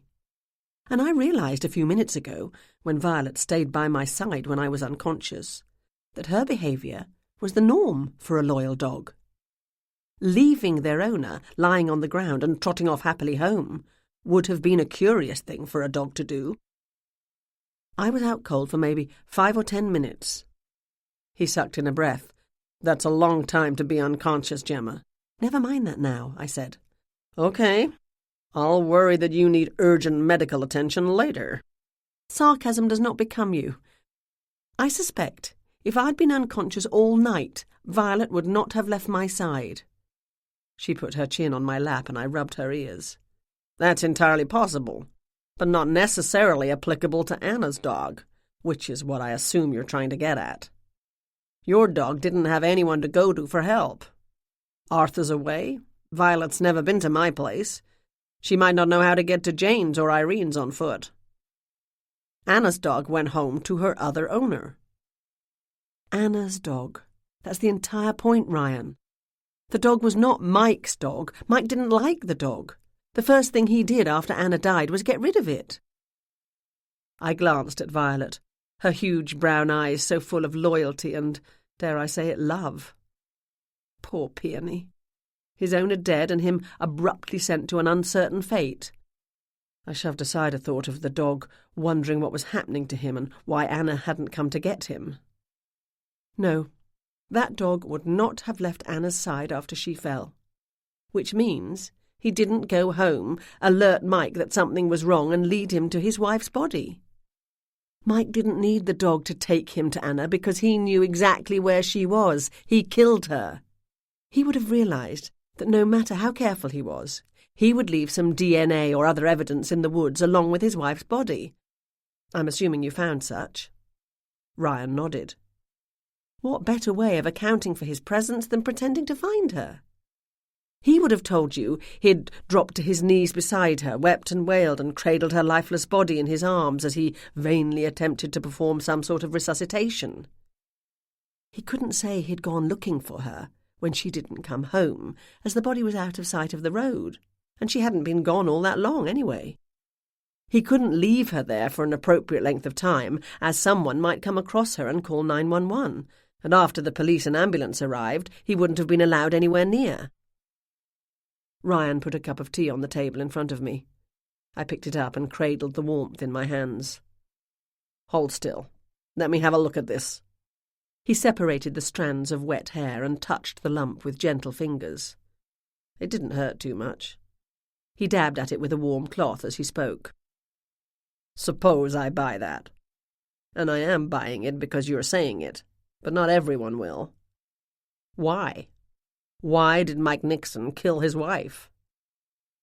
Anna was going to leave him for Manuel. Did Manuel call you earlier? He came down to the station and we had a nice long chat. That you know about it means you put him up to it. I made a friendly suggestion. Did he tell you why he lied? He had been in some trouble with the police when he was in high school. He hadn't, according to him, done anything, but the cops focused on him rather than the kids from the better side of town who had been responsible. He doesn't trust the cops. I checked into that case, and it seems he was right. He and his friends were eventually cleared. I confess that I might have been off guard because I liked Mike. I felt sorry for him. He put on a good act when Donald and I called on him. It happens. Some people know what behavior is expected and they do it. As for his reasons, threat of divorce is no reason for murder in this day and age.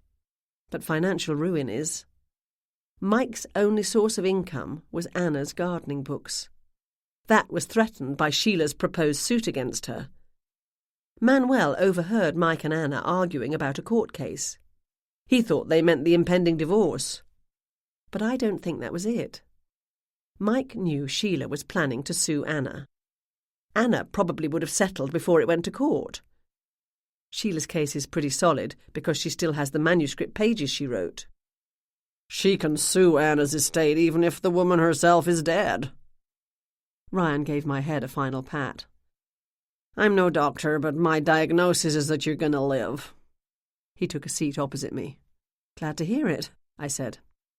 Sheila can sue, but the complications around that will be substantial. The community won't like it if Sheila sues the poor, grieving widower. If she wants to keep writing and publishing gardening books, she needs the goodwill of gardeners. Whether she goes ahead with the suit or not is irrelevant. Not if Mike thinks she'll drop it now that Anna's dead. Anna was not only about to be sued, meaning if she lost, and she would have, she'd lose a substantial part of the revenue from her books, which was Mike's primary source of income, but on top of that, she was about to divorce him. She would have taken her income with her, along with her share of their assets, whatever remained after Sheila's suit, leaving Mike with just about nothing and a gambling habit to support.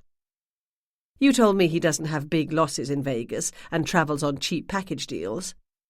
But minor losses soon become large ones, and those casinos have a way of luring regular package travellers into spending more than they can afford. How am I going to prove this? Your guesses, I never guess. Your conclusions, then, they won't stand up in a court of law. I smiled at him. I have absolutely no idea. I'll remind you that you're always telling me to do the thinking and to leave you to do the proving. You'll have to build a case, one small incident at a time. I phoned Sheila before calling you and asked her why Mike had come to Lauren's tennis game. She called him on Saturday morning, hoping they could forget all about the recent unpleasantness, her words not mine, now that Anna was dead. She wanted to make a little party out of attending the tennis game, and she told him I'd said I'd drop in. He knew I'd be there, and he brought something along in case he had the chance to poison me. Why would he want to do that? I believe the realtor told him I'd been in his house. I wanted to call her and ask, but I didn't have her number available. Her card's around here somewhere. I'll take care of that. People know I've been asking questions, and Mike thought I was focusing on him, although I was no more curious about him than I was about anyone else in this case. A guilty conscience makes people see shadows where none exist. Did Sherlock Holmes say that? If not, he should have. One other thing still bothering me, though. The vandalism to Sheila's garden. I can see no reason Mike would have done that, unless he wanted to warn Sheila off from continuing with the lawsuit, and that would have been a pretty dumb thing to do. First, it would have had her running straight to the police, and second, it would have provided her with more ammunition for her complaint. She wouldn't have welcomed him to her little group at her daughter's tennis match if she thought he had done it. Besides, didn't Mike say he was in Vegas that night? He was. Violet put her head on my knee, and I stroked her soft ears. I thought of Peony, Anna's dog. Peony. It was Anna, wasn't it? Ryan nodded. Tell me how you know. You figured it out right there, didn't you? I could see it in your face. I'd better work at getting more control over my emotions. Not from me, I hope. I said nothing in answer to that. Anna's dog's named Peony after her favourite flower. A few days ago, I wouldn't have known a peony from a pumpkin, but I saw a picture of one in Anna's book and I admired it. Large, attractive flowers on a big bush. And? I didn't realise the significance at the time. But Sheila's peonies were untouched. I closed my eyes and thought back to the state of Sheila Tierney's garden when I'd seen it. I'd been a fool for not noticing the pattern to the destruction. Now that I was thinking about it, the significance was obvious. A peony flowers in early spring, so the blooms are past now. The bushes weren't harmed, yet they're next to a bed of flowers that was excessively damaged. The destruction to Sheila's garden looks far worse than it is, Ryan. It looked pretty bad to me. On the surface, yes, but no permanent damage was done. Branches were cut, but branches can grow back if the trunk or base of the tree or bush isn't destroyed. The flowers on the rose bushes were cut off, but the plant itself was not harmed. Roses can grow back. The annuals were dug up and thrown around, and big holes left where they'd been planted. But annuals can be replanted. The perennials, which cannot be so easily replaced, were largely untouched. If they had been cut, it was only the foliage. No damage was done to the roots. Considering the way the garden is laid out, annuals mixed with perennials, rose and peony bushes in adjacent sections, it's obvious the vandal knew something about gardens. They knew what would cause genuine damage to the plants, might even kill them, and what would not. And they avoided that. I opened my eyes and smiled at Ryan. Anna was, everyone except Sheila tells me, and I think we can disregard Sheila's opinion, a passionate gardener. She would never have destroyed a garden, any garden, but particularly not one as fine as Sheila's. No, the damage was all cosmetic. Shocking, yes, and ruination to Sheila's hopes for the garden tour trophy, but not permanent. You're right, as you usually are. Anna destroyed Sheila's garden. How do you know? We found her prints on some rocks that had been artfully arranged to make a sculpture. The sculpture was broken, the stones scattered. Sheila told us she got those particular rocks and stacked them to resemble what the Inuit call an inukshuk, after she and Anna argued. Anna had no reason, no legitimate reason, to have ever touched them. As for why Anna would do such a thing, we'll never know for sure. But I suspect it had to do with Sheila's chances at winning the trophy. The women at the garden club said Sheila was the one to beat this year. It's possible Anna, like Mrs. Ramsbatten, went around to Sheila's house the night before the tour for a look, and realised that Sheila's garden was better than hers. Anna would have been humiliated if Sheila won, and Sheila would not have accepted the trophy graciously. She would have rubbed it in Anna's face and would have kept on rubbing.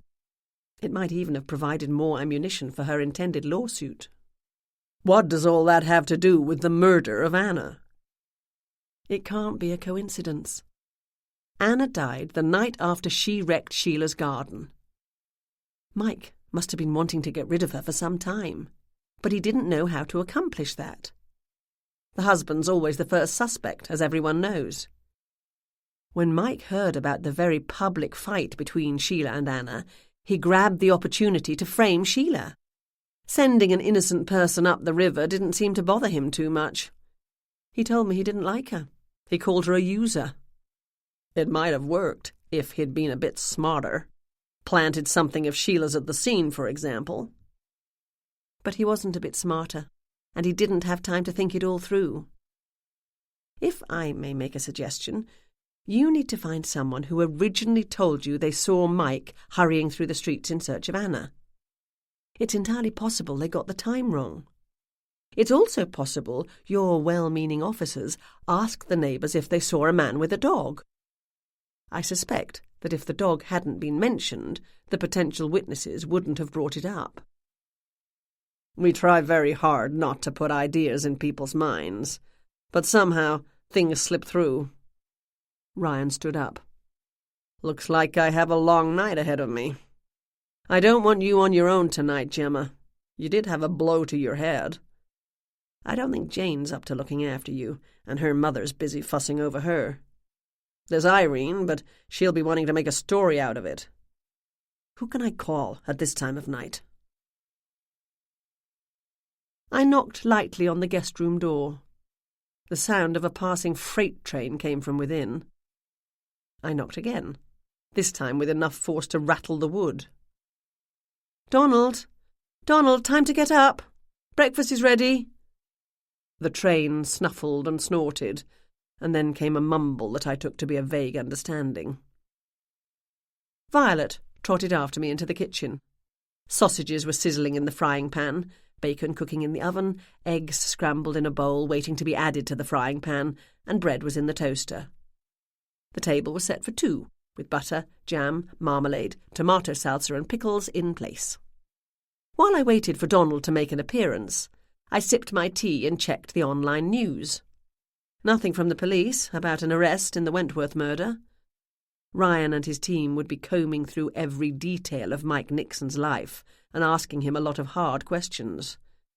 If there was something to be found, they'd find it, and if he was crackable, they'd crack him. If not, they couldn't take a case to court based on the curious incident of the dog in the night time. More than one killer had gotten away because the police couldn't prove their case. "Good morning, Gemma." Donald came into the kitchen, showered and shaved and dressed. "You shouldn't have made this breakfast. That's what I'm here for, to help. How's the head this morning?" "Perfectly fine, thank you. I didn't have a headache, and while the lump on the back of my head was about the size of one of the eggs I'd recently cracked, it wasn't painful unless I touched it." Ryan had called Donald last night and told him I'd had a fall and needed to be watched in case of concussion. Donald immediately hurried over, full of concern. He had fussed over me, and, blushing furiously all the while and trying not to peek at me in my nightwear, ensured I was settled into bed with a book and a glass of water close at hand. Whereupon he'd gone to the guest room and slept the entire night through. If Ryan asked, I'd lie and say Donald had woken me every 2 hours as instructed. Now he took a seat at the kitchen table, and I stood up. Coffee? That would be nice, thank you. I served his coffee and then added chopped red peppers along with fresh chives and basil, picked from the bed next to the mudroom door, to the bowl of eggs. I cooked them lightly and served up 2 plates. Donald unfurled his napkin. This looks delightful. I didn't know you could cook, Gemma. I can do breakfast, but that's about all. Arthur's the cook in our house. The eggs look nice with that touch of colour. What's the green stuff? Chives and basil. Mrs. Ramsbatten planted a herb container by the kitchen door. As long as you know what they are, he said, digging in. I don't know much about plants myself. I trained as a chemist, not a botanist. I froze, my fork halfway to my mouth. I don't know anything about plants either, but I knew these were chives and basil because my neighbour told me they were chives and basil. I knew chives and basil weren't poisonous because people ate them all the time. I leapt to my feet. I've just remembered an appointment. Got to run. Thanks for coming over. I grabbed my keys from the hook by the door and then turned to face a startled Donald. Finish your breakfast and you can let yourself out. Would you mind giving Violet a short walk before you leave? Thanks. Oh, no. Ryan told me I was to escort you to the store. Donald grabbed a slice of toast and followed me. I didn't bother to argue. Perhaps we should take my car, he said. I didn't bother to argue with that either. I got into my own car and he did too. I used Bluetooth to call Ryan. Oleander, I said when he answered. What? Do you have the toxicology report on the contents of Jane's stomach yet? No, I'm expecting the preliminary this afternoon. Tell them to check for oleander. Okay. Where are you now? You're supposed to be resting. Are you with Donald? I'm here, Donald called out, although I have no idea where we're going in such a rush. Have you spoken to Mike Nixon this morning? I asked. Not yet, Ryan said. Before I do that, we're re-interviewing people on that street about last Sunday night. One more question, I said. Did you call the realtor who's selling Mike's house? It's on my list. Do that now and ask her what time she told him I'd been in his house. Donald and I are heading for the library. Meet us there. Are you going to tell me why? No. You might want to tell the computer boffins to be on the alert. What? I hung up. Realising that I'd be late to the store, I called Ashley to see if she could come in early, and she agreed. We arrived at the library minutes before opening. The moment Teresa unlocked the doors, Donald and I rushed in. Good morning, the librarian said. Morning. Can I help you with anything? Nope, I said. We're waiting for the police. The police? Is something wrong? Nope. She glanced at Donald. He shrugged. While we waited, I used my phone to check garden plants. I zoomed in to get a close look at a photo of beautiful pink flowers and nodded to myself in satisfaction. Ryan and Louise Estrada arrived. Ryan looked baffled, Louise annoyed. Then again, Louise always looks annoyed when I call them out. What's this about, Gemma? She snapped. I hope you don't think we're at your beck and call all the time. I didn't bother to mention that they had come when I called. Did you find out the answer to my question, Ryan? If you mean the realtor, I did. Mike came home only minutes after you left, and she told him she had a prospective buyer who toured the house and seemed very interested. When she told him that person was the woman who owns the bookstore in West London, he got agitated and said she wasn't to waste any more of her time talking to you. Which, Estrada said, is what I assume you expected her to say. I did, but I needed the timing to be confirmed. Now that you're here as witnesses, I have a question for Teresa. You do? The librarian said. What? It was early enough that no patrons had arrived yet. The other librarian was watching us with much interest. Were you working on Saturday afternoon between 11 and 3? I asked. The two women exchanged glances. Yes, we both were. Do you know Mike Nixon? They nodded. He's a regular patron. Terrible thing about what happened with his wife.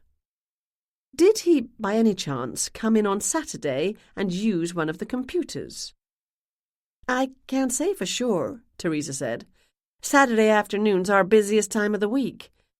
I know he's been in since Anna died because I offered my condolences, but I can't be sure of the day or time. The computer logs will have a record, the other librarian said. Patrons sign in with their library card and number. Can you check that now? I asked. She glanced at Ryan. Please, he said. She went behind the desk and activated the computer. Mike Nixon's number was used at 12:45 on Saturday. He was on for 20 minutes. Computer number 2. You'll want to confiscate computer number 2, detectives, I said. Why do I want to do that? Estrada said. I smiled at the librarians. They smiled at me. If you'll excuse us a minute. Ryan led the way to a corner next to the history shelf. Estrada and I followed, and Donald, uninvited, tagged along behind.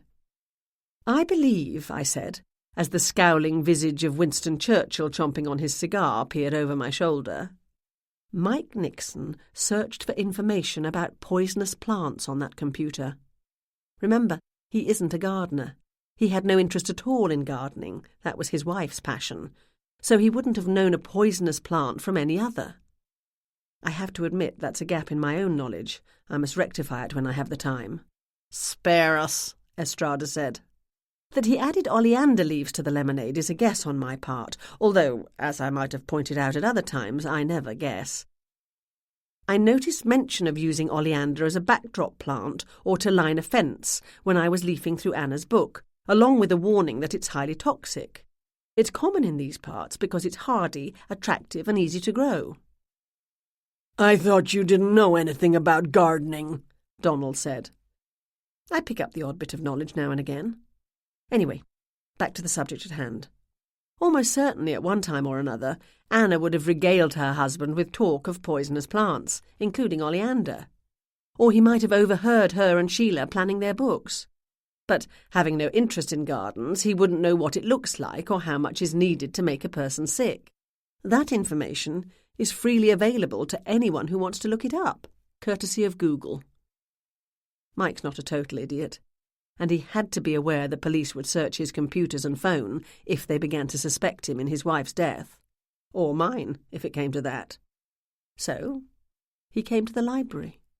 Why the West London Library, where he's known? Estrada asked. A matter of timing. He found out in the late morning that I'd been inside his house. There could only be one reason for me to do that, and it isn't because I'm interested in buying it. I turned to Donald. He's a friend of yours, right? I wouldn't say a friend, more of an acquaintance. But a Sherlockian? You talked about me with him. Donald threw Ryan an apologetic look. I might have mentioned that you and I are great friends, and that you've occasionally been of help to the police when they were stumped. Estrada snorted. You mean you told him Jim was a snoop and all-round busybody? I didn't. If you want to put it like that, I said. Mike knew because Sheila Tierney told him that I was going to be at the tennis game yesterday afternoon. He didn't have time to go to another town to use the library, and wouldn't have wanted to draw attention to himself by taking out a library card in order to use their computers. He came here, found out what he needed to know, hurried home, picked a handful of oleander leaves, chopped them up and put them in his pocket. I held up my phone. This picture is of an oleander bush. Anna had a particularly attractive specimen at her house next to the patio. I saw it myself, the day Donald and I visited. If Mike has ever been to the country club, and he told me he's an occasional tennis player, he would know they add mint to their lemonade. He didn't know whether he'd get the opportunity to poison my drink, but he took the chance. Ryan let out a low whistle. If, I said, you can find evidence that someone searched for information about poisonous plants on computer number 2 at the time Mike Nixon was logged on, and if whatever substance he read about matches what Jane consumed, you can charge him with attempting to kill her. But not with the murder of his wife, Donald said. One thing at a time, Ryan said. Once we have him locked up on one charge, we'll have time to investigate the other. And, Estrada said, one thing usually leads to another. Once he realizes we know all about the poisoning, including the visit to the library, he'll assume we know more than we do. He'll talk. Donald threw me a huge smile. Once again, Gemma's cracked the case for you.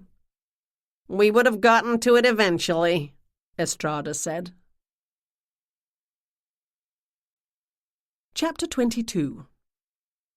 As Louise Estrada predicted, Mike Nixon eventually broke down and confessed to the murder of his wife, Anna Wentworth. Further digging on the part of the police showed that not only was he gambling increasingly heavier amounts in Vegas and subsequently losing more, only days before his wife died, he had become engaged to a 19-year-old diner waitress while there. He hadn't told her he was married, but he'd said that once he cleared up some unspecified financial problems back home, he'd move permanently to Las Vegas. She proudly showed the Las Vegas police a diamond engagement ring, which turned out to be as fake as my copy of the cover of Beaton's Christmas Annual of 1887. The morning after the news of Mike Nixon's arrest hit the media, Irene Talbot came into the shop. So, she said, waving the West London Star in my face, it was Mike after all. Looks like it. Your intrepid reporter has been up all night writing the Pulitzer-winning report. I grabbed the paper.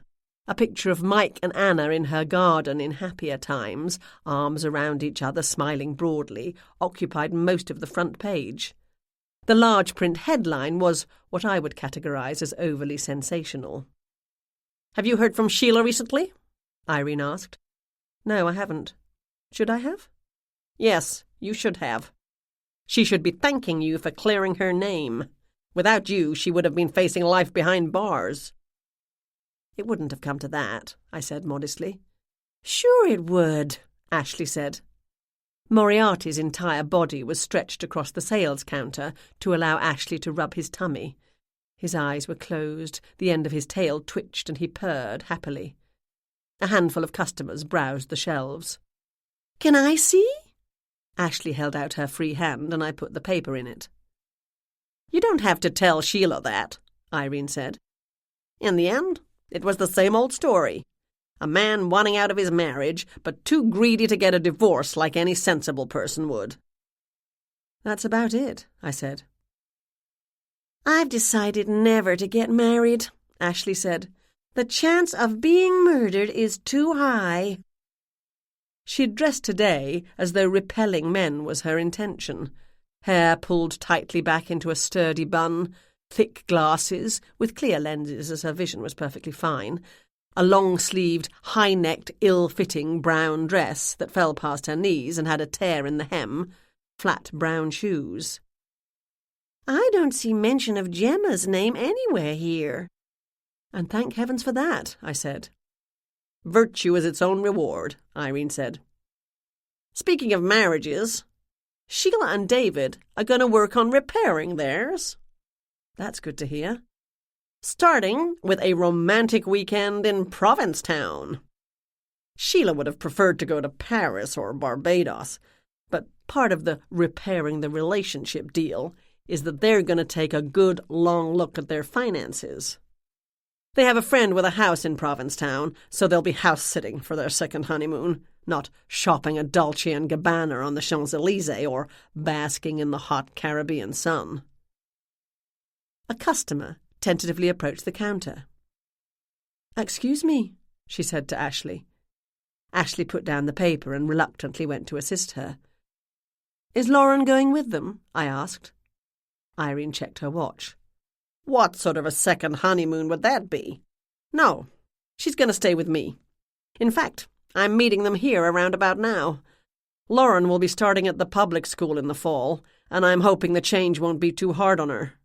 I'm going to be doing my aunt gig full out if she needs me. I'm glad to hear it, I said. The bells over the door tinkled, and Sheila and Lauren came in. Sheila was dragging the pink suitcase, and Lauren had the cat carrier in one hand and a tote bag of feline supplies tossed over the other shoulder. Lauren put down the carrier and charged at me, arms outstretched. She wrapped her arms around me and I hugged her back. "Thank you so much, Gemma," she said when we'd separated. "You saved my mom." I'm glad I could do my small part. I looked at Sheila. I hear you're going on holiday. Have fun? It's been years since I've been to Provincetown. I'm so looking forward to it. Sheila wasn't a very good liar, but she was making the effort. Maybe she'd be able to convince herself that the love of her husband and daughter was worth the reduction in circumstances. Moriarty stood up. He stretched every inch of his body before leaping off the counter. He walked up to the cat carrier and put his nose to it. Snowball's tiny pink nose peeked out. "Don't you have something to say to Gemma, Sheila?" Irene said. "What?" Irene jerked her head. "You know." "Oh, yes. I'm so excited I have a new book coming out. Anna did a small amount of work on it already, so it's going to be published under both our names. A sort of tribute to her. Isn't that exciting?" The smile cracked. "I'm going to be so busy, but it's going to be great fun to be out in the world again. I'm going back to school in the fall. I'll be teaching 10th grade history at West London High. I'm so excited about that." "Congratulations," I said. "I mean about the other thing," Irene said. "It's okay, Irene," I said. Sheila flashed her perfect white teeth at me in what she intended to be a smile. I smiled back. "If I could have a quiet word?" she said. "Sure." I led the way to the reading nook. I didn't sit. Neither did she. Sheila rubbed her hands together and avoided my eyes. "I need to thank you for all you did. You helped me, and I appreciate it." "I didn't do it for you, you know. If you had been guilty, I would have told the police so." She glanced over her shoulder to where Lauren was telling Irene that Snowball needed to meet other cats, and Irene was apologizing for not having a pet.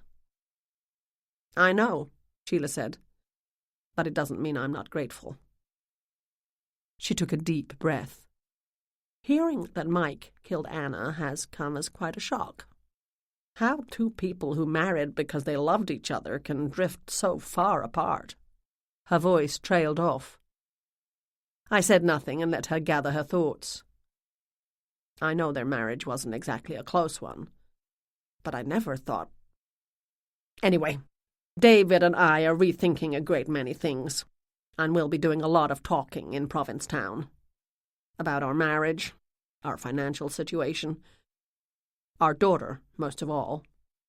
He's going to consolidate his business, spend more time closer to home, and help me with the business part of releasing the new book. When it comes out, let me know. You can do a signing here if you'd like." "Thank you." She looked directly at me for the first time. "Thank you." "You're welcome." I moved to join the others, but I was a moment too late. Before I could stop her, Lauren opened the door of the cat carrier. Images of flying, spitting cats, collapsing bookcases, traumatized little girls, terrified customers, and my own shredded arms ran through my mind. "No!" I took a step toward them. I stopped. Snowball came out of the carrier. She nuzzled her head and shoulders into Moriarty's chest. Moriarty rubbed his chin against the top of her head. Both cats lay down, and Moriarty wrapped his body around the smaller cat. Snowball purred. Moriarty closed his eyes. "Look, Gemma," Lauren said. They're best friends. Will wonders never cease? I hope, Lauren, you and I can continue to be friends. I glanced at Sheila, who gave me a genuine smile. Any time you need a break, either of you, you're always welcome in the Sherlock Holmes bookshop and emporium. It would appear that Snowball is welcome here also. Moriarty meowed. At 22 minutes to 4, I opened my mouth. "Partners meeting," Ashley said. "Back in 20. Got it." You could pretend to be surprised at my activities. "Gemma, I am constantly surprised at the things you get up to. So surprised, in fact, that when you do the expected, I have to comment on it." "Oh," I said. "Excuse me," an elderly man said, "but I believe I owe you $24. "You do?" Ashley said. "I was in here on Saturday, and the other clerk, a gentleman, couldn't process my credit card payment, so he let me take the book on a promise." "Thanks for coming back," Ashley said. I left her to take care of the transaction and stepped through the adjoining door into the tea room. I stopped dead in my tracks. Andy and Jane were sitting together on the bench seat in the window alcove. A plate of desserts, including red macarons and a selection of tea sandwiches, were in front of them. Instead of a teapot and matching cups, a gold foil-topped bottle was in an ice bucket next to 6 crystal flutes. Andy said something, and Jane laughed and laid her hand on his arm. Jane is a beautiful woman, but at that moment she was almost ethereal. Andy beamed at her, his smile full of such joy that if he were a woman I'd have said he looked radiant. No customers were in the restaurant, and although it was still 20 minutes to closing, the sign in the window had been flipped over and the door to the street locked. I swallowed heavily and struggled to control the tears threatening to form. Jane's my best friend. I'm closer to her than I've ever been to anyone. Everything was about to change. I didn't know if I was ready for that. Actually, I did know. I wasn't ready. But I would have to be, for Jane. Fiona and Jocelyn came out of the kitchen, and Ashley stepped into the tea room, pulling the door closed behind her. "What's up?" she said. Fiona giggled. "Wait and see." I took a seat, and Ashley, Fiona and Jocelyn squeezed around the table. I smiled at Jane. I smiled at Andy. They looked at each other, and Jane took a breath. Her eyes shone with love and joy. "We have news," she announced. "You do?" I said. "Whatever could that be?" Chapter 23. I let myself into the house through the mudroom. Jane and Andy were engaged and planning a wedding next spring. I was going to be a bridesmaid. I was happy for her. I was happy for him. Their engagement happened very quickly, but they'd been good friends for a long time, and I suppose when like turns to love, you know it's right. Things in our lives would change. But they wouldn't change too much. Not at first, anyway. Jane assured me she had no intention of leaving Mrs. Hudson's. We'd toasted the happy couple with excellent champagne and talked about wedding plans. Ashley and I had then gone back to the Emporium, and Fiona and Jocelyn began cleaning up the restaurant. Andy headed to his own job, and Jane announced that she planned to get a couple of hours baking done for tomorrow. I'd had one last piece of investigating to do in the Anna Wentworth case, and earlier I'd made a phone call and arranged an appointment for 6 o'clock. I was getting home from that appointment now. I dropped my purchases on the kitchen table. Violet sniffed at my legs. Something was up. She could smell it on me. And it wasn't news of Jane and Andy's engagement that had caught her attention. "You might as well come with me," I said. "I've something to show you. Lives are changing, and yours is about to also." I opened the passenger door of the Miata. Violet's ears rose in shock. I reached in and picked up a white bundle of fur. A rough pink tongue licked at my face. Violet barked. "Violet," I said, "meet your new brother. This is Peony. He was abandoned at the Humane Society and he needs a new home. We're it." This recording of A Curious Incident, a Sherlock Holmes bookshop mystery, was presented by Dreamscape Media LLC, narrated by Kim Hicks, and produced by Dreamscape Media LLC. Text copyright 2020 by Vicki Delany. Sound recording copyright 2021 Dreamscape Media LLC. This recording was produced by arrangement with Dreamscape Media LLC. Thank you for listening. Please check dreamscapepublishing.com for Dreamscape's latest releases.